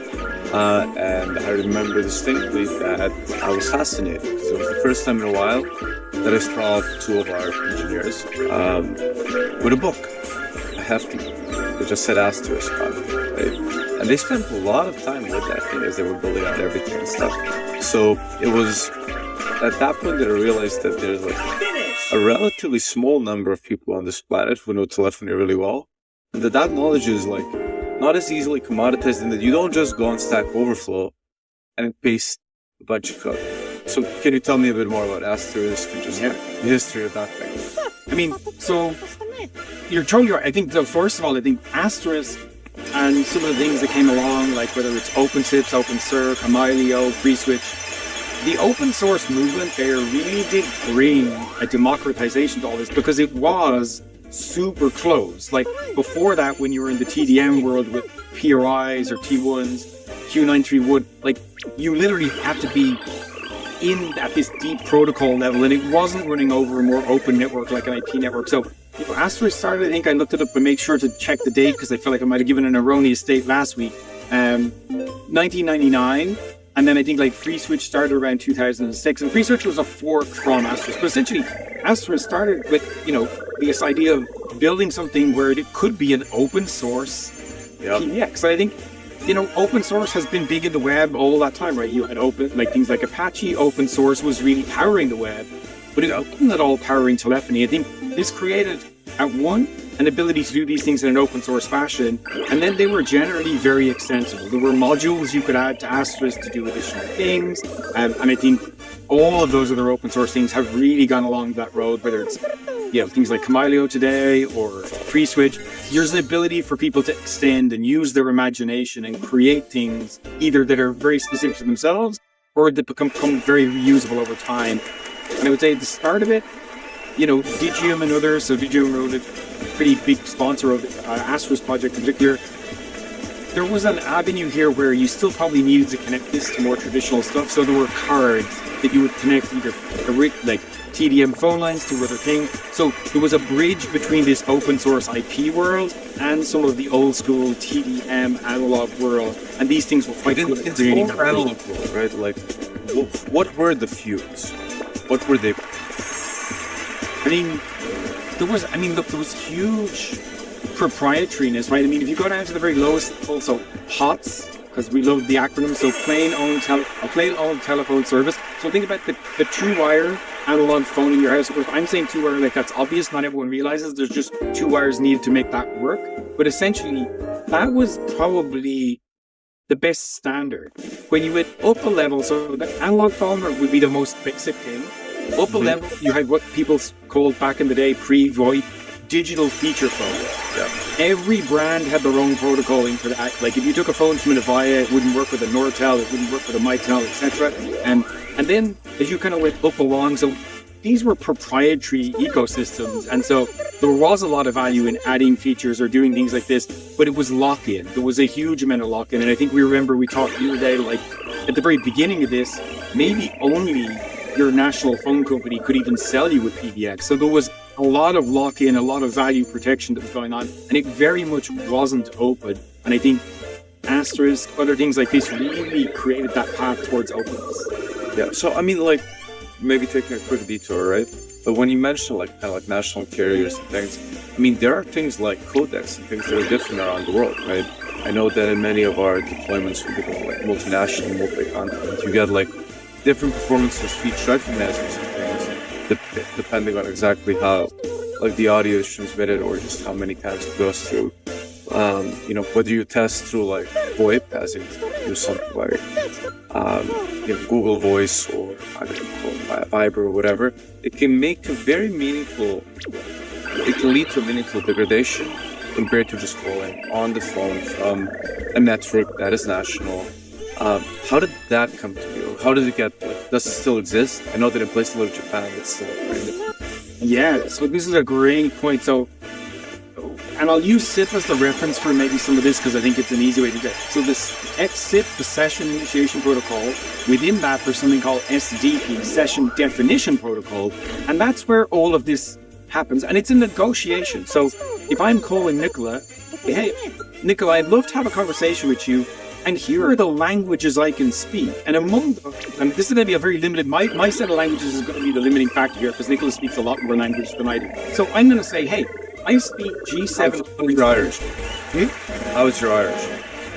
Not as good as it should be. I'm going to get myself in trouble here. It should be better than it is. So I would say, when you were going to school? Mandatory all the way through the end of high school, and I did pass the required examinations at the end of that, but I'm sadly lacking, I think, these days. I'm not putting your Irishness. You are wearing green. St. Patrick's Day is approaching. We're good. Back to... Yeah, so in this case, then, you're going to offer the codecs that you are capable of interpreting. And you might even offer things like, here's how I'm able to understand and recognize DTMF code. Yep. DTMF is a whole area where this gets problematic. But at the core level, standard voice on most of the world's network, the codec is G711, but there is this split in that there's two flavors of G711. Well, two primary flavors you'll see out in the wild. G711 ULAW or MULAW and G711 ALAW. And Japan and the US use the ULAW version, and pretty much most of the rest of the world uses the ALAW version. They're really similar, but they're different enough that if you get it wrong, it'll sound like junk, it'll sound like garbage, you won't be able to hear. And if you don't have a match between, like if I offer you only things that you can't speak and literally the phone call fails, or you need to put something in the middle that then does transcoding. And so computational effort needs to be put to make this talk to each other, which slows things down, makes things more expensive. And if you get into the world then where you want to secure these phone calls, both the things are now encrypted. They both need to be decrypted, transcoded, re-encrypted, and sent on again, further complicating that type of negotiation process. It's okay, like just maybe for then, our previously uninitiated viewer, there was this world of different codes and things, etc. And then VoIP and together with Asterisk, Milio and everything else came in to kind of like just try to offer a bit of a kind of like universal kind of like adapter for that kind of stuff, and also supported online, bring it closer to the emerging world of the internet. When did DTMF come about? Oh, I looked this up actually because I was curious myself after some of our conversation, and it was first used in the public network, I believe, like 65, 66, and so reasonably long ago. Her full name was Pamela Cabriales. She was just 32 years old. Pamela was heading home after dinner with a friend that night. Pamela worked as a real estate agent. She had no affiliations to any gangs, no criminal record. She was a hardworking mom to her 6-year-old son, Leo. Pamela Cabriales fought for days in the hospital, but the damage was too much.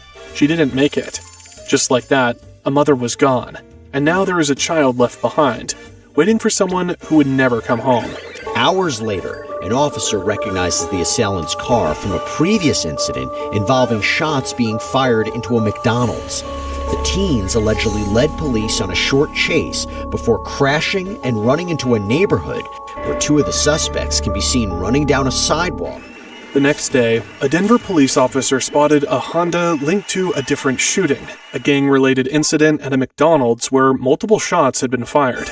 At the time, the officer didn't realize this was the same vehicle connected to Pamela's murder, but the people inside needed to be questioned. When police tried to stop the car, the suspects took off. A short chase followed, ending when the vehicle crashed. 3 teens bailed out, sprinting through a quiet neighborhood, before making a quick about-face and running in the other direction. Surveillance cameras caught 2 of them running down a sidewalk before suddenly turning back the other way. They hid in a nearby shed, but it didn't take long before the police closed in. And for police to respond and arrest all 3 suspects. Officers swarmed the area, cutting off escape routes. Within minutes, all 3 suspects were in custody. Authorities found spent shell casings in the car and also in the shed where they were hiding. The car matched the description of the shooting at Calfax, and also the same caliber shell casings. Are these 3 teens involved in Pamela's murder? Authorities need to find out. The first suspect was Remy Cordova. Since he was only 14, he couldn't be interviewed alone, so his mom sat beside him in the interrogation room. I'm going to advise you of your rights, and then I'm going to leave the room, and you two need to talk about whether or not you want to talk about this investigation or not. Okay? Did she just stop him from admission of guilt, or is she hardly able to believe what her son had gotten himself into? No one knows, but one thing was certain. The gang life had real consequences, and now Remy was a suspect in a murder case. Inside the police station, Remy Cordova sat with his mother, away from prying eyes. His mother warned him. The cops were asking if he went by something else. Is he Little Ro? She was a mother trying to protect him. She cut him off before he could admit. When the officers returned, the mood in the room changed. Behold, Cecilia, Disco's new AI assistant. Here at home. This weekend, have a weekend!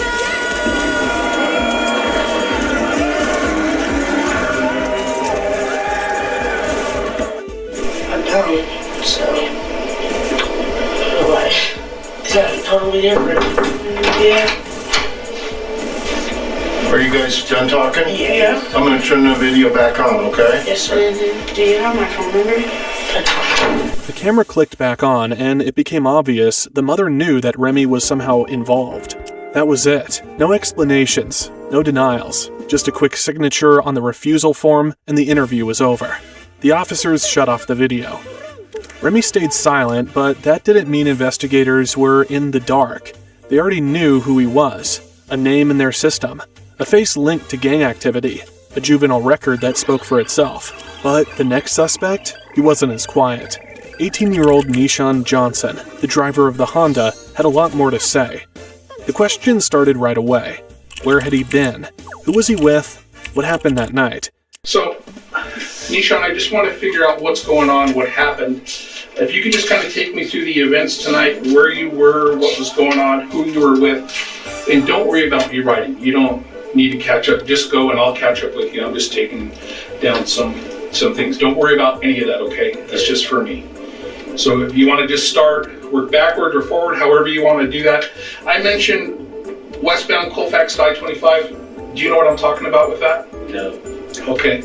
When the officer mentioned Colfax and I-25, Johnson hesitated. He said he didn't know what that was about. The officer tried again, asked him to just walk through his night. Well, let's talk how just your night went where you were. Let's start with that. I was with my auntie and my god sister. Okay. It was like Jewel. It's like behind, it's Pharaoh and Jewel behind the McDonald's. I was there all day with them and chilling with them, and then I left. But around 12, 11? No, it was like 11. Because I think police got behind us like around 12 o'clock. So they came and picked me up at 12. Johnson stuck to his story at first, saying he had nothing to do with the shooting, but the timeline started to get messy after he left Ant's place. When you mentioned 12, are we talking 12 noon during the day or 12 midnight at night? Like towards night. Okay. I was there, I was at my baby mom's, then I left.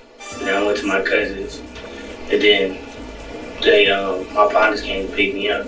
That's when the police got behind them. He said his friend had picked him up around that time. He said he started texting his friend around 9:55, telling him to be ready. And by 11, they had to come pick him up. At first, he made it sound like it was just one person, but then he slipped, referring to they. The detective caught it immediately. Okay, and I ask it because you say they. When you say they, it leads me, and I'm not trying to trick you, I'm saying they leads me to believe there's more than one person. Yeah. If you're not saying he came to get me, you're saying they came to get me. So who's with him when he comes? He had a partner in the car. Okay.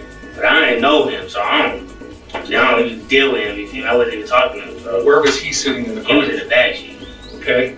When I came out, by the time I came out, he was in the backseat. Is he black, white, or Hispanic? He, to be honest, he looked white to me, you feel me? But I wasn't really paying attention to him. Okay. Was he kind of slim like yourself, or kind of husky or fat like me? Huskier. Okay. I don't know. You catch his name? No. The detective kept digging, asking where the guy was sitting, what he looked like, if there were any weapons in the car. Johnson brushed it off, said he wasn't focused on that, but the detective wasn't buying it. The more Johnson talked, the more the details started changing, and it was only a matter of time before the whole thing started to unravel. Johnson tried to explain why he fled, saying the icy roads made it hard to stop. The detective wasn't convinced. He asked again why Johnson didn't just pull over. Why? Tell me more about why you didn't stop. Cause I don't have no driver's license, I ain't gonna lie, that's the only thing. If I had a driver's license, I'd pull it over, but I don't have no driver's license, so. Johnson admitted he didn't have a driver's license, and without it, he figured running was his best option. That led to more questions. When you see the police on the side of you, as you're driving, you make the turn, hit the curb, they light you up, you decide not to stop. When you notice the police, who notices them first, you or the other two guys in the car? To be honest, we all did, because they were right next to us. Tell me more about the conversation going on in the car about the 5-0 being next to you. And we were just like, police right next to us. I was like, I'm going home. Okay. He just wanted to get home. Then the detective shifted focus. What about the others in the car? He kept saying he was just trying to go home, but the detective wasn't letting up. He knew there was more to the story, and Johnson's version wasn't adding up. Did Lil Ro or the guy in the car talk about being on one, or being that they had a heater in the car, or being concerned about the police bumping you guys up with anything in the car? Nah, see, they didn't tell me trying to worry about nothing. They was like, big bro, cool, you feel me? They was like, I guess they were trying to hide it. Cause like, get on their ass, you feel me? If y'all doing something stupid, you feel me? Come to my house, nigga, we could eat, food, treat, whatever y'all want, y'all could come to my house. Y'all don't have to do no dumb, you feel me? Cause nigga, I just got through done doing that. Group home, foster home, so I don't want to be done in and out of jail. Nigga, I got 2 kids. I got 2 little girls, so nigga, anybody younger than me, I take them under my wing and I try to show them anything better. Okay. And they know if they tell me anything stupid, I'm gonna go off on them. So that's probably the reason why they didn't tell me nothing, whatever they did. Okay. Before they came, cause I've been on their and then I would've even got in the car. Like, what are y'all doing? Okay. come on, cuz don't. I'm mad they put me in a predicament like this anyways. Like, they don't put me in a predicament like that. But, sure. Nishan insists that he had no idea what the others were up to. He claims they didn't mention anything about weapons or being worried about the police. But as much as he tries to separate himself from whatever happened, the detective isn't buying it. He admitted he jumped out of the car and hid in a shed. He claimed he froze, waiting until officers found him. But the detective can tell there's more to the story. Nishan just isn't ready to say it yet. Nishan said the other two bailed the second they could. He had no choice but to scramble out too. He barely knew Denver. His real home is in Georgia. The detective listened but doesn't let him steer the conversation too far. So tell me more about getting into the shed. I was just in the shed and I went to sleep. After I went to sleep, I hear people. And that's when I was in the shed and that's when the dog came in. Okay. Dog come in. I'm surprised the dog didn't attack me. I ain't gonna lie. Like, I'm slick blessed today. The dog didn't exactly attack me. He smelled me, walked away, smelled me again, walked away. And then after that, he thought maybe, just maybe, he'd get lucky. But when the SWAT team moved in, the dog went into full takedown mode. When the SWAT team came in, that's when he started tripping for real. When the dude said or some command, he was on it. And that's when he chipped me. He chipped my back and my foot. I was like, hey, I don't none of that. I don't want to get bit. Whatever y'all say. Nishan didn't fight it. He didn't want to get bitten. He gave up as soon as they told him to. The detective pushes again. Was anyone else in the shed?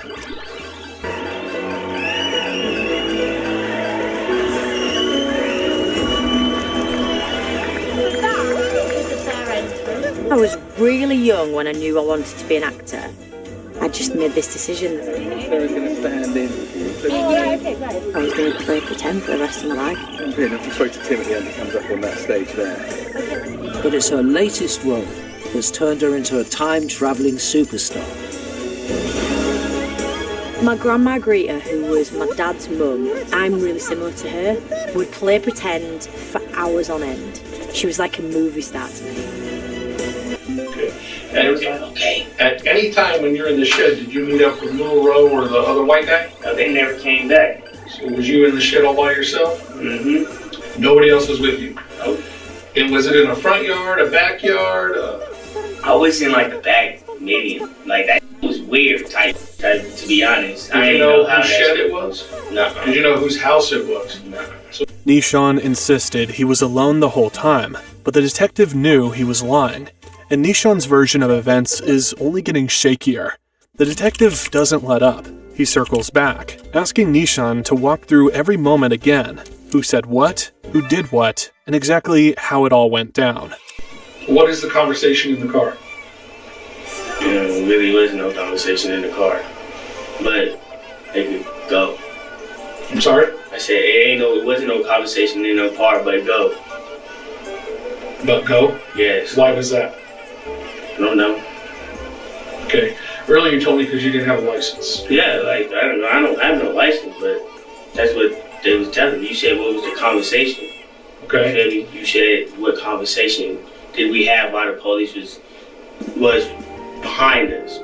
And who was telling you to go? Little bro. He was like, bro, just go. You feel me? I mean, don't have no license. You feel me? I'm not gonna pull off. Did little bro say he was hot? Nah. He's saying he would go. Okay. You know how nowadays this young generation want to run from the police or do anything from the police. Now, you feel me? So you listened to him. So you listened to him and you went. That's how it was. You feel me? Type shit. Okay. Nishan blamed Remy Cordova for everything. Remy panicked, yelling at him to go.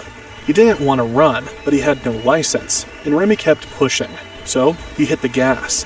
The detective then asked him to estimate how long the chase lasted. From the point you saw the police to the point that it gets slippery and you end up crashing, how much time passed?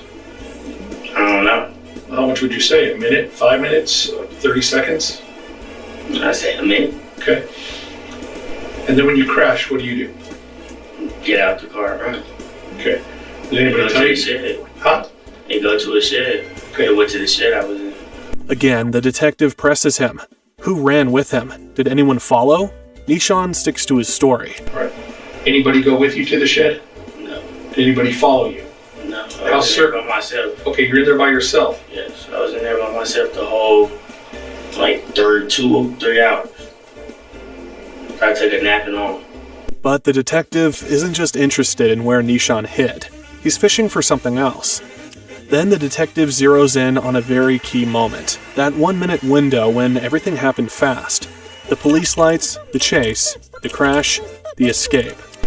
In that 1 minute when you see the police, and then you go, you crash, you get out, you dip, and you go to the shed, you save her yourself, right? Yeah. Anybody give you anything before you got out of the car? No. Anybody ask you to hold anything? Nishan had been insisting he was alone in the shed. He's been denying that anyone gave him anything. But now, the detective drops a bombshell. You know why I'm asking all these questions?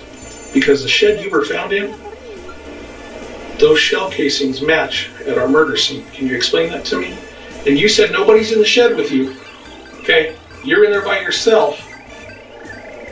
But the same caliber shell casing that's in the shed where you're at is the same caliber at our murder scene. Can you explain that to me if nobody handed you anything? No, nobody handed me nothing. Okay, so how did that end up in the shed with you? Mm-hmm. Oh, you're gonna cut it. I don't know. Okay. The detectives keep pressing. This is his chance to be honest. Either he was at the murder scene, or someone handed him something that tied him to it. But the story he's been telling doesn't add up. Your chance to be honest, okay? And I'm not saying you're not, so please don't be offended by that. Okay, but I don't know is not going to cut it. As I told you before when we first started, it's a homicide investigation. I told you you're not free to leave, okay? You remember that? Okay. If you were there for something or somebody asked you to hold on to something, I need to know, okay? And not just for myself, but for yourself. You got a kid, right? Two. You want to see those kids grow up? Yes. Do you want to be able to hold them and not be behind glass when you see them? Or do you want them to come and visit you during yard time? Again, I'm not threatening you, I'm not upset with you, but I'm telling you, this is the road we're going down. You're digging yourself a hole here, so if you have something, you know something, Nishan, now's the time to tell me. Okay, you tell me you were by yourself when you ran. Nobody else was in that shed. I asked you several times that question. You're adamant nobody was. Okay? So it's one of two things. Either you were there at that murder scene, or somebody gave you something to hold on to. So now's your chance to help yourself. Don't dig yourself a hole. You got 1 foot in this hole right now, Nishan. Okay? Nishan stares at the detective blankly. The weight of the moment is settling in. The detective isn't backing off. And now, Nishan has to decide, stick to his story or start talking. What would you like to do? You want to tell me who gave you something, or if you were there, come clean and tell me. They ain't give me that, and I wasn't there. Okay. White boy just hopped out with me. Okay. Nishan hesitates, then suddenly remembers something. Or at least, that's how he presents it. There was someone else in the shed. The white boy. But I didn't know he had nothing. You feel me? And guys left the shed. I'm sorry, he did what? He went in the shed with me, you feel me? He came in the shed with me and him. But then after that, Cuz left, you feel me? That's why I was the only in there, because he was like, the police in here pissed. Are they about to come in here? And then he left, and I wasn't finna just, because it wasn't going nowhere. Okay. So I stayed in there. Right. On everything. He came in there with me. He dropped all the shells. And then after that, Cuz was like, oh, the police, bro, and freaked out and left. The detective doesn't react, but he knows what's happening. This is what people do when they start feeling cornered. The story that was solid a few minutes ago begins to crack. Little details changing, rearranging. Nishan had been alone. Now, suddenly, he wasn't? He ain't tell me nothing on everything. It was, when we got in there, I was like hearing pennies. Like I thought it was pennies at first, because I didn't know what it was in his hand. And I was like, bro, stop. I was like, bro, stop before the police come in or something, or they hear you. It was like, alright, bro. And I didn't realize who was shells on there until police flashed the light. You feel me? But I thought it was something else, like he was playing with pins or something. But I was like, bro, stop. Like, bro, stop playing with that, bro. He was like, bro, it's my fault, bro. But then after that, nigga, when the police came, nigga, they were shells. So, and again, I think he dropped his shells and knew the police was finna come in and just leave. Because he didn't tell me he was leaving, because I swear to God, I took a nap. I took a nap, and then when I heard, like, the dog, I woke up and I stood up. And the dog smelled me, passed me by. And that's what really tripped me out, when the dog just smelled me and just left. White Boy didn't just hide in the shed with him. He brought something with him. He thought White Boy was messing around, playing with pennies. But now, thinking back, he realizes it wasn't pennies. It was shell casings. The detectives let the silence hang for a moment, watching Nishan piece it together in real time. First, he was alone. Now, White Boy was there. First, nobody gave him anything. Now, White Boy might have dropped something. First, he just sat in the shed. Now, he took a nap and woke up to police lights and a K9 sniffing him out. Nishan is unraveling, and the detective knew it. The story is changing too fast. He kept pushing, kept peeling back these layers. Nishan is bound to slip up again. And when he does, the truth, whatever it is, will come spilling out. Nishan's story takes another turn. At first, there were no weapons. Now suddenly, he remembers hearing about one.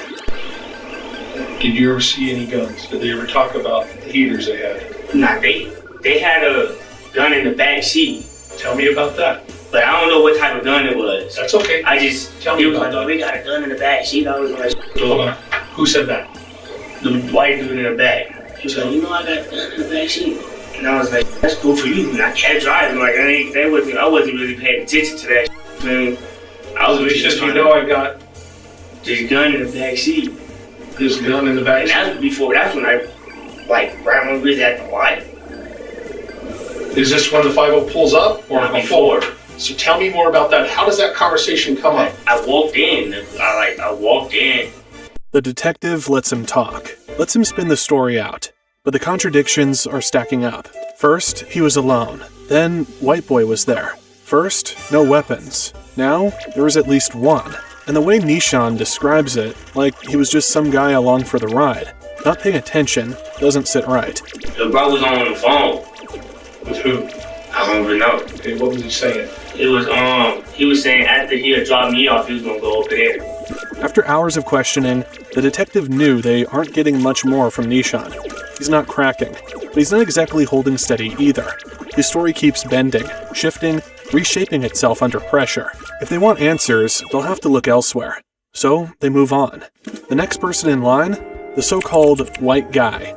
If Nishan was telling the truth, at least this time, then this other teen might have more pieces of the puzzle.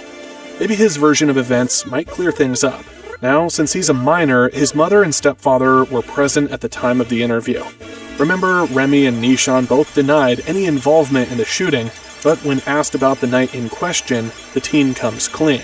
Just kind of run me through, when I mentioned this location, do you know what I'm talking about?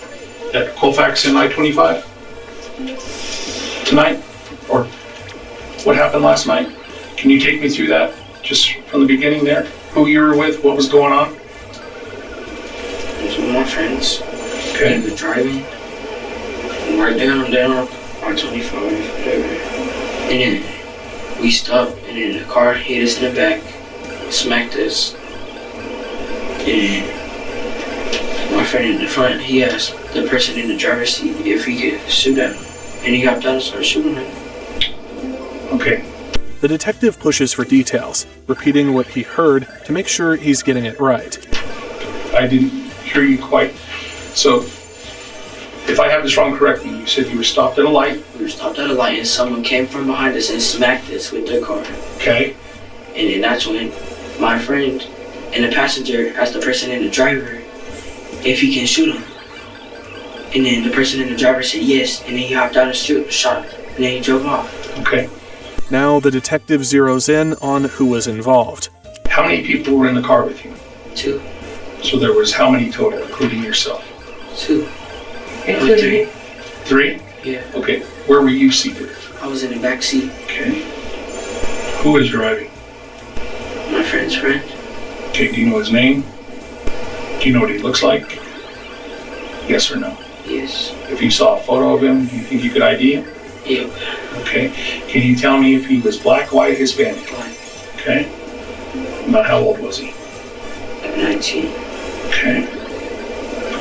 Anything identifying about him? Scars, marks, tattoos, facial hair, piercings? Right here. Okay, what was that? He has a big tattoo right here. A big tattoo right there? Yes. The detective takes it all in. It's a casual conversation about murder at a traffic light. It's messy, and they'll need more to untangle it. The car behind you guys smacked into you. Yes. Your friend Remy asked the driver if he could shoot this person? Yes. Why? I don't know. He just asked him and he said yes. Okay. And when he started letting off, I told him to get back in the car. Okay. Tell me more about when Remy gets out of the car. He pulls the chop out. When asked about the weapon, the teen casually called it a chop. The detective made him clarify. So you say the chop. I know what that is. Aaron, your mom may know what that is. People watching this later on may not know what that is. What is a chop? AR-15. AR-15? Yes. Okay. What color was that? Black. Black. He claimed he never got out of the car. At any time did you get out of the car? No, I told him to get back in the car. Okay. And what does he do? Tell me more about that. He just kept shooting and then he finally got back in. Okay. After I started yelling at him. Okay, how many times did he shoot? He went up like 7 rounds. Okay. Remembering the exact number of shots fired is an odd detail to remember. The detective leaned in. Did anybody pick up anything there on the street? Did anybody pick up anything? Did anything fall? Phone, bullets, anything from the car fall out of the car that anybody picked up? I don't know. Okay. Then came the car that hit them from behind. Do you remember what kind of car smacked into the back of you guys? It was like this white car. White car? Yeah, it was a white van. Oh, like a white van? Yeah. Okay. Do you remember if the driver of that car was male, female, black, white, Hispanic? I don't know. Don't know? All I know is he just hopped out and started shooting and I told him to get back in. The detective let the silence sit for a moment. Then he went back to one key detail. The moment the car smacked into them. The car smacked you guys from behind. What were you doing? I was listening to music. Okay. On what? On my phone. The car hit them hard enough that his head bounced off something. How hard do you think the car smacks you from behind? Tell me more about that. Smacked him up like this, hit my head. Okay.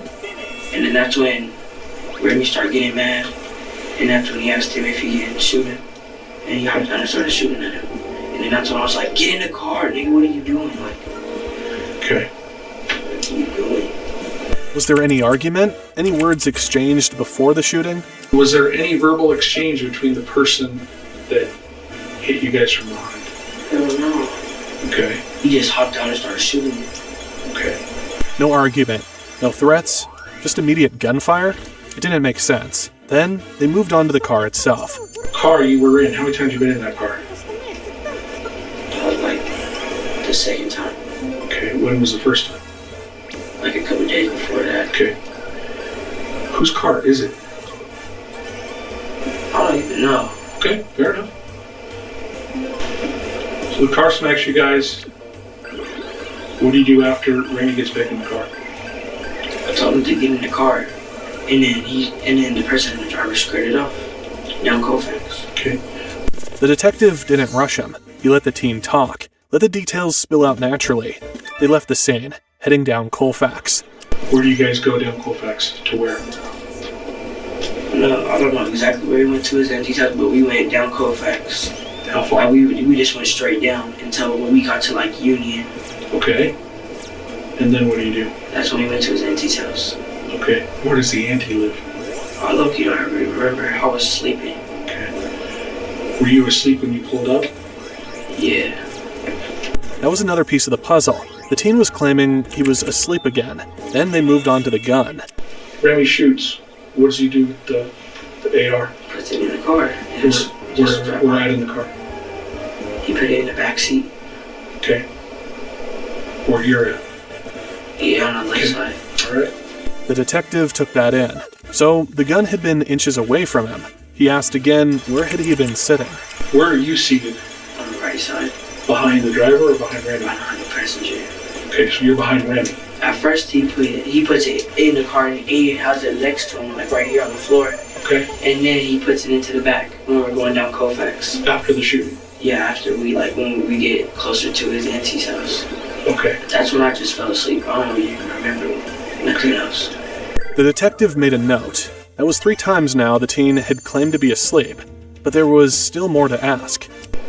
At any time last night, Saturday night, being at Mama's house, driving before he fell asleep, did you ever handle that AR? Meaning hold it, touch it?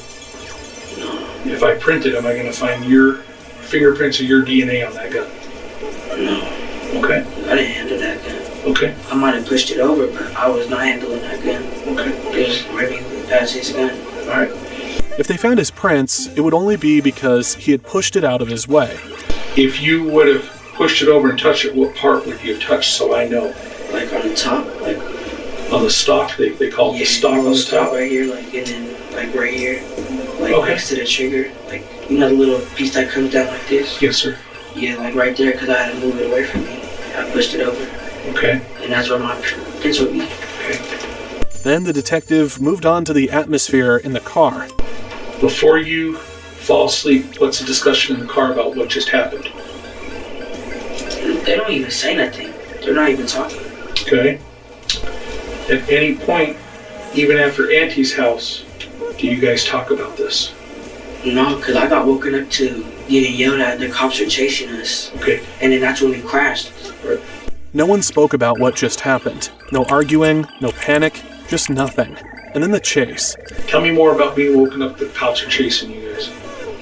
Remy was like, bro, the cops are chasing us. They're behind us, bro. They're behind us. And then I had woken up and I was sleeping in the back. And I was like, what? And I looked behind us and the cop is right behind us following us. And then the driver starts going fast. And then the cop turns the lights on. And then we go down this one street and we hit a big pothole. And then that's when the car went up and then he lost control. And then I don't even remember. All I know is I just got out the car. Okay. The next thing he knew, he was outside the wreck, standing in the street. Started walking up the block. Did you walk or run? And if you ran, that's okay. I started walking. The other two, Remy, he was running. I was just jogging. I was like, okay. Because, like, I didn't know he did something. I don't know he did something. Like, well, hold on a minute. Like, I didn't know something that bad happened. I didn't know someone got killed. Well, but he fired an AR into a car. I know. What do you think was going to happen? I don't know. Okay, fair enough. He said he was trying to aim towards the engine. Okay. That was the excuse. That was the plan. Take out the car, not the person inside. But was that true? Did Remy really think that? Or was it just something to say after the fact? You walk off. Why don't you stay there? Because, there's guns in the car. I'm not even gonna lie to you, it was a stolen car. I didn't know that until a couple of days before, yesterday. So that's why I was jogging. And then, yeah. That's why you were what? I was jogging up the street. Okay. I didn't take off how they was running because they was running fast. I was just speed walking. He didn't sprint like the others, but he wasn't about to stand there and wait for the cops to grab him. Do you meet up with either Remy or the driver? Yeah, the driver. Tell me about that. I met him when I was walking. I saw him in an alleyway. Okay, where was he? He was in that little alleyway where he was just in the alleyway and I just saw him walking. Okay. Where did you guys go? I kept walking. I was just there's a cops all throughout the block. Well, he tells me that he's with you. He said that to you. Yeah. Okay. So he says you guys went in the alleyway. Where were you guys? He was in the alleyway. Okay. That's where I saw him first, but then after that we went out of the alleyway into the neighborhood.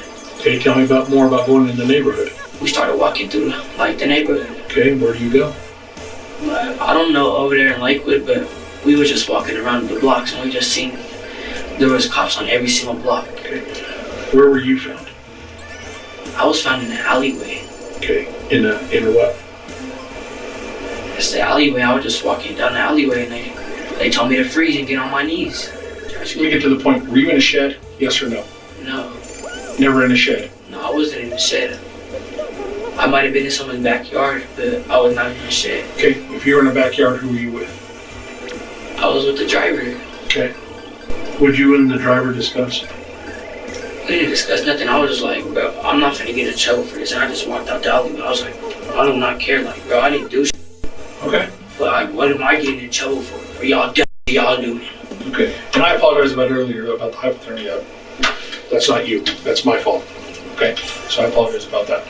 Okay. That's because I was like, because we're standing in the backyard and I'm like, bro, you sound dumb if you think we're gonna get away. There's cops on every single block. You sound stupid. So I'm like, he stays there in the backyard. I'm like, all right, bro, peace out. I walk out in the alleyway. They got me. Okay. I didn't do nothing, so I'm gonna be like, all right, freely like. The detective stepped out, leaving the teen alone with his mom and stepdad. There was no sugarcoating it, no soft words to ease him into what was coming. They laid it all out in front of him. No, now you're gonna end up doing time over someone else's boy. How am I doing time over someone? Because someone died. Someone died. It doesn't matter what you know or what you think you didn't know. Someone died last night. Someone died. This isn't a game. This is like a big deal. This isn't like, oh, you stole a car and didn't go to school. Like, someone lost their life, dude. Behind somebody's dumb shit that you was in the car with. His stepdad piled on, calling out the choices that got him here. Riding around thinking that this is hot shit. He obviously doesn't give a fuck about anything. His life, his kid's life, anybody's life, apparently. And you're hanging out with him. Do you think he gives a fuck? Obviously not. This cop don't know if you touched that gun or not. The cops didn't know if he touched the gun or not. Maybe he didn't, but that wasn't the point anymore. The point was, he was tied to something bigger than he ever expected. There was no walking away from it now. The detective returned, no longer just asking questions. Now, he had something concrete. This next question is important, okay? I'm going to ask you this. Be honest with me. Okay? Did you shoot? No. Okay, and I'm asking you that because Did I say I did? someone independent said they saw you. They described you to a T in what you're wearing, that you were the shooter. I promise I was not the shooter. Okay, well, promise ain't going to cut it. Okay? I wasn't the shooter. So, Remy hopped out and shooting. okay. The detective wasn't interested in promises. He wanted proof. And when he brought up DNA, the teen hesitated.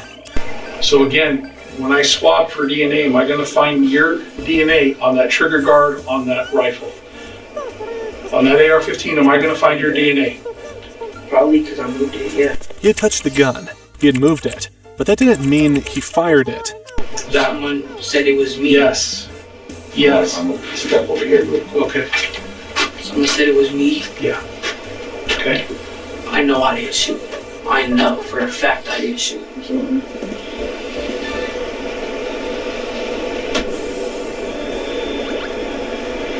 The weight of the accusation started to sink in.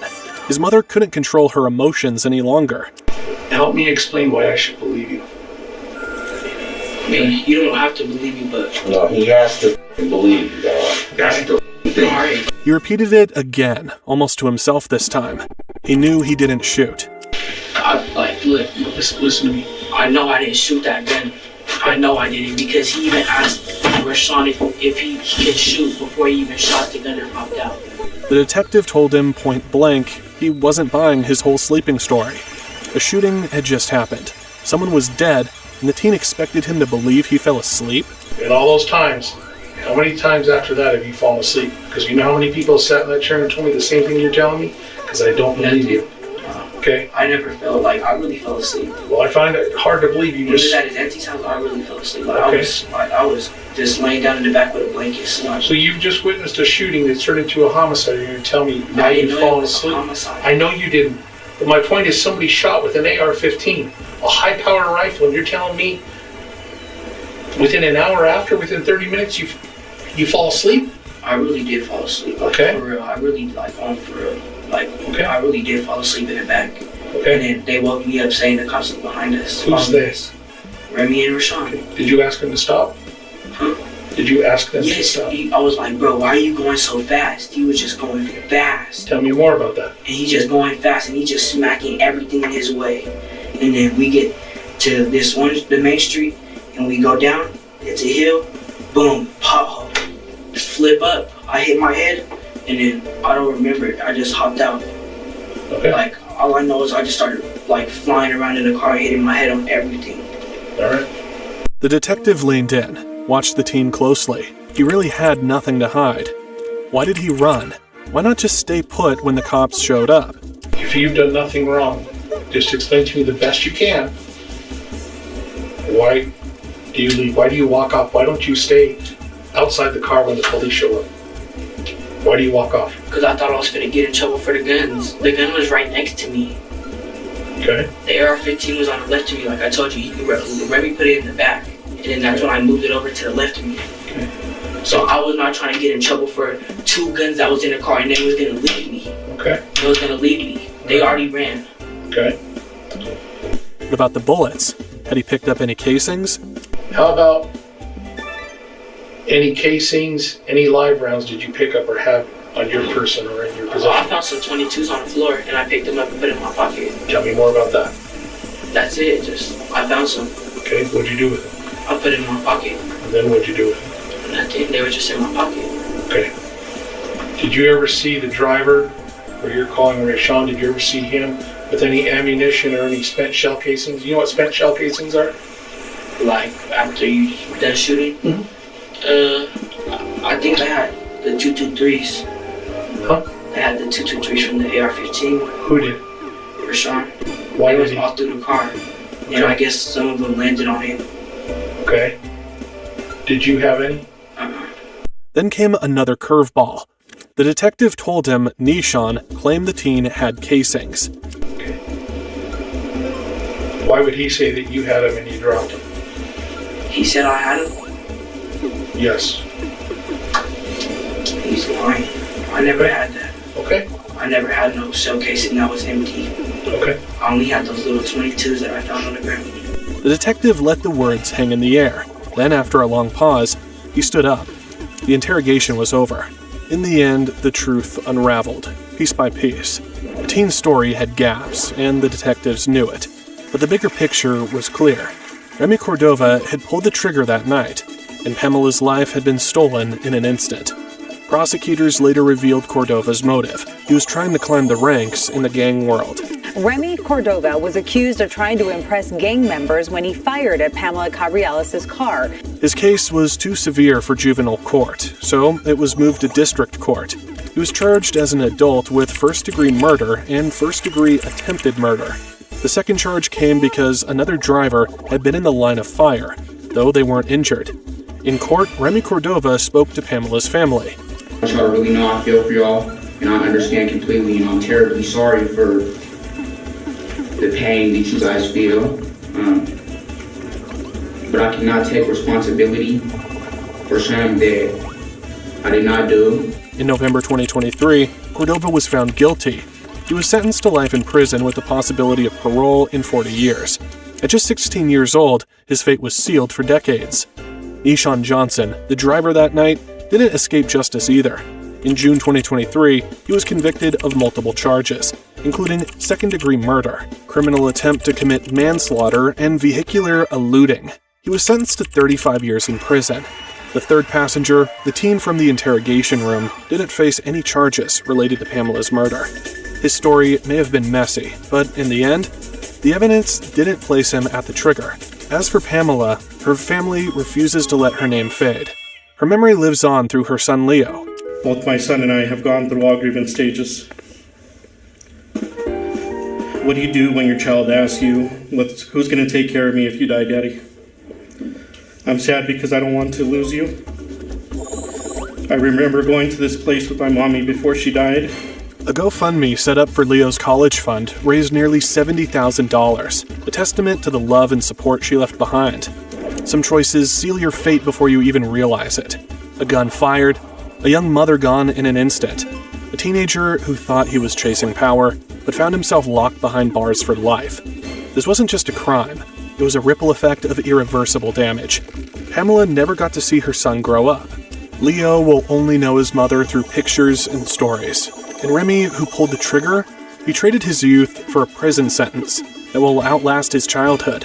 Violence doesn't make anyone untouchable. It only leaves behind the wreckage of what could have been. If you found this case as shocking as we did, don't forget to like this video, subscribe for more true crime breakdowns, and comment your thoughts below. Every case has a story. Let's make sure they're not forgotten.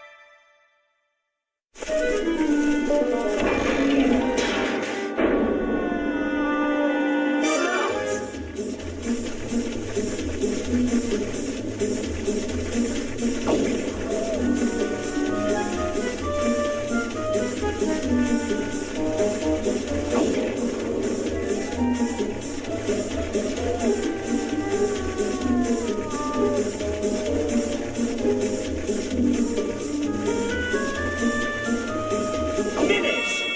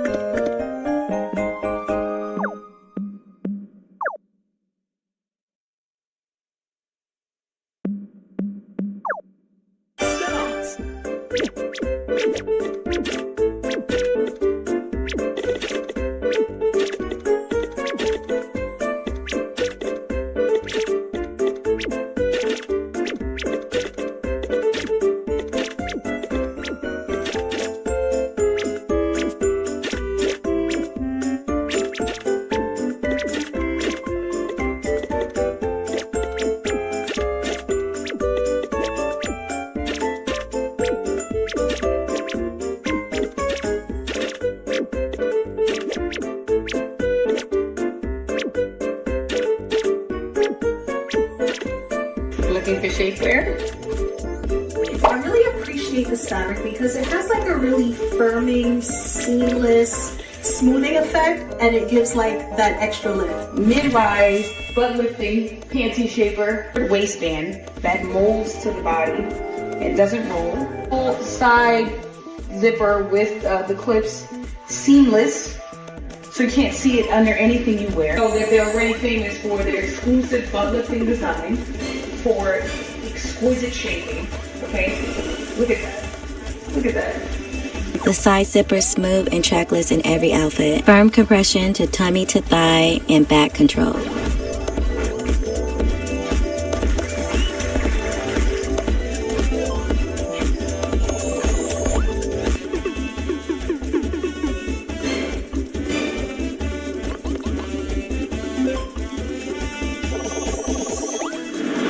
You've probably heard about Boxable's flagship product, the Casita.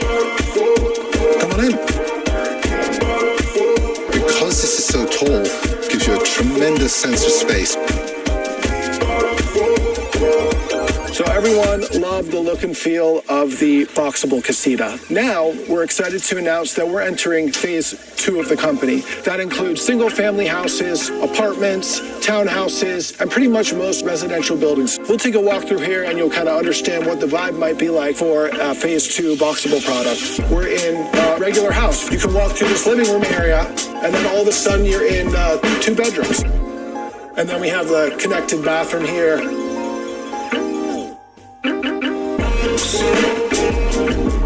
The system consists of room modules that connect and stack together. The basic DNA of Boxable. Behind me here, we have one of the products that I'm really excited with, and we're calling it the Baby Box. And the idea was to get the lowest cost housing solution possible. Oh, let's go in. Come on. Come on then. We've got everything you need. Kitchen, bathroom, living and sleeping areas. It feeds this side and it feeds that side, so very little wasted core space. And then on the other side of this wall, this is the toilet. So this is how you use this. You know, you just sit down, you get your toilet paper right here. Nice big shower. I'm 6'4", and I have plenty of space in here. Really, this is kind of the minimum viable housing solution. In most cases, you're not going to need a foundation, you're not going to need a permit, and I kind of feel like this is the product that everyone wanted when they saw Casita. using me as scale, that's 60-inch television. You can put your feet up and watch TV. This guy's going to hold the cushions. So I'm going to say 1/1000, and there we have a bed. And even massively giant freaks like this guy, actually you look really small in there. Technically this is an RV, but it looks like a house. And if we walk over here, you can see we actually, have the wheels on the back here. So this is the future of Boxable. It's not just a tiny house company. The tiny houses allowed us to set the stage and learn the ropes for phase 2 of Boxable, different customizations, apartments, single family, townhouses. Phase 2 really gets us on solid ground and a solid base with a massive storage of technical knowledge, a massive storage of market regulatory knowledge, and a plan that is framed out and built for the future.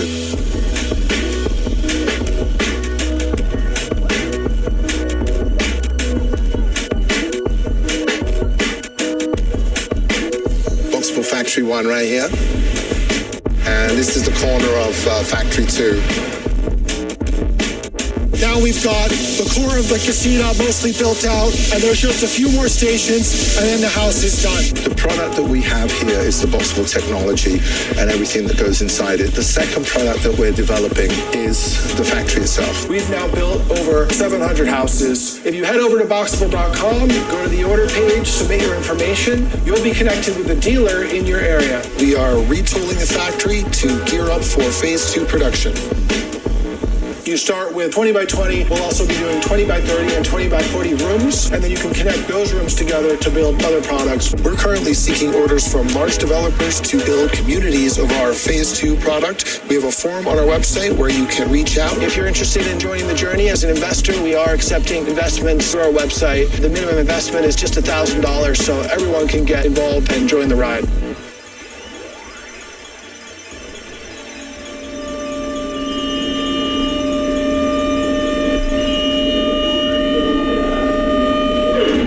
So this is one of our first multi-bedroom, multi-module units. Obviously quite a lot bigger than a casita. If you look down here, this is actually the hinging line. So just like the casita, these units fold for shipping, which means we can produce them at the factory with all fit and finish. Like the current casita, we'll offer a complete product out of the gate.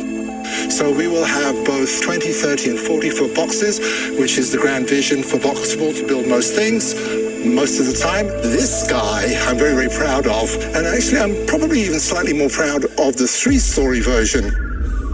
And look at this. I became possibly a bit mechanical.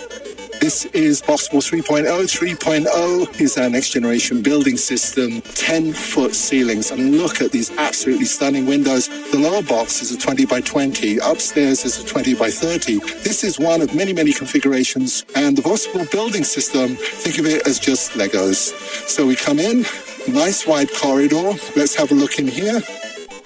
Standard garage door opening. Half bath down here, very nice.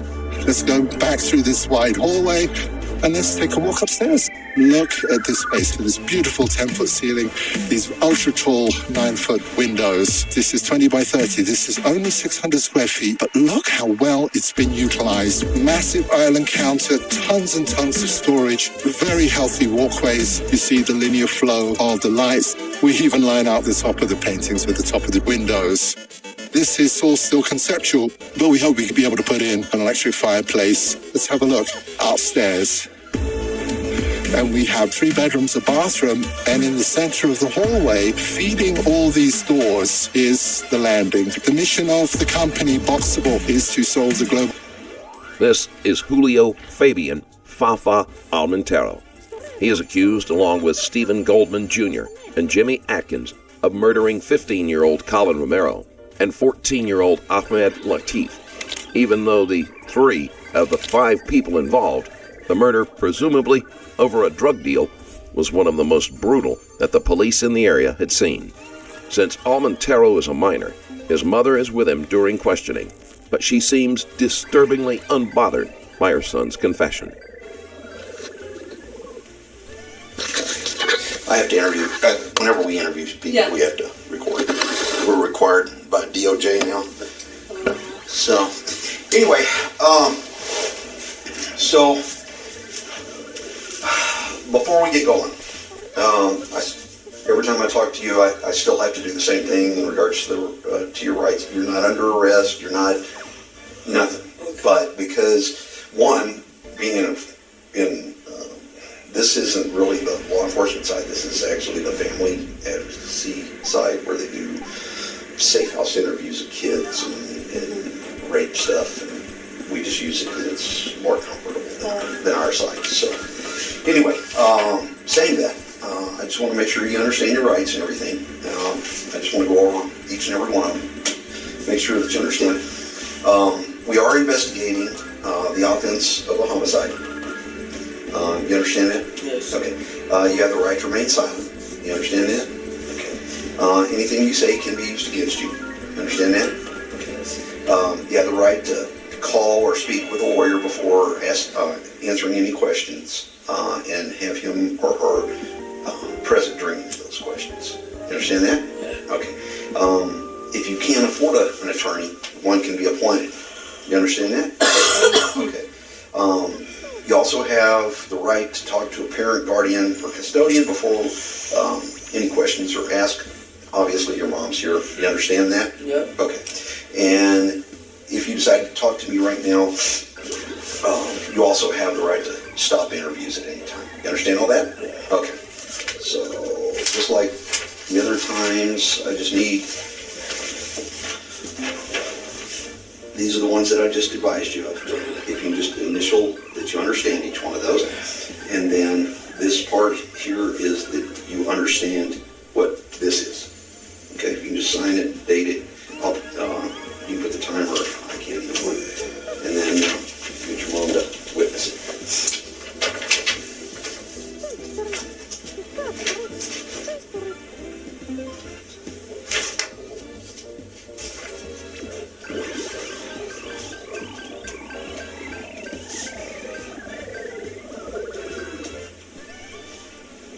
Yeah, I thought your hair was gone. Yeah, right.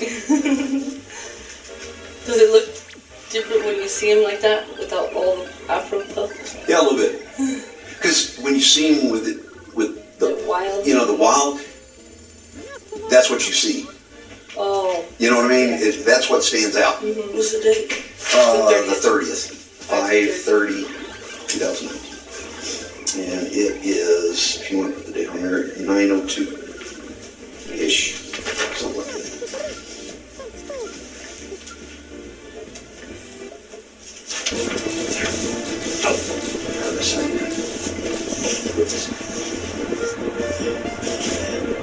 The top is right here? Yeah, right there.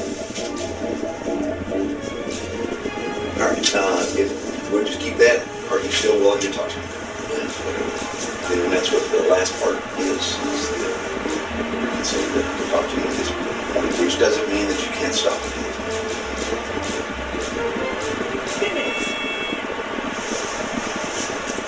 Can I sign it? Yes, ma'am.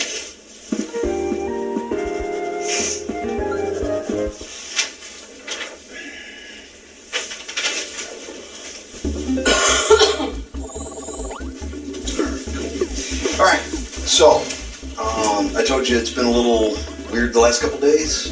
Okay, so again with you, before I discuss some stuff with you, and I'll kind of allude to it before I ask you any questions. I went back up and I talked to Anthony and the people up there. A couple things were brought up, and I just need to clarify it with you. Okay? So, with you, I need you to do the same thing as far as your constitutional rights before I ask you any questions to clarify that stuff. So, again, you have the right to remain silent. Anything you say can be used against you in court. You have the right to talk to a lawyer for advice during or before any questioning. If you can't afford an attorney, one can be appointed for you. And you have the right to remain silent, or you can stop the interview at any time. You understand all that? Okay. That does not mean you're being charged. No. Okay, I just want to make sure you understand. I just have to do it the right way. Okay, if you could print your name right there. Don't worry about this, I'll fill that. That's about when the incident occurred. This is just about the homicide with the boys, the times and dates. And then if you could initial that, and that's what I just went over with you. And then below that, if you agree to talk to me, just initial those and then sign it.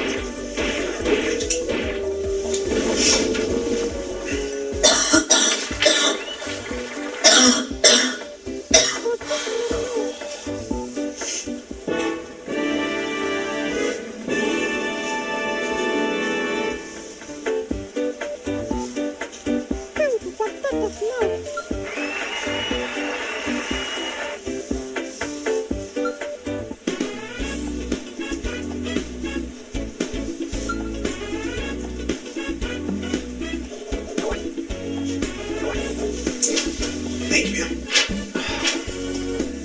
Oh, I'm sorry, one more second. And this is if you're willing to talk to me. Same kind of deal. It's just one's juvenile and one's adult, so it's a little different.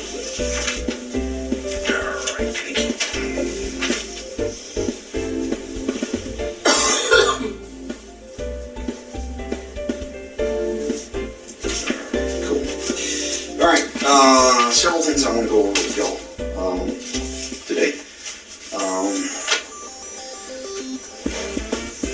First of all, what I want to address with y'all, and I want you to be quite honest with me. Are you planning on getting Bob out of the country or anywhere else? Okay, because something popped up. You tell me. Facebook post that I posted? Yeah, that's when they went back. I just wanted everybody to think that they have their friends. Okay. And this is one of the reasons that I wanted to make sure that I talk to you about this, okay? Because here's the thing. If anybody has the chance of getting things straightened out in their favor, it's you. Okay? No, I just posted that so their friends wouldn't, it's just so they could just leave it alone. Okay. I just wanted to make sure that because there was Crime Stopper tips coming in, there was all kinds. What? Oh yeah. Oh my God. That you were going to send him to Cuba, you were going to send him to Texas, you were going to send him to. Okay. Yeah. Okay. No, so we made that up. I don't want to make it worse on you. Okay. You're the only one that's had any kind of type of remorse, any kind of cooperation, okay? And I don't want anything to turn worse than it is on you. You know what I'm saying? And I don't want something like that to happen to where you would be charged and or Rick, because Rick's name got brought up in that Facebook. Oh yeah, because it says I'm with him. Yeah. So I don't want something to happen. You know what I mean? That was just a joke. Okay. So you're assuring me that's not going to happen? Yes, I promise. I promise. Okay. Because I don't want it to go to that. No. Okay. All right.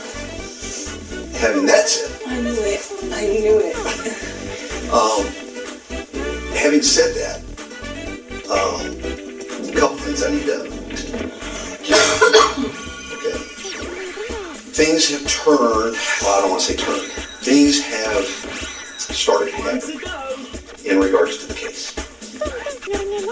Saying that, it is, I don't even want to say changing. We conducted an interview with The man known as Calypso is 20-year-old Stephen Goldman Jr. Goldman was known for having a mean streak and reacting with violence toward anyone who crossed him. He typically took on the role of leader. With his attorney. And everything that came out during that interview, it came out like I thought it would. That everything would be pointed in your direction and Flex's. Okay. Flex is 23-year-old Jimmy Atkins. He was something like Goldman's right-hand man, and while he was quiet and calm on the surface, he was no less deadly. It did not surprise me. Okay? It really did not surprise me. I fully expected that to go just like it did. Okay? And I want to clarify some stuff. Okay? In regards to things that came up during the interview. Okay? That's one thing that I want to address. Then there's another one that I want to address with you and ask you about. That definitely was not mine. That was way over here. So let me just kind of go back and ask you a few questions. We don't have to go through the whole thing again. But there's a few things that I need to clarify and address, I guess. First of all,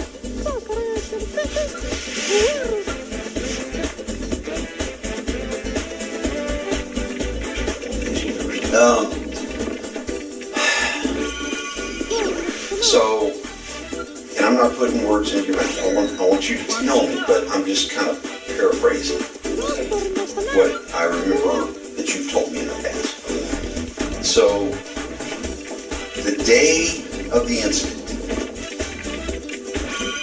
you Flex, and Calypso were in what vehicle? White Buick. Okay. All right. So whose car was that?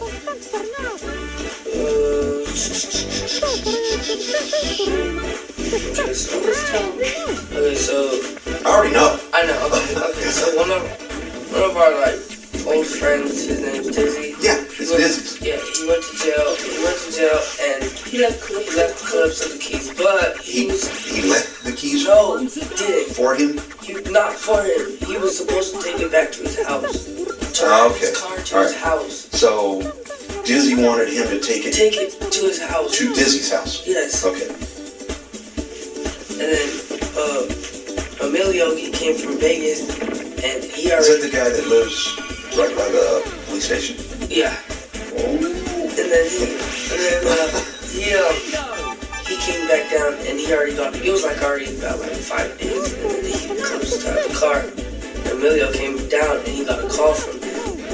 Emilio did? Yeah. Okay. Dizzy told Emilio to get the keys from Calypso. Okay. When that happened, Calypso didn't want to give him the keys. Okay, so he didn't want to give him the keys. And I don't know the whole situation, what happened with that, but I just remember, he never got the keys. No, that's he didn't give them to him. No, that's fine. Okay. So I just wanted to clarify that. So you, Calypso, and Flex, and Calypso's driving? Okay.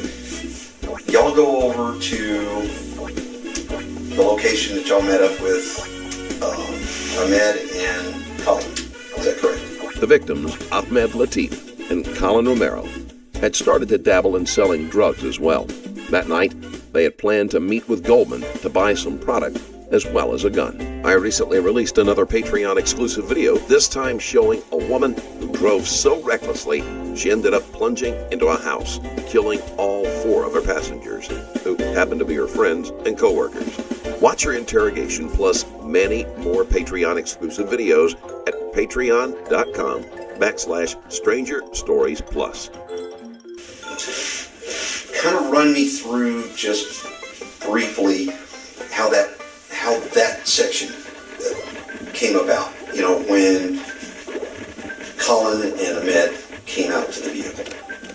Tell me how that worked.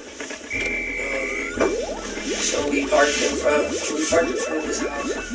We were just sitting there, and then he didn't tell me it was a lick yet, and I was like, he was gonna lick it. Yeah. Okay. He didn't tell me. And I know what that is, but tell me what that means. Like rob. Okay. And I didn't know that, so then we were all high. We were high, like high. We all on what? Xanax. Just Xannies? Xannies, weed, alcohol, cocaine, all kinds of stuff. All right. And then when Kim, what I think it was, Ahmed, he came out first. He came out first, and then he got in the back seat, and Ahmed got into the back seat? Yeah. Okay, which? No, he actually came up to the window first, to Calypso's window. Okay. And he shook his hand, and then he was like, just hop in the back, and then Okay, so which door did he get in? this side. The the driver's side? Driver back, yeah. Okay. And he got in, and then we were just chilling, and then out of nowhere, Calypso just points his gun at him, and then Calypso does what? oh no, actually it's because of the weed. He was we were picking up some weed, and then he had some weed, and then Calypso was just like, where's the rest? And then he's like, this is what you wanted. And then he's like, well, where's the rest? And he's like, how much more do you need? And then that's when Calypso pulled out the gun on him. Okay, what gun did he pull out? That big one, what is it called? The AK handgun or whatever? Okay, that one that I'm talking about. Okay, you had previously described it as a big black. Yeah. Did he call it something? I can't remember if you called it. Like they just call it a chopper. A chopper. Yeah. Okay. So, do you know what caliber that one is? I didn't. I don't know what it was. I'm pretty sure if you were just to look it up, you could find it, but okay. I'm not sure what it was running to. Okay. So he pulled it out. Where did he have it? On the floor. On the floor in front of him? Okay. All right, so he pulled it out and did what? He just pointed at him. He was like, At Latif? yeah. Okay. He was just like, just give me everything, and then he started passing on him, and I'm just like, well, what do I do? So then he's like, take it, get his, right in his pocket. So then I took out his pocket, I took out his wallet, and I threw it, I put it in the middle. Like, Okay, so you took out, he told you to get... He told me to get out the wallet, yeah. Okay, so he to get told the me wallet. to find, he told me, does he have money? And I was like, I don't know, so I looked in his pocket, and he had a wallet. I put it in the middle, and then I took the weed from him, I put it in the middle, and then I lifted up his shirt, and he had a gun. And then I took out the gun. Flex took it from me. Okay, so you took a pistol off of him. I took a pistol off of him, yeah.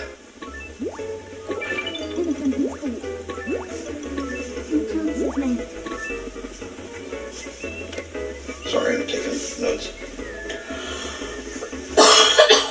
In the front waist? Okay. And Flex took it from you?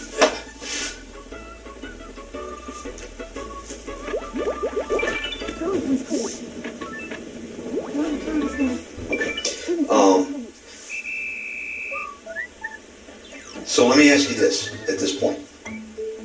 When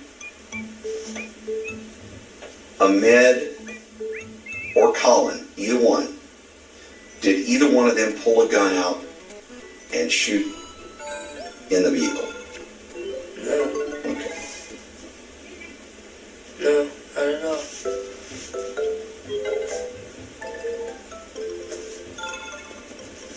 Did Colin have a gun? No. Okay.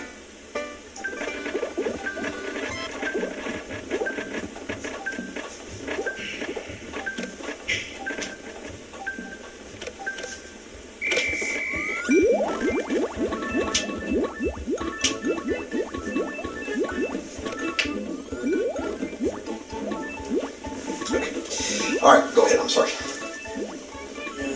Then what happened? What was I doing? You took the gun out of his waistband. Oh, and then Flex took it from me, and then Clips was like, call bring out the weed. He's like, call. He's all inside. Who's inside? And because he said that there was like more weed in the house and like more money and stuff.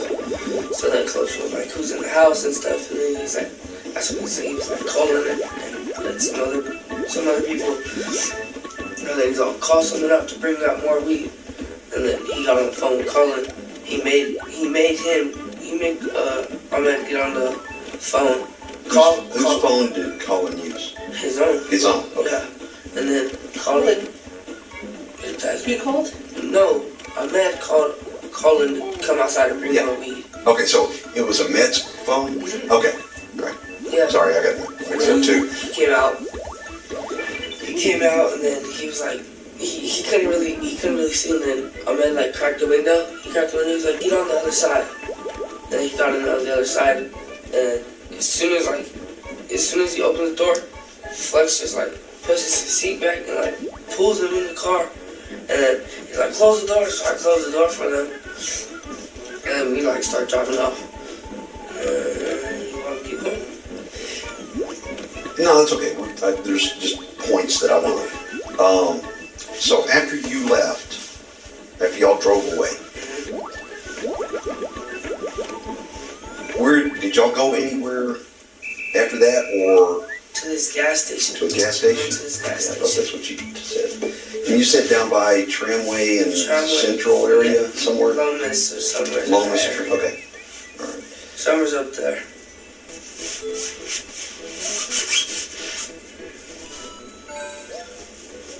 All right.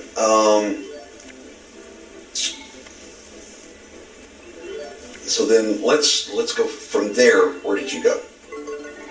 Then we started heading. That's when we started heading up towards the Mesa. On the freeway. Yeah. Okay.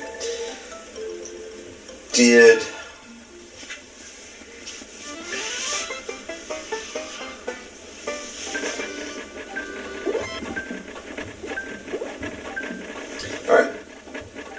just got to get my head straight on all these different stories. So y'all are going out the freeway toward the Mesa. Okay. Did you stop anywhere between that gas station and the West Mesa where you had taken us to the general area? No, we went straight up there. Straight up there? After the gas station, we went up there. And I'm going to have you tell me again. So you go to the West Mesa to the same rough general area that you took us to. Yeah. All right. Walk me through that again. What do you mean? What happens after you get to the West Mesa? So we get to the Mesa and then we pull off right off of the road, onto some dirt road, and then we go down for a little bit. And then he stops the car and he's like, get out. And he's like, get out, and then they start getting out. And then he's like, take off your boxes, and then they start taking off their boxes and stuff. And then, So, I'm sorry, let me stop you there. So they'd already been stripped down of their shirts and their pants and stuff at that point? yeah.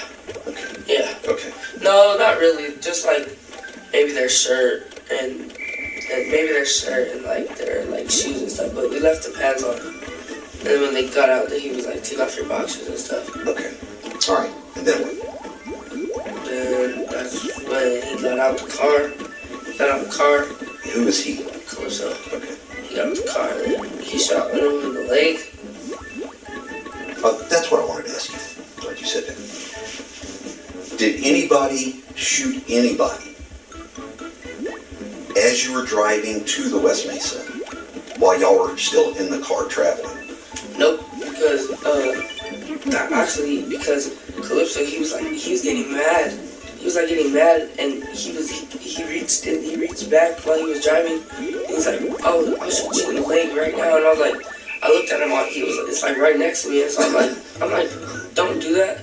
And then he's looking at me dead in my eyes, like he wants to do it. And then I start pushing the gun away, and then he's like, oh, he keeps saying it.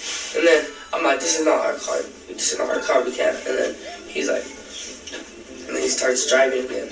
But no one got shot on the way there. So nobody got shot in the vehicle as you were traveling? No. Okay.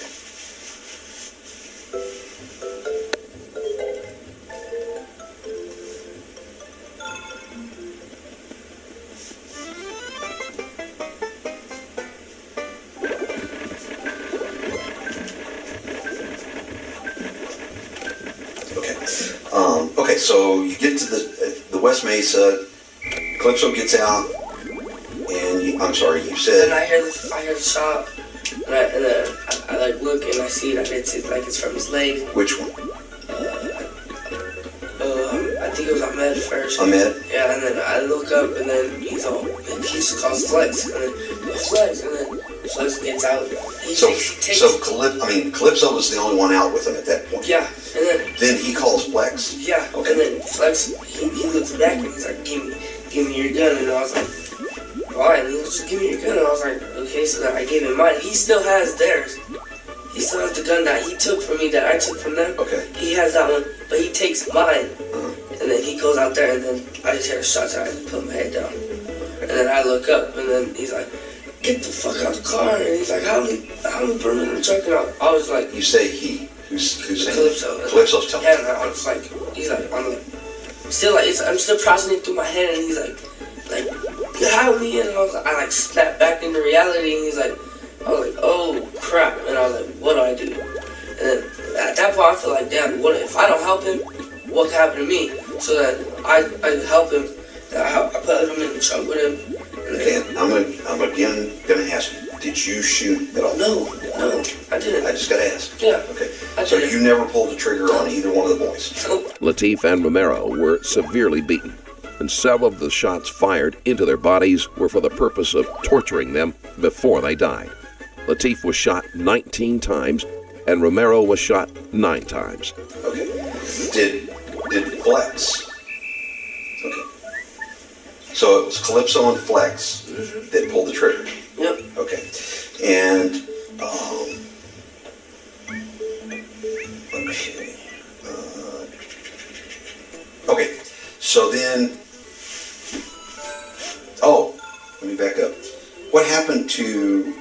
Ahmed's telephone?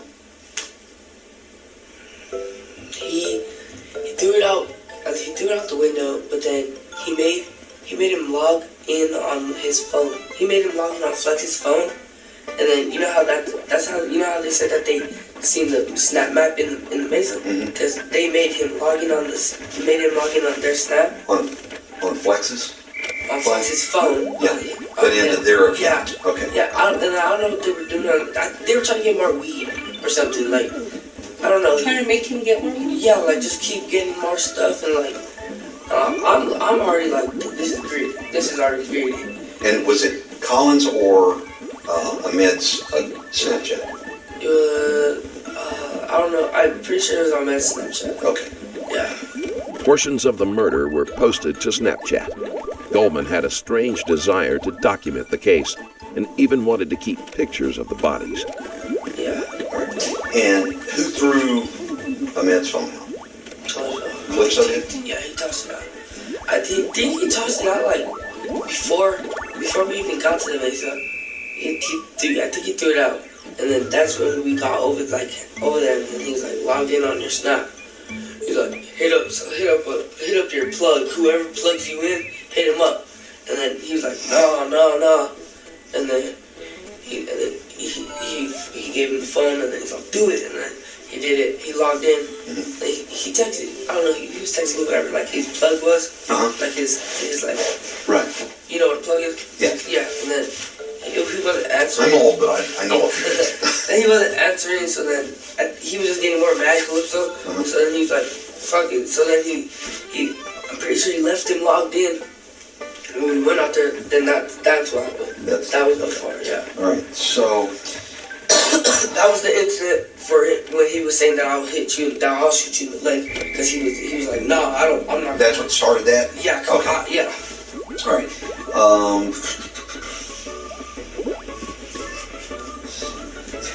Let me ask you this. Did you get onto, did you get on Calypso's Snapchat and have conversation with Ahmed about the weed purchase or buying a gun or selling a gun? Wait, what? Say again? Did you use Calypso's Snapchat? His Snap? His Snap. Okay. To have a conversation, message back and forth with Ahmed about the weed buy or a gun? Was it you messaging Ahmed? Before that all happened? That day, the day before? No, I hit him up. Remember when, like, it was like 2 days before. Remember when I told you about my wisdom teeth, and then he's like, "Do you want me to buy a Zanny?" That's who said? Calypso when he said it. He said, "Remember when I told you about the Zannies?" Yeah, like that was like a day before. That I texted him off his Snap. I was like, "Can I get 2 bars or whatever?" And he's like, "Bet." That's when I ever first met him. So when I ever met him, we pulled up to these apartments. It was dark. Who? Ahmed. We pulled up to him to buy Zannies, and Calypso gave me the money. And that was the first time I ever met him.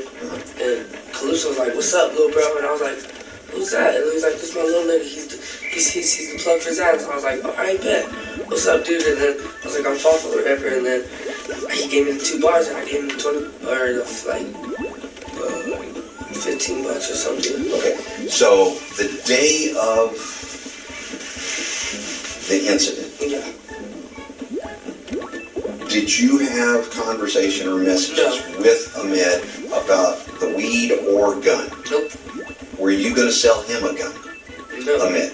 No. Who was going to sell Ahmed the gun?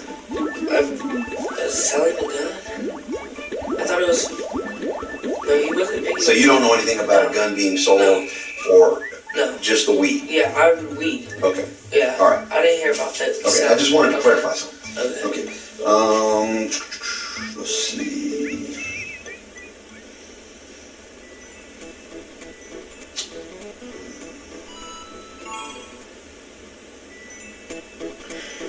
All right, let's fast forward back to the Mesa. when when Calypso and Flex shot Colin and Ahmed, who was it that told you to get out? Calypso. Calypso told you to get out. Okay. So when you get out, you help who pick up the boys? I help Calypso carry one. Flex just picks up one. Hey, okay. Flex just picks up one by himself. One by himself? Yeah. Oh, he's pretty good at that. So, do you know which one that you helped put in? Okay. I'm pretty sure. Okay. Yeah. So, to your best knowledge, were they dead at that point? Or were they alive? They were making noises, but I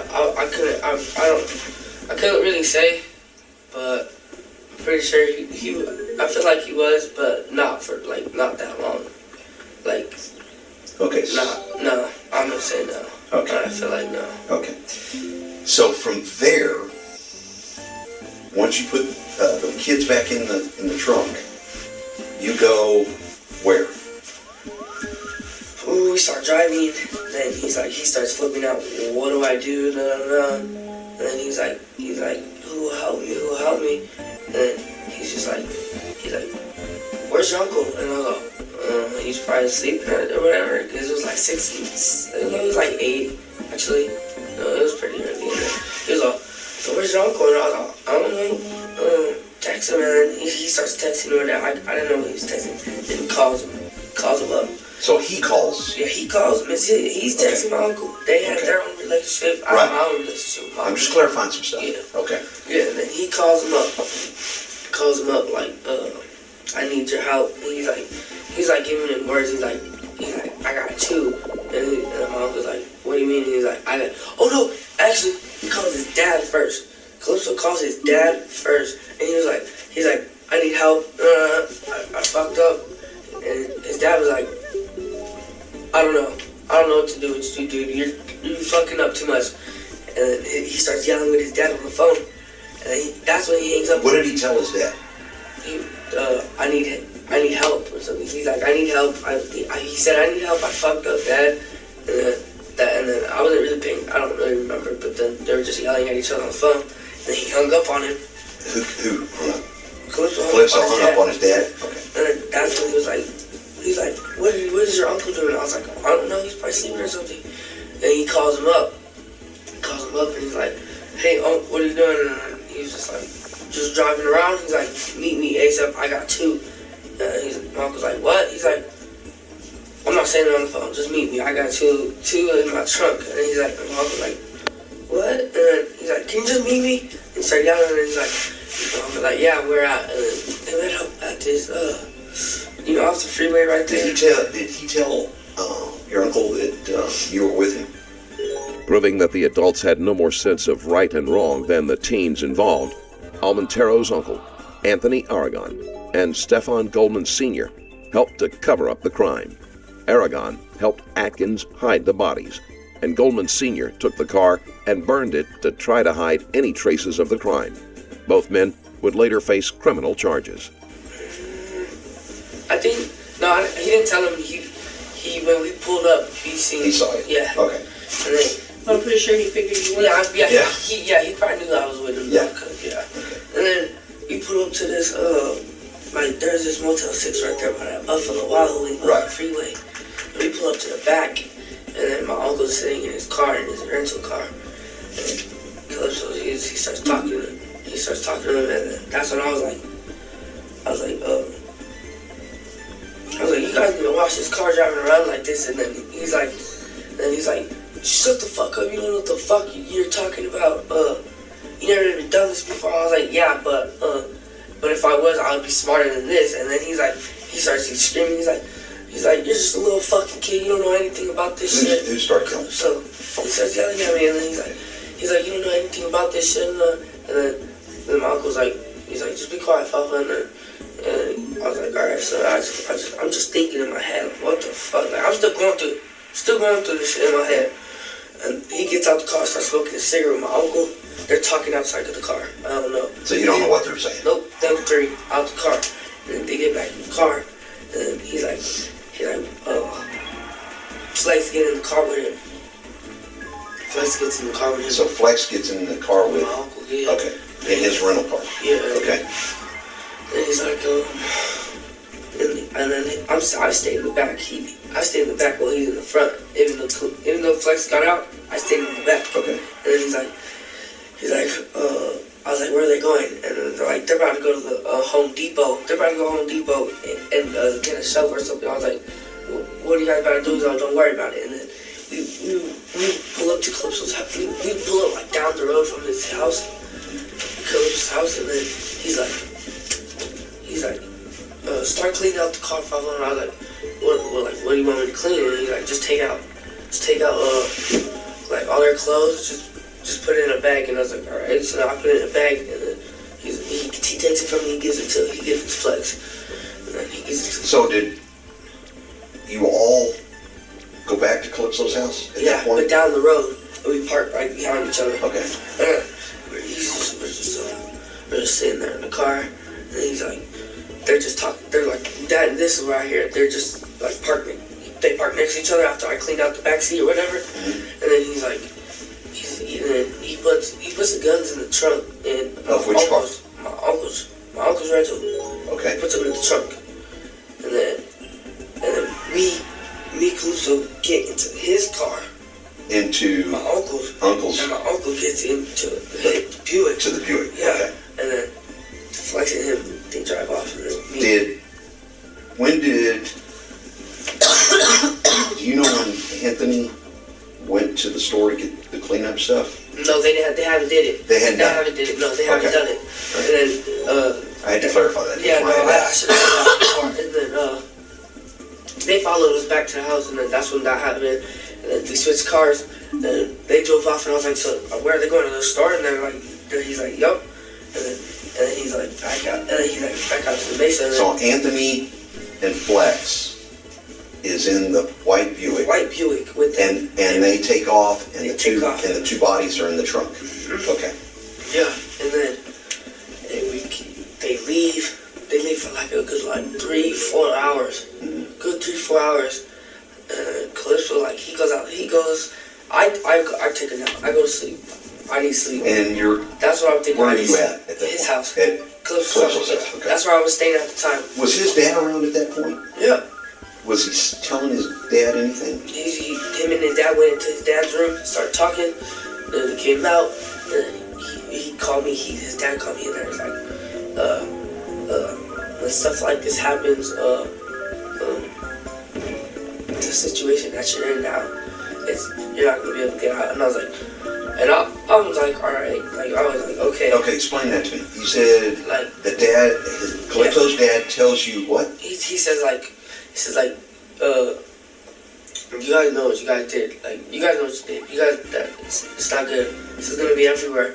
And then I'm still looking at him, and he's like, are you okay? This is gonna hit you. And then he's like, the situation that you got yourself in, you're not gonna tell nobody. You're gonna stay with Calypso. And I was like, okay. So, I just kept saying, okay. Let me stop you. So, Calypso's dad tells you. So obviously, like saying like you're not gonna go see no one. Like you're gonna like stay low key now. Okay, but what I'm saying is he obviously knew exactly what had taken place. Yeah, because Calypso told him. So Calypso told his dad what had happened. Yeah. And his dad, if I understood you to say it, that his dad told you to keep quiet. Yeah, like keep quiet. Like don't say nothing about this thing. Okay. Then I just got to make sure I'm understanding. Yeah. Because I'm getting stories from. I was like, all right, and then he's like, go get those guns from the trunk, and he gives me a bag. I go. Calypso tells you to go get them? Okay. So I go get them. And I'm just like practically running around. And how many guns? So there was his big one, and then mine, and then the one they had. The one that Flex had? Yeah. After you took it off of? Yeah. Okay. Right. So in total, three. Three, yeah. Okay. And then I get them for him. And this is at his dad's house? His okay. house. And And I get him for him. I take him inside. I take him to his dad's room, and then his dad, he has all these cleaning tools and stuff. Like, not cleaning tools, probably not cleaning tools. He has like a case, like a case that you can put it in. Oh. Like a tool bag, like for a gun. Okay. And he just, but like for like a kind of a lot of guns, and then he puts them in there, and he starts wiping them down, and he's like, what are you about to do with these, Dad? And he's like, I don't know. I'm just gonna take them off of you. I'm taking them from you, and then Calypso takes he takes a gun that he had in the past, because he has multiple guns. Okay, multiple guns. So his dad takes the 3 guns. The 3 guns, and Calypso takes a different gun that he had in the past, that he had like at his house. He got a different one and put that big one back. Into that. Yeah, and then into the case. And he's like, just save it for me, Dad. Just save it for me. And then he's like, just don't do nothing with it. And he's like, just shut up, Steven. Just be quiet. So his dad takes the 3 guns that were used to shoot the boys. Well, the 2, and that's just one of theirs. The gun that I took from them, they didn't use it. Okay. Just 2 guns. Okay, but what I'm saying is he took the 3 guns that y'all had when it all happened. Yeah. He took the 3. Goldman's dad took those guns to get rid of them. Yeah, I don't know to get rid of them, but like save them for him and whatever. So he had them. Yeah, he had them. Okay. After he knew that he knew the situation, so he helped the situation to put them away from him. And that you're saying that because Calypso told his dad what had happened. Yeah. Okay. Told him. All right. I just got to make sure I understand everything. Yeah. It's going to be horrible having to write all this up. That's why I have to make sure I'm understanding everything. Do you get to go back and listen to? Yes, and that's why we record it, so I can go back and keep in mind you're not the only person I'm talking to. Yeah. So I have to go back and write on all of the people that we talk to. Okay, so that happens. Then what? Then that's when I shower. I just get into basketball shorts and stuff. We smoke a blunt, and then that's when I take a nap.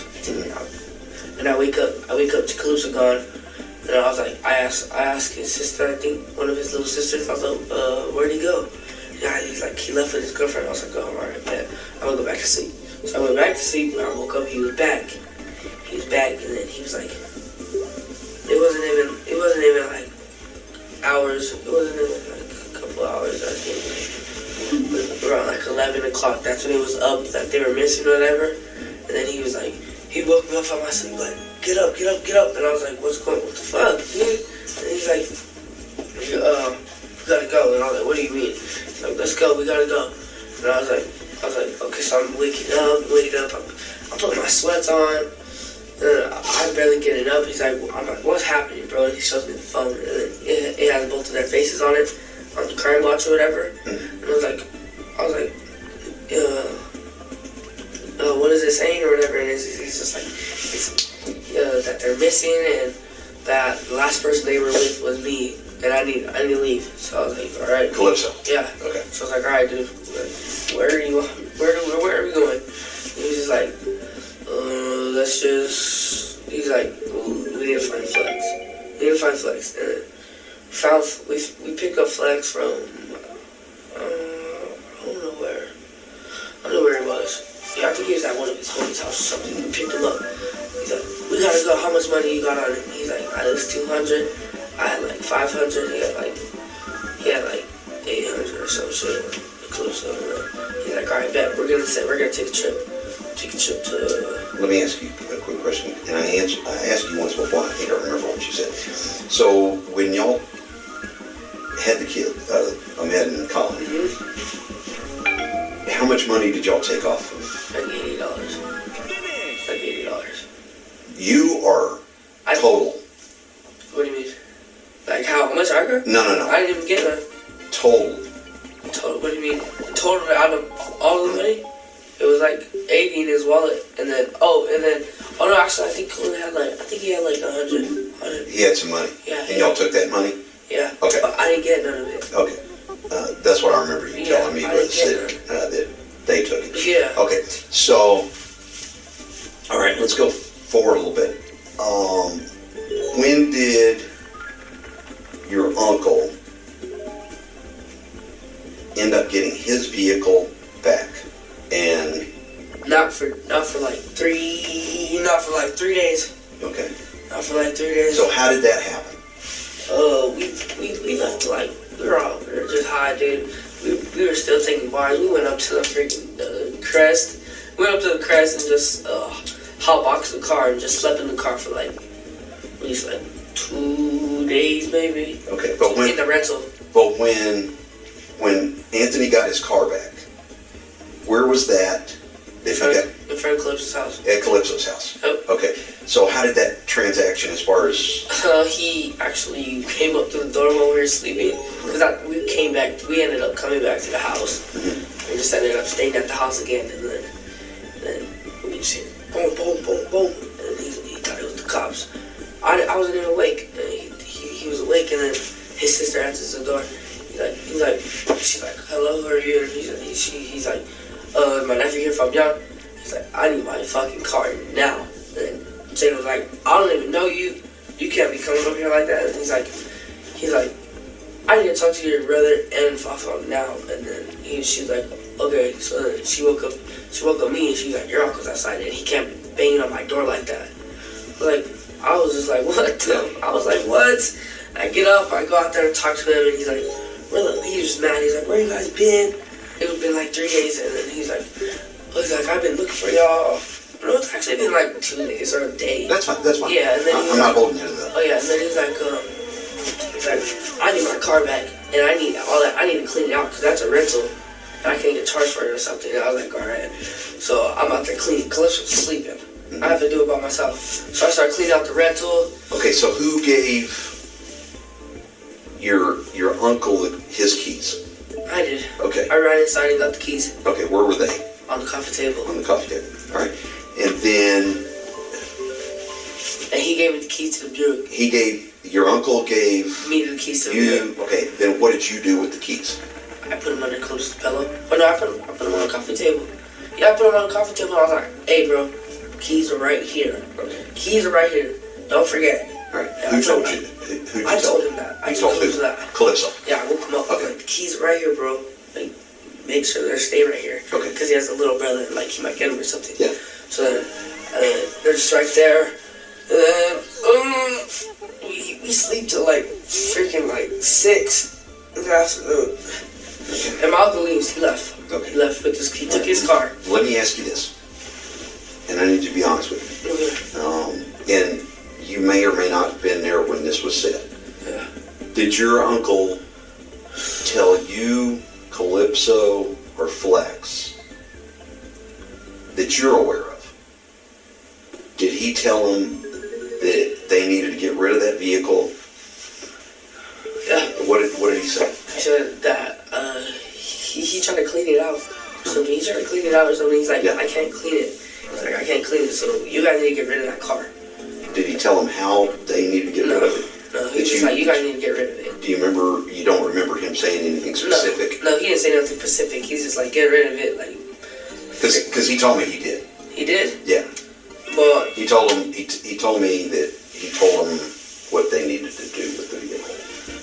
And that you may or may not have heard it, and that's why I'm asking. No, I didn't know if you heard. I'm pretty sure he just said that. Just get rid of it. He might have just said that on fucking you. Yeah, and then. And so. Yeah, because that too. You being there at Calypso's house, what happened with the vehicle, the Buick? After he dropped it off? After he dropped it off. He parked it like 4 houses down. Okay, then what? We wake up around like 6 o'clock, we walk out to it, and we get in it, and then he's like, what are we doing? I was like, what do you mean, what do we do? He's like, let's go do something. I was like, I'm not trying to go out. He's trying to go out and party. I'm like, I'm not trying to go out. He's like, I was like, but what happened to the vehicle? What happened to the vehicle? We go, oh yeah, no, it's coming. Okay. So, it's coming. So we go get some food in it. We go get some food. We're driving around. And we go to Dion's. we meet up with Emilio at Dion's. We eating a pizza. Me, Calypso, Emilio, and his girlfriend, I think. Yeah, we're just at Dion's. We're just chilling, and Calypso gets picked up. Oh yeah, then his sister comes. His sister meets him there. That's what we're doing. We're at Dion's. He meets up with his sister there. Which sister? Jada. Jada. Okay. This is when he's leaving to, where is it again? Nebraska? Portland, yeah. And he goes, that's the day we were at Dion's. Jada pulled up. She's all crying or whatever. She's like, I don't know when I'm gonna see you again, but I love you and stuff. And I was like, all right. And then we eat a pizza, and then he gets in the car and he leaves. That's when he leaves to Portland. That's when he goes. And then we're just sitting there, me and Emilio just talking. and he leaves. He leaves the keys with me. He leaves what keys? The Buick. The Buick. Yeah. So the Buick was still there? Yeah, the Buick's at Dion's. Okay. And then, no, the Buick's at these apartments. And that's where we got picked up from, Emilio. The Buick's parked somewhere, and Emilio picked us up. And then we went to Dion. Yeah. Okay. And then we're just chilling, talking, smoking or whatever. And then he's like, I get a call from Calypso, and he's like, you did? Yeah, from his sister's phone, and then not my phone, because I didn't have a phone at the time. He called Emilio or something off of his sister's phone. And he's like, tell Papa that the keys are in the backseat. I left them with him. I just talked to my dad. You need to give him the keys now. Okay, so let me make sure I understand what you're saying. Yeah. You finish up with the eating at Dion's. Yeah. Okay. And we're still at Dion's. You're still at Dion's. Yeah, so we're still at Dion's. Okay, but Calypso and his sister had already left. Yep. He tells you that he left the keys in the car. In the back of the car. Yeah, not in the Buick, in Emilio's car. Oh, in Emilio's car. Yeah, Emilio's car. And that you need to give the keys to who? His dad. To his dad? Yeah. Okay. And then he sent me the number of his dad. Okay. And then I called him. I was like, I'm at the Dion's, whatever. He's like, okay, I'll call you when I'm there. And then he calls me and he's like, walk to the end of the street by these apartments, and I'm right there. You'll see me. I'm like, all right. He's all, come by yourself. And I was like, all right. I walk up, and he's like, how you doing? How are you holding to this? And I was like, this is just bullshit, dude. Like, I still can't get it through my head. Like it just keeps coming in my head. And then he's like, you'll be okay. I was like, listen. I just started crying. And he's like, you can't be in this situation with these people like this, because you know how my son is, and he likes to rob people, and you know how it is, and if you want to be in this type of life, then you have to live like this, and live like that's what you got to go through. It is clear from the conversation that Al Montero is expected to be involved with more murders in the future. It is treated as something that is inevitable. In the next 30 seconds, I'll tell you exactly how to sell your house in less than a month and get cold hard cash for it without having to clean, repair, or put your house on the market. Do you own an ugly and rundown house that you just want to get rid of? Let's be real. The time and money that you'd spend fixing up an old, ugly house, it's not worth the trouble. It could be months until you even have it in listing condition, and you'd have to wait even longer for an offer to come through. Not to mention the legal fees, high commission for your realtor, and closing costs. How about we skip all that and get to the part where you get money in your pocket? What if there's a hassle-free, quick way to get cash for your home in just a few weeks? Well, there is. We want to buy your house for cash right now. The process is simple. All you need to do is click the link in the video, answer a few questions about your home, and we'll make you a cash offer. We'll buy your property in as-is condition so you won't have to fix anything or make any repairs. There's no obligation to accept our offer, but if you do, we'll get the ball rolling immediately and get the proceeds into your bank account in as little as 3 weeks. So if you're being foreclosed on, you inherited a house that you don't want, or you just simply want to get rid of your house ASAP, we're committed to working with your timeline and your needs the best we can. And trust me, we have seen everything from hoarder homes to homes with roofs caving in. We'll buy anything. So if you're ready to move on and stop worrying about how to sell your house, click on the link in the video, fill out a short survey, and get your no obligation cash offer.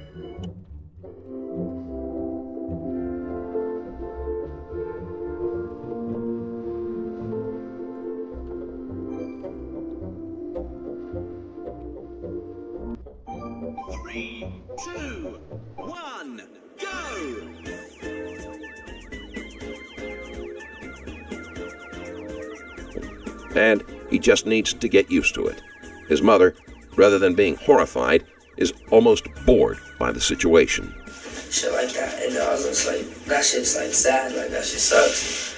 And then he's like, let me see those keys, and then he takes my phone. He's like, he takes a minute phone from me. He's like, unlock it, and I unlock it, and he deletes his number, deletes his number off of it. And I give him the keys, and I start walking. I walk back to the Dion's, and he drives off. Okay, so he takes the Buick at that point. Yep. Okay. It's in his custody. All right. Okay, that kind of clears something up for me. Yeah. Okay, so then Calypso goes to Portland. Yep. Okay, and then we know what is taking place over Yeah. there. All right, so I think I got everything from you. Now I just got a question for you. I need to be honest with you. Okay? Can I go use the restroom? Give me just a minute because I gotta go too. Okay. Let's go back just a little bit. When Anthony had the Buick, were you with Anthony and Samantha and Priscilla. what is it? Priscilla. Was it Priscilla or was it transgender chick? I don't know her. Oh, no, that's fine. Yeah. Do you know who I'm talking about, though? Okay. Were you with him in the Buick when he takes the vehicle up to Priscilla in Bernalillo? Okay, so you were. Okay. I just needed the truth on that. Okay. All right. So, was he going to try to clean it up there at Priscilla's or something? I thought he was gonna leave it there. Okay. And Priscilla was supposed to take us back to his apartment. Okay. Is that when we had the rental? Yes. Oh. I just wanted to make sure that I understood everything. But I don't know. He ended up taking off, and I stayed eating because Priscilla had made dinner. Right. He took off with Ron and Priscilla in the red car that they picked up off of. And they were gone for hours. Okay. No, I just wanted to make sure because obviously I talked to Anthony. Yeah. And I just want everything out and make sure that nothing's being left out. He's been extremely cooperative, like you. So, and we had a good long talk this last time when I went up. So. I finally got to talk to him. Oh, did you? Yeah. Okay. I don't know, my phone was blocked or something. I don't know. So, but. It's court today. Oh, that is right. Today is the day. Supposedly, Yep. Yeah, I I was gonna ask you. He's there. Yes. He is up there? He's already, how do you know? I seen it on Snap. You have him on Snap? No, it's Jada. She's over there too? So he went up for So what are they gonna do? They're all together. What are they gonna They're all do? together. I already seen it. Well, my guess is he's going up to try to intimidate Anthony. My brother? That's funny. Well, that's what he said That's too. funny. That's what Try he to do said that too. to my brother? That is some funny shit. And I gotta say, they're watching. Who? Calypso's family? No. Police? They're Watching him? and prosecution. His dad? Oh. I was actually gonna go up there and surprise him. His dad? Yeah. I know. I seen it. Him, his brother. I mean, him, his. Well, because that's where they're from, right? You know that, right? Yeah. No, I already knew about it. So. How did you find out? Oh, I got ways. That's weird, because that's what my brother told me. He's like, Carter came to see me, and he said that Calypso's dad is coming to my sentencing, and that not to be intimidated or let him scare me. We just started laughing. Yeah. The day after I told you? She's all posting palm trees. Everything in Vegas. Like when you slide over, you can it shows you Las Vegas, Nevada. Yeah. It'll tell you where you're at, and then she's on posting everywhere. They're funny. Yeah. They're funny because they're trying to do that to my brother. My brother's funny. I was like, wow, they're really going. Yeah, I'm pretty sure he's going to the court. My mom's over there. Yeah. Yeah. Well, they're watching for him. So He's gonna go. oh, If that's he fine. said he's gonna go, he's gonna go. But what is? I know my brother's like, what is he gonna do? Shoot me in the courtroom? Yeah. No, he's gonna mad dog you. And then Is what he's gonna do. that's funny. Yeah. My brother's gonna laugh at him. I swear to God, that's what he's gonna. I already know my brother. He's gonna laugh at him. So the last thing I got for you. Be honest with me. Oh, I already seen it. Huh? I already seen it. What is it? I already seen it. Tell me what it is. Be honest with me. The YouTube video from me running. I told you. From what? From running in Walgreens in Vegas. Who took the video? I'm saying, who took what? Who took Look the at video? it. See what it is. I'm saying, Who took the video? See what it is. I don't know. See what it is. Is it? Yeah, I don't know. That's the security cameras. Yeah. Yeah, that's security cameras. Is it the video? But the good thing about that, I'm good on that because I never hopped the counter. So I don't. Who hopped the counter? Calypso and that dude right there. Who's that dude? One of his homies. What's his name? Is it the video? Yeah. Oh yeah, I found that. Yeah. On YouTube. Yeah. Okay. So I didn't hop it though. there was five of them up there. 5 cameras. No, 5 drugstores. 5 drugstores that got hit. Yeah. How old is this girl? This girl is 46 and my body can do things today I couldn't even dream of as a child. And I'm showing up in your life right now because you likely think you're aging, and I'm here to prove to you it can all be traced back to what's happening within your spine.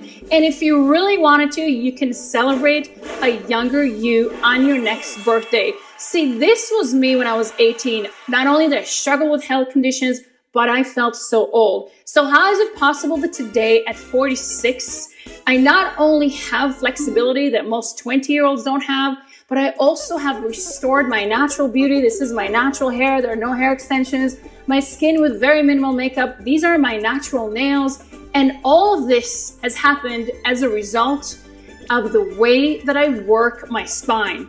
It wasn't until I was past my 40s when I achieved contortional flexibility that I discovered the power that is available to me within my spine. And if you can understand this one simple concept, you will never age like most people do. This is what happens to your spine when it ages. Compresses, shrinks, gets out of alignment, and then it goes downhill from there. If you can keep your spine at this state, and it's very easy to do that, then you can preserve your youthfulness. There are 3 things that are really aging a woman rapidly. And that is when her spine is out of alignment, when it's compressed, and when her facial posture is out of place.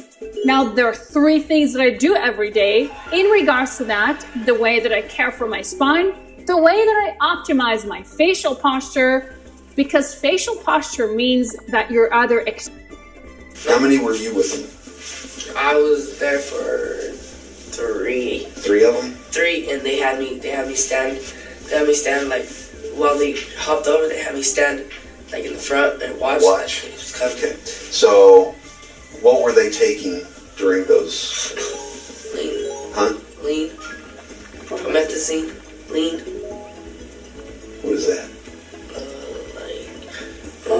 Cough syrup. Oh, it's to make the drink. Yeah, to make the drink with Yeah. Sprite. Yeah. Yeah. So, is that all they were taking from there? Yep. They weren't taking Xannies or anything else, just the